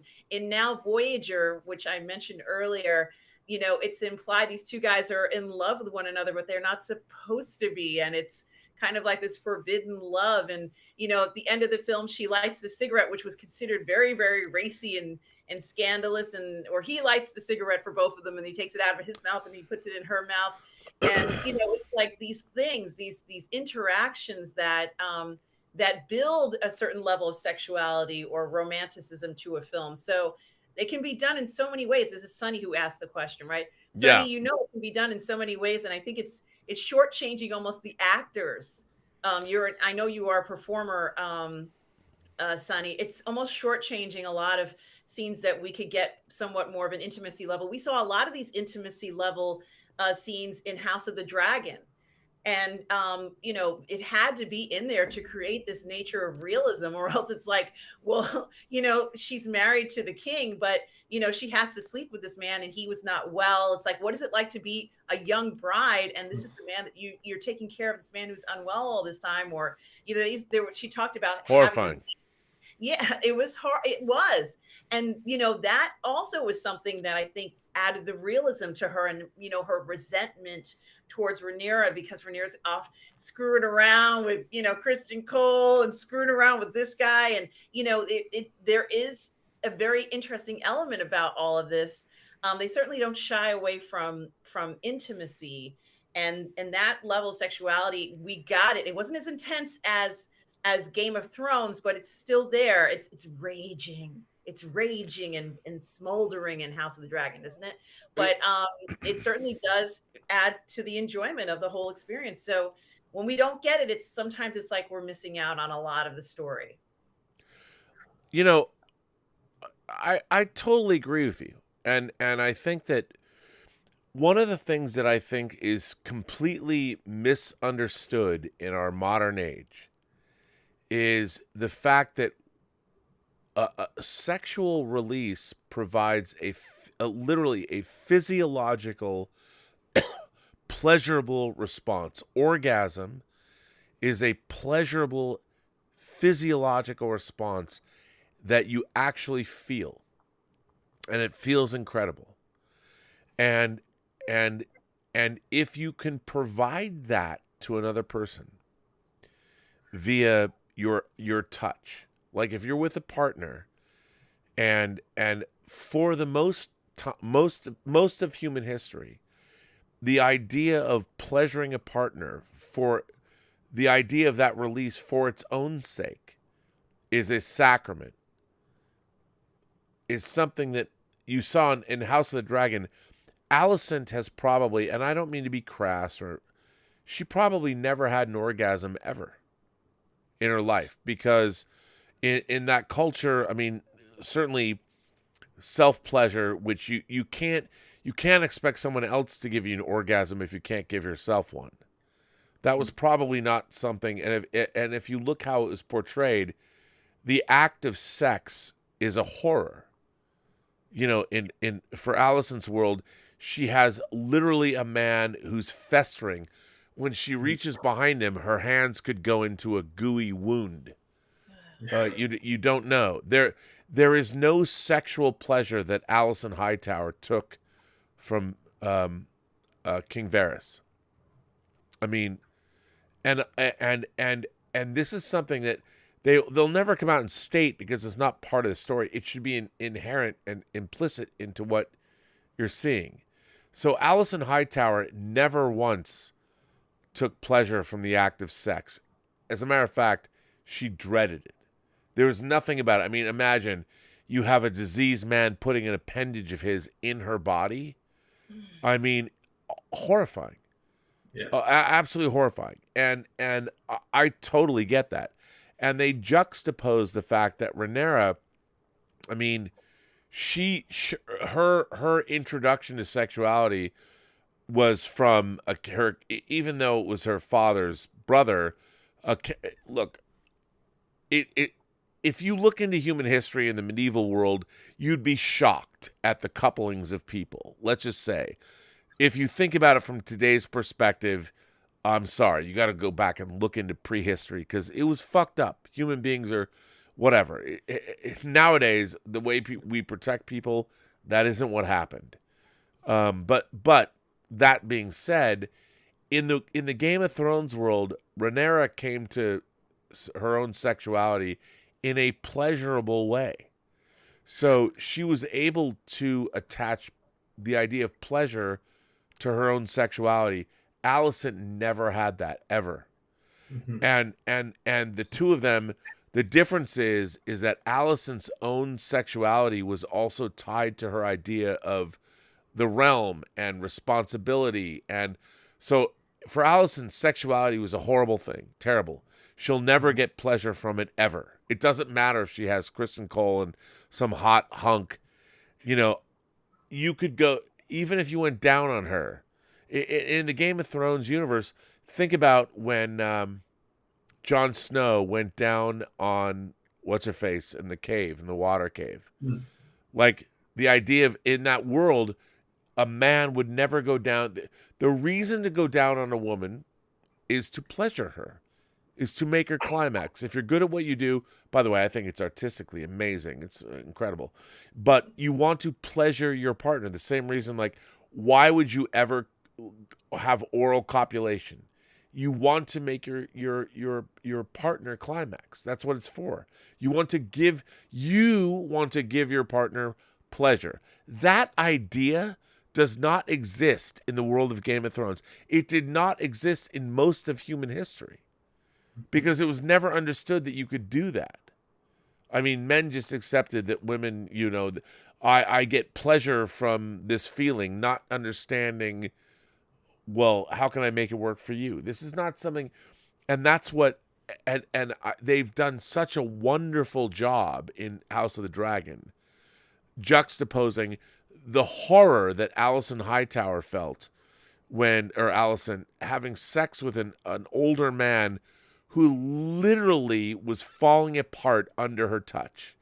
I can't imagine something more nightmarish to allow a disease knowing you're into your own body and allowing him to plant his seed in your own. Horrifying.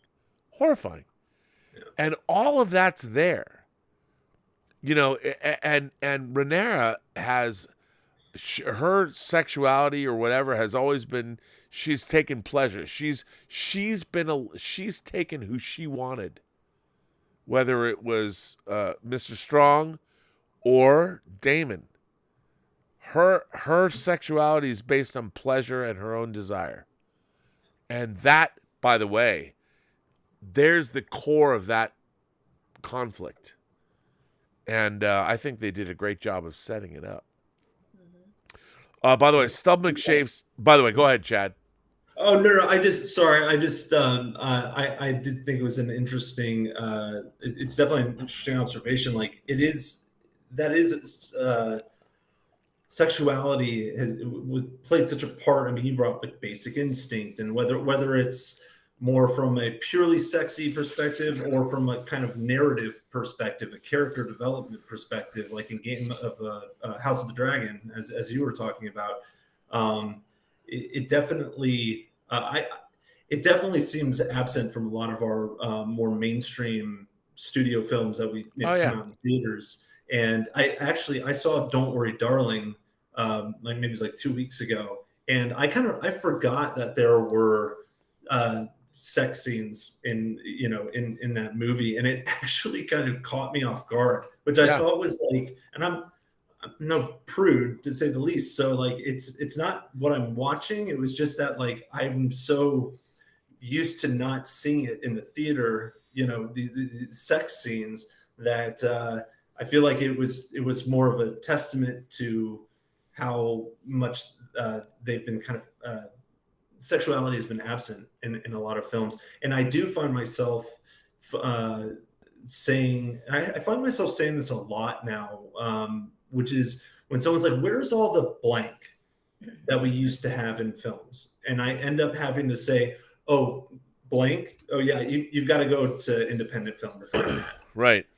That's where that exists now. Like if you want to go see like an old school or like a 90s sex thriller that's that's done with quality and merit and whatnot, but it's done in that style or whatever, you're gonna have to go to the indie world for that. You're not gonna find that in mainstream anymore. And so I end up having to point to the indie realm a lot for those kind of things.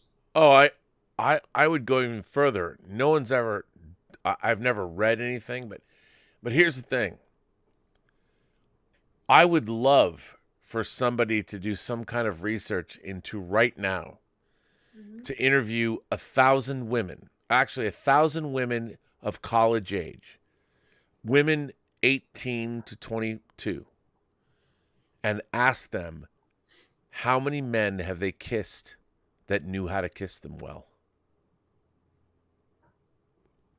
I would say, just as a matter of policy, or I'm willing to bet 80% would say none.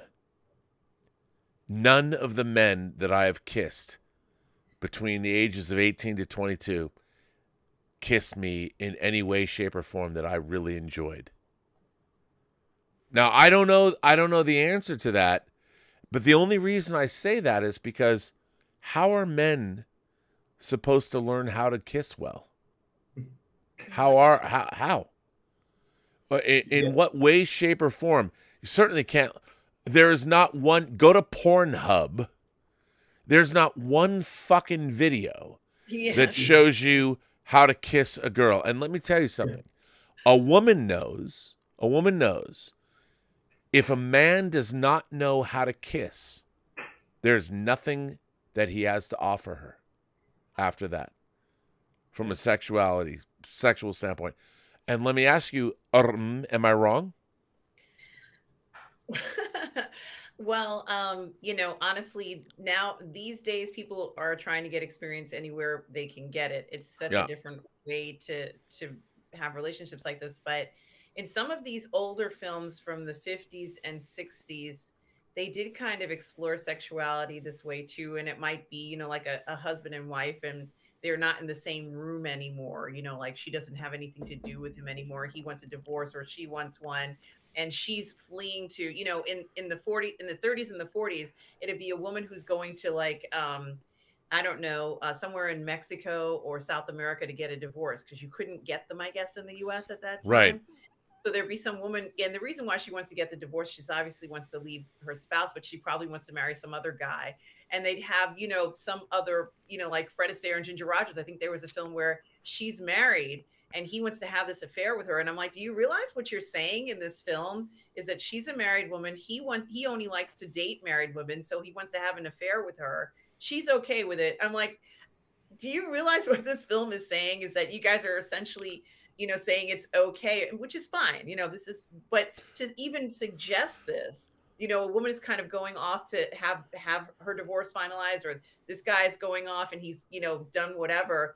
There were themes like this, that were explored at that time where you knew these circumstances around sex often were the problem in the relationship. And so, oftentimes we don't even get that anymore, Robert. We don't even get, and Chad, we don't even get stories like that anymore, where it's like, oh, this person, we're having this difficulty, and they don't even want to touch that anymore. So I think it's, it's like a complete, cleansing where we can't even talk about the subject No, Now, I wasn't being glib. What I was trying to convey is that, sexuality is a skill like any other skill, and yes. it's the one skill that nobody will ever. And I'm not saying like how do you teach someone, but you learn, as Kirk said in Star Trek 2, we learn by doing. And I'll tell you this: men have no idea how to kiss a woman now. They don't get it. And what do we get? What we're watching online? And I only know this because of the horror stories I hear. And we almost live in this weird puritanical era that from 150 years ago where I mean, it's like, take a lesson, man. And you need to learn. And dudes, I mean, our civilization is so fucked up right now when it comes to interpersonal relationships. And I'll tell you, men are not doing themselves any favors because they're not learning what they need to learn. They're not learning. Men should be, you need to think about, like, and I mean this facetiously, but also truthfully. You need to learn how to kiss someone. And I'll tell you something. As I was told in summer camp in the 6th grade, a kiss is an upper persuasion to a lower invasion. Absolutely. And if you don't know how to kiss, That's good. and a woman knows as soon, if I can stress this enough, you don't get 10 seconds, 5 seconds, you get one touch.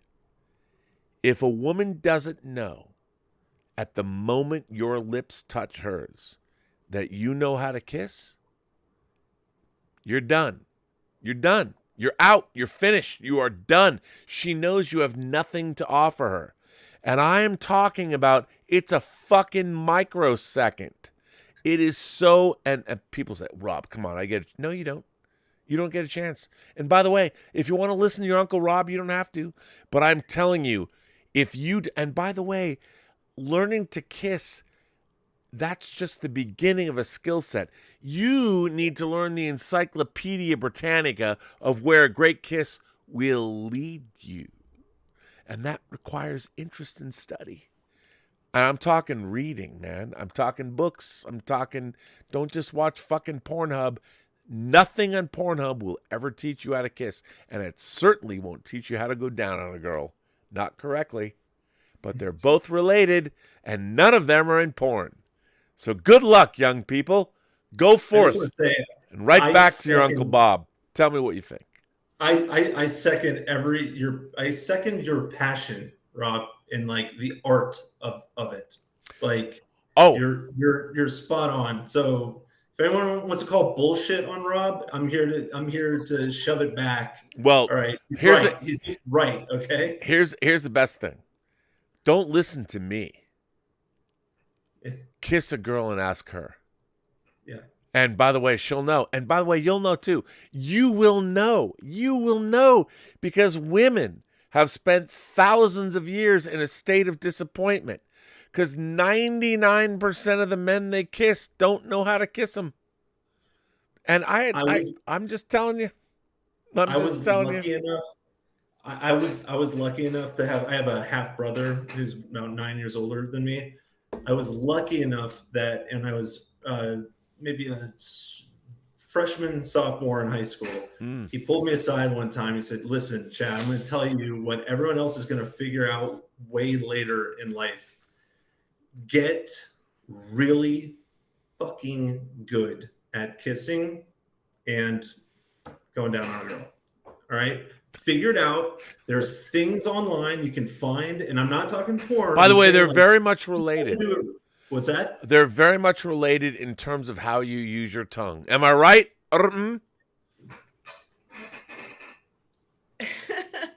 Just asking. Look. Yes. Yeah. Okay. Thank you. I approve of all of this. But here's the problem. Here's what I object to. Everything, physicality is a skill, like anything else. And one of the great things about being alive, I think, about being a human being, is to be able to share your body with another person, to be able to touch, to taste, to be intimate with someone. Like, even like, when was the last time you actually sat next to someone you loved, and just stared into their eyes for 120 seconds? Just stare into their eyes. Somebody, like, I'm talking nose to nose, and you stare into someone's eyes for 120 seconds without moving your eyes away, without averting your gaze. Can you do that? And I wonder, because I think that our modern culture needs to slow the fuck down and do that. If you're married, if you have a significant other, male, female, I don't care. I don't care what your sexuality, your gender, your religion, your color, doesn't matter. Sit down with your significant other, or lay down, and just stare into their eyes. Don't avert, for 2, 3, 4 minutes, however long you can, and see if you can do it. Because I think we've lost that. And I think part of that, we've lost it in our movies. We've lost it in our entertainment. Those are kind of exercises that they tell couples to do to have a closer relationship. Like, there are these different things that you should do with your partner. So I think there is actually a lot of importance to what you're saying, Robert. But it is important to see it in a lot of the cinema and in our entertainment. It's gone. We need to see it. I mean, we need to see that's how relationships work. And the other half that we don't see is also just relationships in general. For example, we've seen a lot of movies and television where people don't know how to communicate with one another. And we see it perfectly in Andor. We can see the communication. There's no issue with that. We see men and women communicating, and it makes sense in the context that it is. But then we've also seen some other shows where what's going on is just not a realistic scenario. And, I think it kind of fools people into, some people don't know to just turn the channel and say, this is not a realistic, kind of context. And it doesn't make sense because it's not based in realism versus, looking at something like Andor, which I think if it is slow, fine, but it still is watchable. It's not something that when you're watching, you're saying, well, this could never happen. No, because what is happening makes sense in the context that it's happening. And for example, with Mon Mothma and her husband, who clearly live with one another because they have to, but I guess if given the choice, they wouldn't live with one another if they could. If she's not going to divorce him, I don't know what's going on between the two of them, but she's still there and he's still there. Yeah. But he wants to have fun, and she's like, well, we can't do that. We got things to do. So they're on different sides. They're not together. They're not a team, but they're not separating either. I mean, he doesn't want to leave Coruscant. He's having too much fun there. Yeah, but he's also somebody that doesn't have bigger ideals. Mm-hmm. He just wants to live that life and enjoy himself, which I get.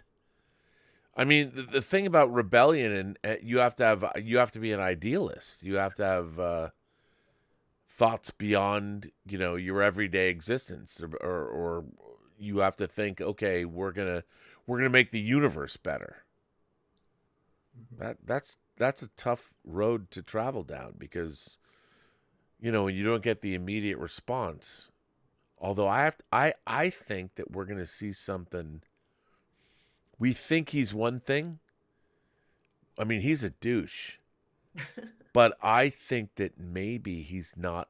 There's something going on there we don't know. And I think that maybe, like John was telling me, that what if he's part of a rebel faction and Mon Mothma doesn't even know it? Yeah, and I was pleased as punch, like what you said, Robert, when he was with that woman on the planet, the party planet, and it was kind of nice to see that other side. Although I would have liked to see a little bit more of that encounter, but it still was kind of nice to see him kind of cut loose, because he's not a man who's ever going to have a problem. Like, he's so charming and attractive that it almost betrays him sometimes, because I almost think it induces him to do things that maybe he wouldn't be doing if that wasn't a huge factor. You know, if he just didn't have the charm and then the looks, you know, I think he could still be a wonderful person and still do all these amazing things he can do. But I think that's also gotten him in trouble, uh, more ways than one. You know, being sort of this romantic side of him, clearly, which he has. I mean, he's, you know, he doesn't, he's, I don't really think he's ever alone at night. That's what I really want to say. I don't No, know. no, I agree, but can he kiss?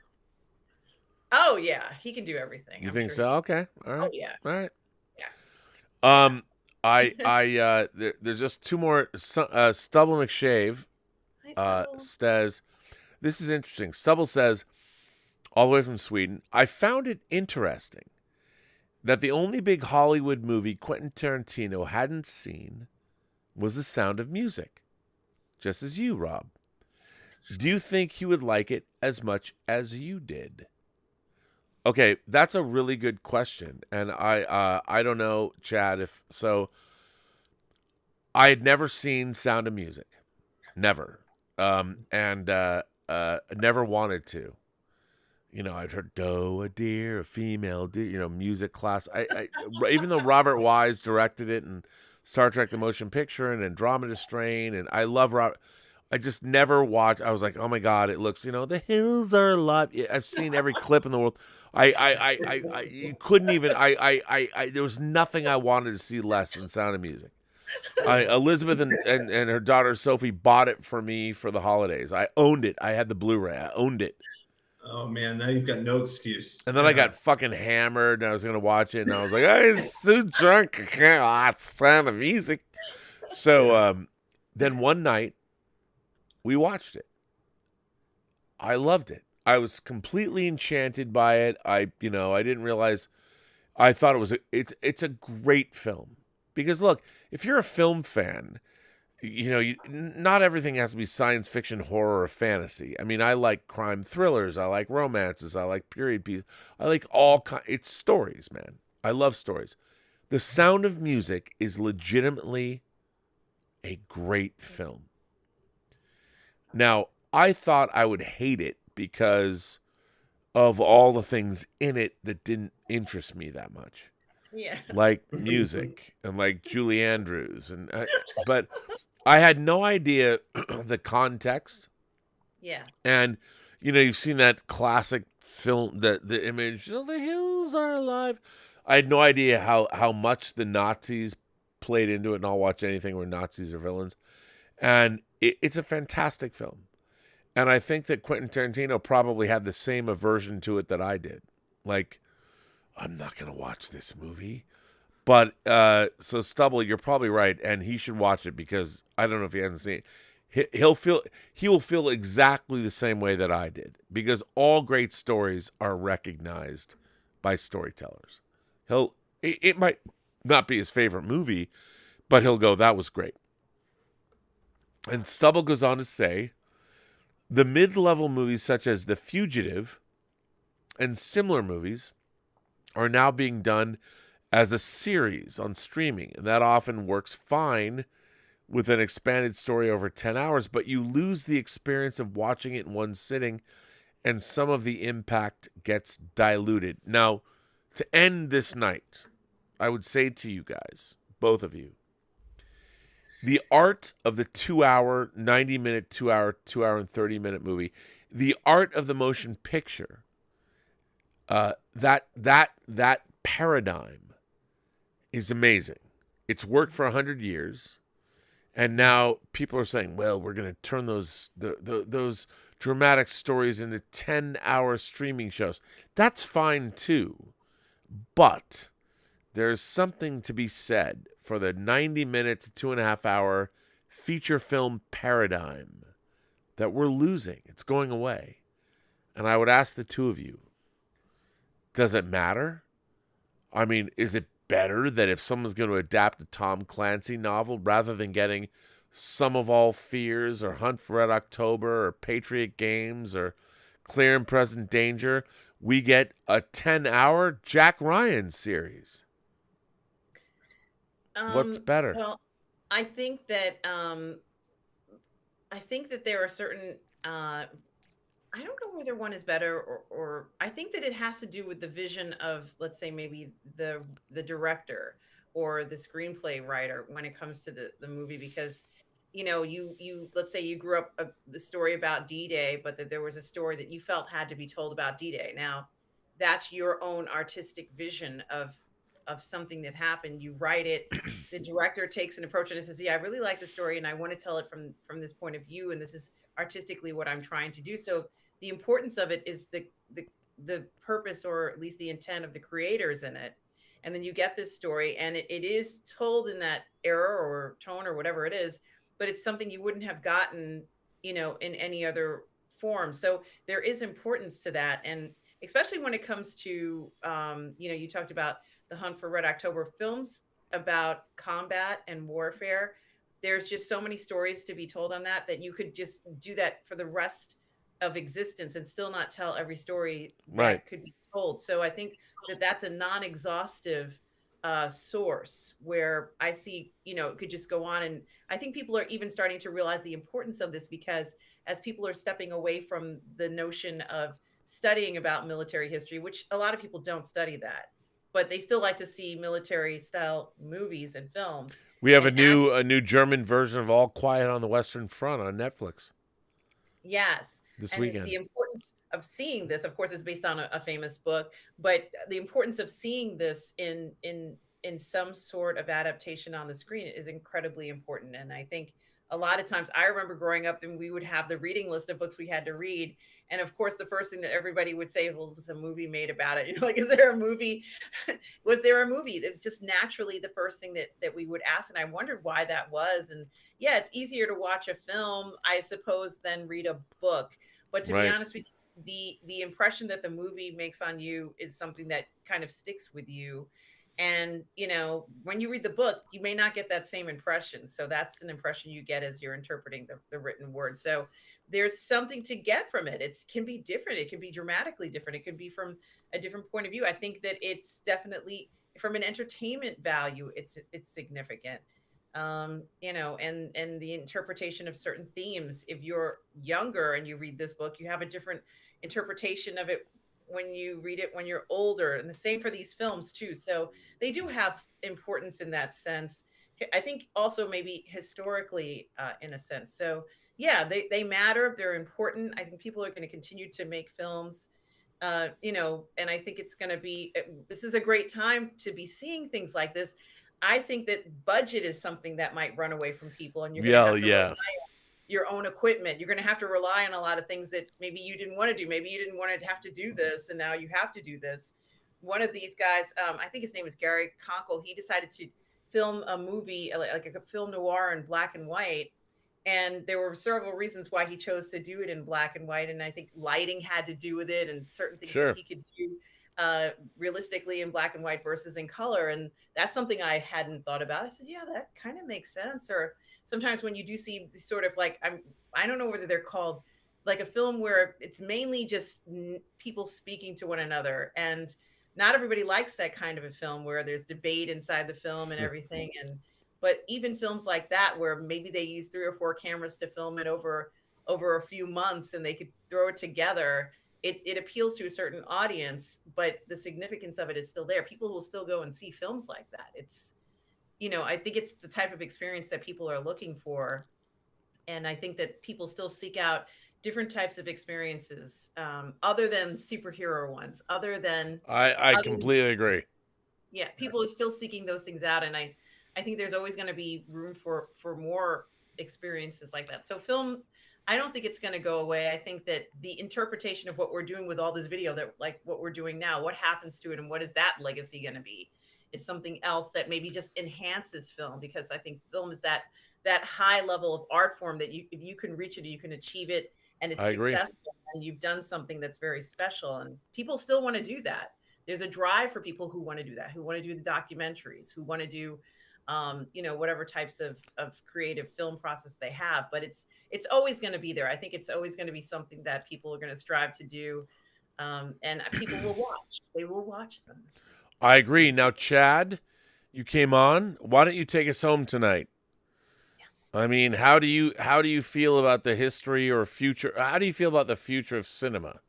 Is there a future, or are we just going to have TikTokers take over the studios and give us 90-second reels that we're addicted to?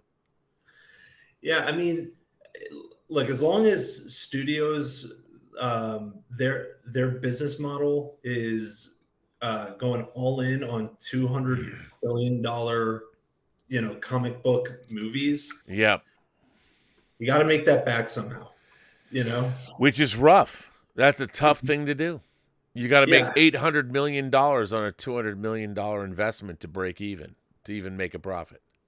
Yeah. Well, and I guess so from, in terms of like the life of movie theaters down the road, like if they're going to continue going down that path. I mean, as of right now, streaming doesn't provide a way to make that money back. Everything they've No, done, it doesn't at all. Yeah, everything they've done that we've seen them do up until this point is an exception to the rule, purely to get volume of content onto their respective platforms. In 5 years or 10 years, whatever, that will not continue. It's just, this is an exception at this point, just to get it launched, and you make exceptions to get these streaming platforms launched. And so at that point, unless something changes, movie theaters, box office, I feel like is the really only way to really recoup those costs. Yep. But to me, I mean, and I know everybody's different, and it's part of the question I think that makes this a kind of a good question, but a tough question is, we have to kind of define, like, well, what do we value? I mean, because if you ask me, I value the movie theater experience. I agree. And Harloff, I think he values, from what I understand, he values the streaming experience at home because he's got kids. And I know certainly my sister, she's got 4 boys. She cares a lot more about the streaming service. Right, but the thing is, that's not about the. Hang on a second. You know what? I have to pee so bad. Can you guys, if I were to like chill out for a second, can you guys keep, because this is important. Yeah. I must Go. I have to pee. I gotta run so bad. I'll be back. Very good. I'll be back. You guys go. I'm sorry. I gotta go. Just give me a second. Go, man. You're good. Go. We're good. We got it. But so I don't know. Oh, I'm sorry. I got to get some water here. So I can pronounce your name properly. My apologies. But yeah, I mean, I think at the end of the day, for me at least, what my fear is, and it's kind of a more like overarching fear, and it goes back to, who do we hire? I think I heard y'all discussing that at some point earlier. It's like, get the best damn people for the role. Do what's best organically and authentically for the respective piece that you're making and project that you're working on. And that also goes for do you make it a 2.5-hour movie or 3-hour movie, or do you make it a 10 episode series? I don't know, but whatever you pick, make sure it's the best thing for what you're making. I feel like sometimes that's lost, especially when this is such a business oriented. I mean, it's an industry, it's business. And so there are times where something would be a better fit for a 2.5-hour film, but they're like, yeah, but 10 episode, series, they're in 10 episode seasons. They're in, and we're trying to push a streaming service. So can we add some filler and extend it out, chop it up, and make it a 10 episode season of something? And we'll make it the first season of something. Like, that artificial manufacturing is what doesn't work. I don't really care necessarily if it is going to be 2.5-hour film or a 10 episode season. Okay. As long as it's fast. sorry. Yeah. I had to run up 2 flights of stairs, just so you know. I'm No, back. you're good, man. I'm I back. just thought you were going in the backyard, Robert. No, I don't like to do that because there's so many creatures and animals and stuff. But what I did, now we have a movie room, so Zoe's room's gone, so I can just run up and it's much closer. It's fine. Okay. But it's, yeah, I'm good. I think you make a good point, Chad. And obviously, part of the problem is that we haven't been getting the best people to do and make these films. Well, I would say the frustrating part is that when you're investing $200 million in a movie and marketing and whatever, there's like 5 people on the planet Earth that the studios can invest in. And rightfully so, because how many people are the custodians from a creative standpoint for that? Sorry, I gotta catch my breath. From how many people can studios rely on to do that? And there are very few. Imagine the movie business is now from the theatrical standpoint in a position where when they're spending $200 million on one product, no business. I mean, the studios have actually created their business. I mean, what I don't understand is when you have producers like a Roy Lee who throws his weight. The man decided to get the rights to Japanese Asian horror or something like Infernal Affairs, which became The Departed. You know, he was a guy that was a complete visionary. He was a producer of Barbarian, like a $4 million movie shot in Bulgaria that's grossed almost $50 million domestically. That's good business. But you think like all the studios, why aren't all the studios doing what Jason Blum did? Not with Whiplash, because he says that movie made no money, but when he makes Invisible Man with Lee Wanell, $8 million, it makes $100 million worldwide. Why aren't they doing that every month? Because they're making $200 million movies to make $1 billion. Well, I get that, but how often does that work?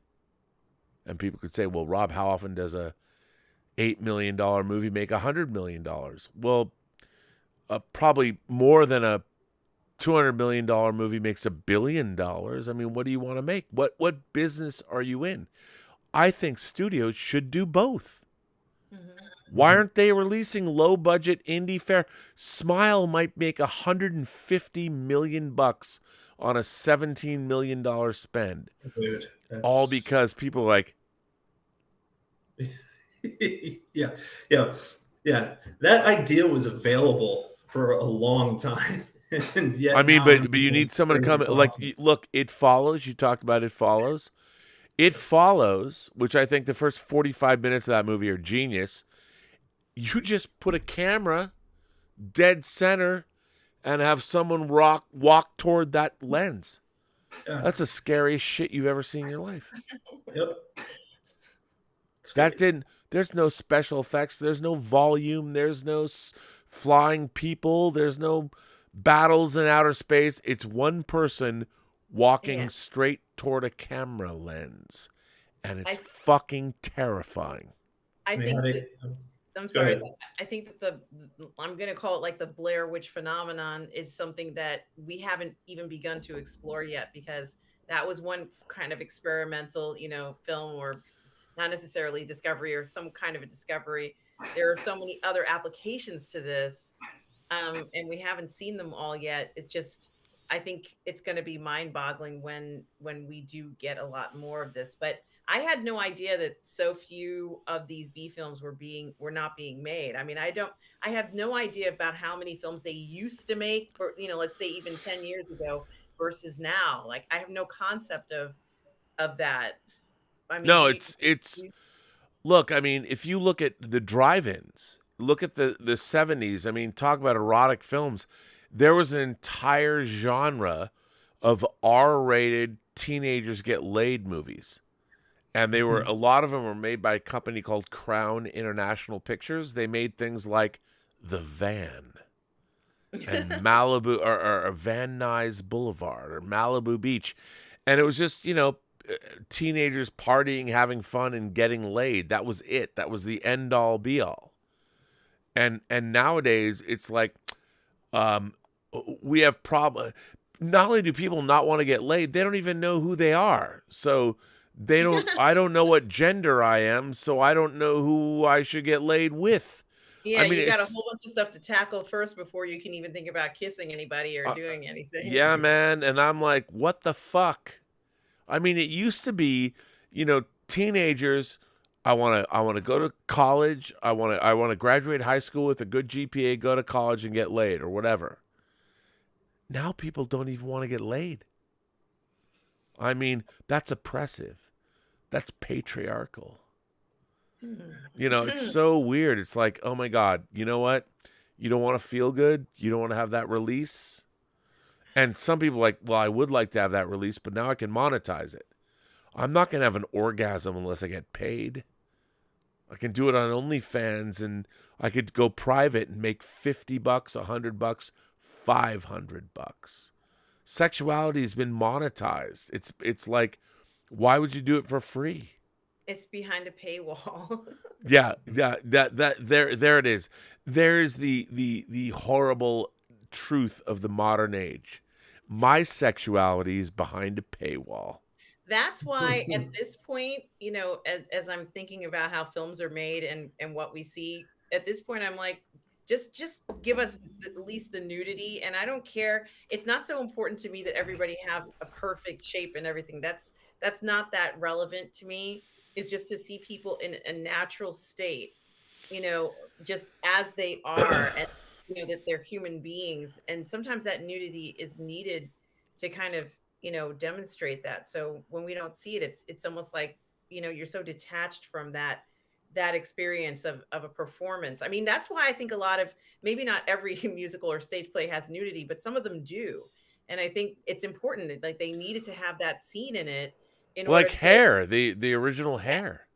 Yes. And a lot of Give me a head with hair, long, beautiful hair. I love that show. A lot of Greek plays and a lot of Greek tragedies tend to have performers who will do them being nude, so to speak, and sort of these performances like that. I feel like we've become a very immature society. Like the West, maybe it's only America, but our idea of sexuality or whatever, we're very immature. And I really mean it when I say sitting down and staring into someone's eyes, or just, caressing someone's cheek, or just, touching their shoulder, or being with a partner where you have physical intimacy, not sexual necessarily, but just being able to put your arms around somebody you care about. Even like I have friends, I'm a hugger. I like to hug people, but I feel uncomfortable nowadays. I mean, I hug males and females. I don't care. I think hugging a human being and actually feeling someone in your arms, it's not sexual, just feeling another human being, feeling their blood pulsing, feeling the warmth of their body, whether it's a male friend, a female friend, I don't care. When you can actually really hug somebody and you can feel, and their arms wrap around you and it's tight and you pull each other close. That is a satisfying experience.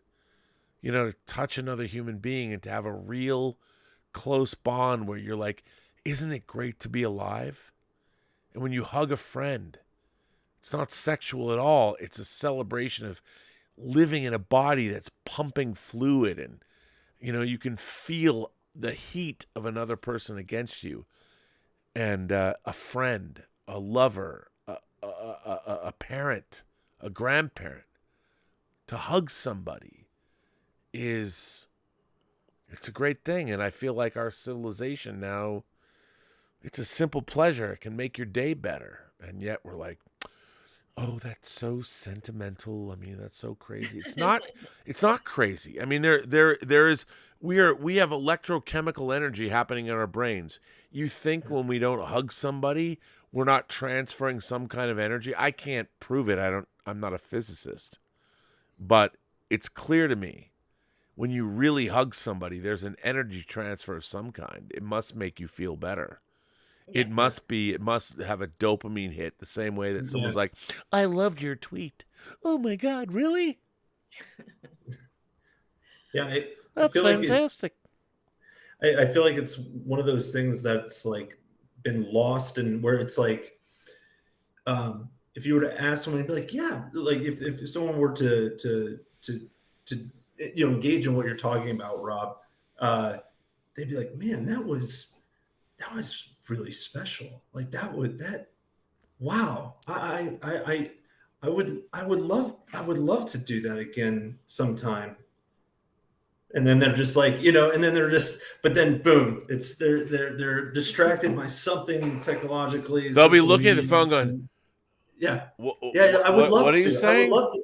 We should definitely. No, I was great. We should definitely do that again sometime. Oh my God! Do you know what Kim Kardashian just did? Oh my God! Wait, what were you saying?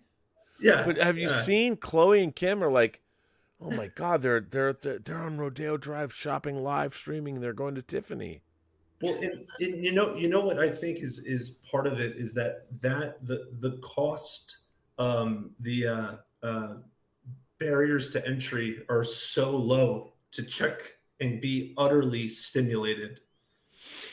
Cost is so low versus the chance to, get a phone number or go out on a date with somebody. That's fucking hard.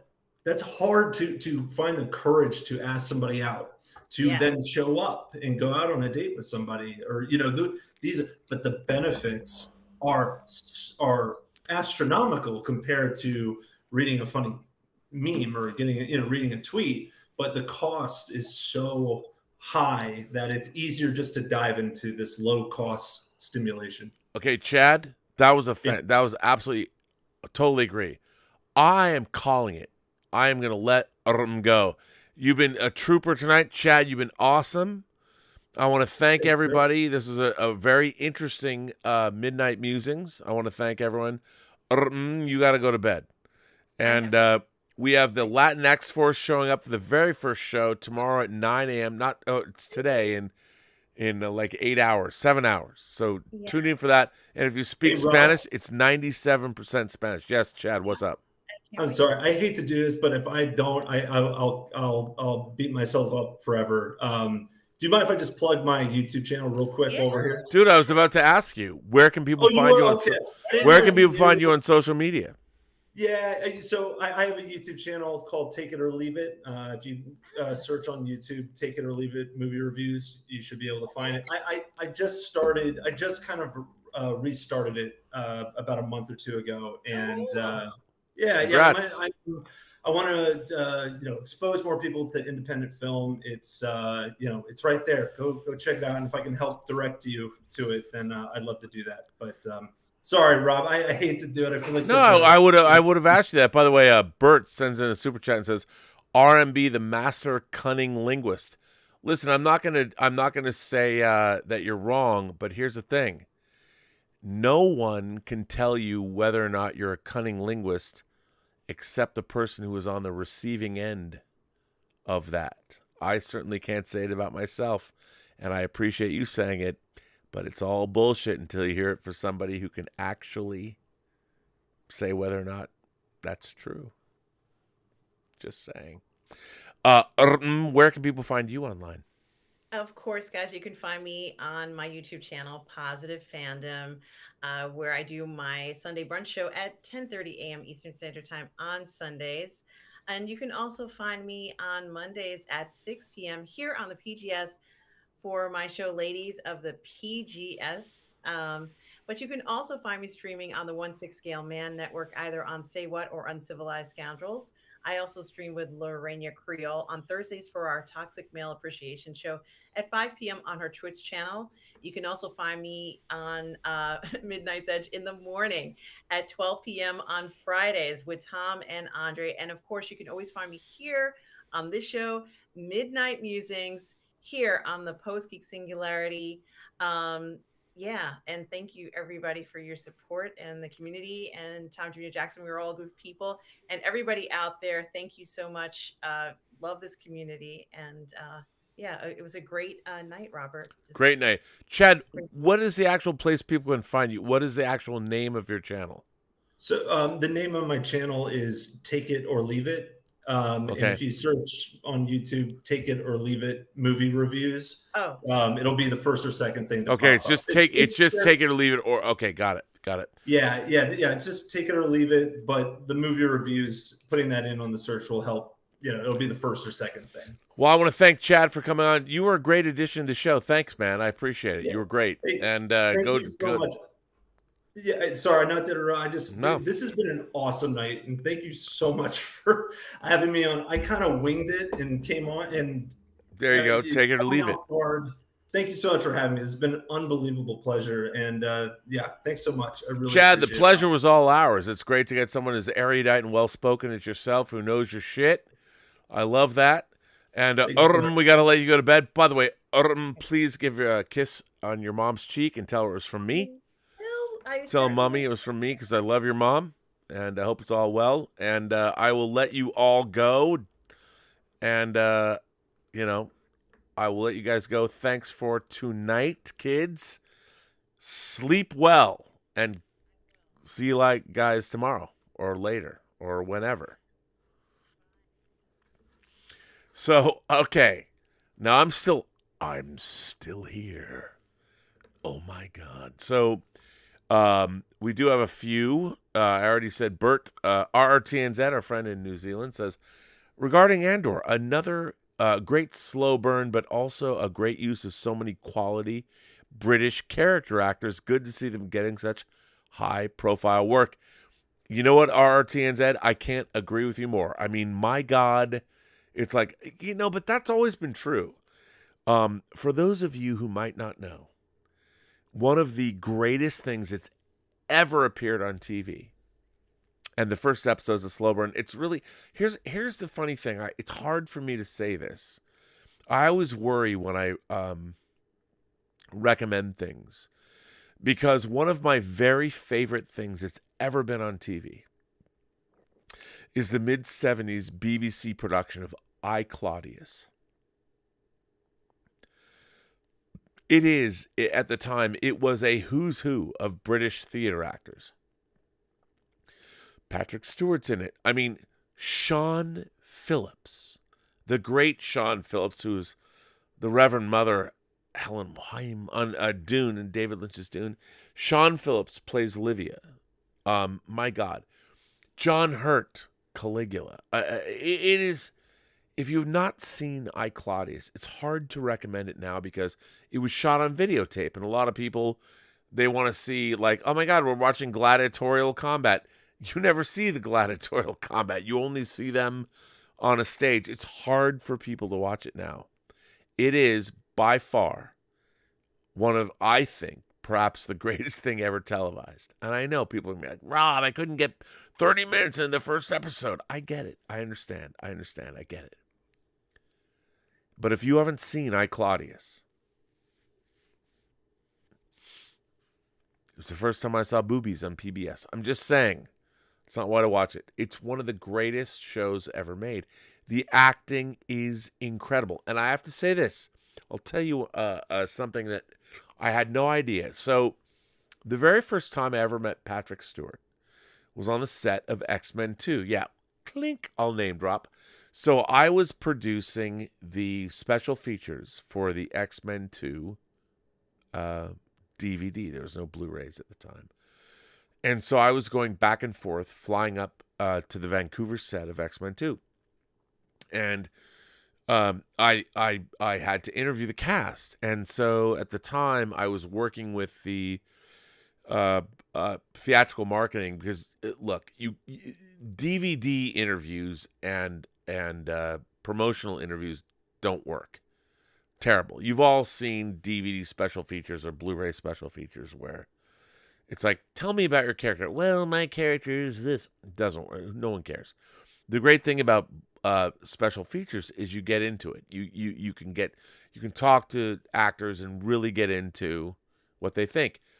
One of my favorite things, one of the first things I produced on my own with Carrie David and Dave Parker was our documentary for The Usual Suspects that we shot in 2001. I mean, when we traveled, we had to go places to get Stephen Baldwin because he's, Stephen Baldwin. But our documentaries are out of print for 21 years. They came out this week on the Kino Lorber 4K disc of The Usual Suspects, which is great. But so when you're interviewing people, when you're interviewing actors, you have to get into it. You have to figure out a way to say something. You have to love what they do, and you have to do the research. You have to know. You can't go, oh, tell me about your character. It's the dumbest shit ever. When I first met Patrick Stewart, and I'm there's a line of all the actors in X-Men 2. He sits down in the chair, and I first started out, because this is my tactic. Here's my tactic to interview people. When you're interviewing a celebrity, or you get to talk to a celebrity, when you're ever in proximity of somebody that you like, don't talk about what's in front of you. You have to mention something that you love, because they have to see it in your eyes, or they, she, it, whatever. They have to believe you, and you have to believe yourself. It has to be real. You can't lie. And you have to say, like, Mr. So-and-so or Mrs. So-and-so, I'm a huge fan of this.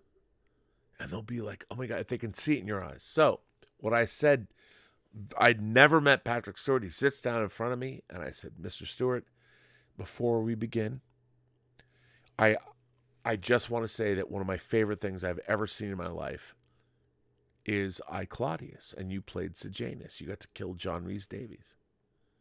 And he, because no one ever talked to him about I, Claudius. But here's the thing. I loved it, and I didn't know that no one had talked to him about it. I just know that I loved it, and I wanted to talk to him about it. He stops me, and he gestures over this woman, this beautiful mulatto woman, multi-ethnic. Patrick Stewart says, don't laugh. He says, she's done all of my hair and makeup since I, Claudius. Now, this was in 2002, which means from mid-70s, so mid-70s, mid-80s, mid-90s, 2002. Patrick Stewart had been working with this woman for 25 years since I, Claudius. And we had this moment, and we're talking. After that, Patrick Stewart knew that I knew more about his career than just like, tell me, what's it like to be Professor X? And I didn't mention Star Trek. Me not mentioning Star Trek. And we're off to the races. Great conversation. If you have the Blu-ray or the DVD of X-Men 2, those documentaries were done by Dave Parker and myself, and at the behest of Bryan Singer. So check it out. But anyway, I think it's time.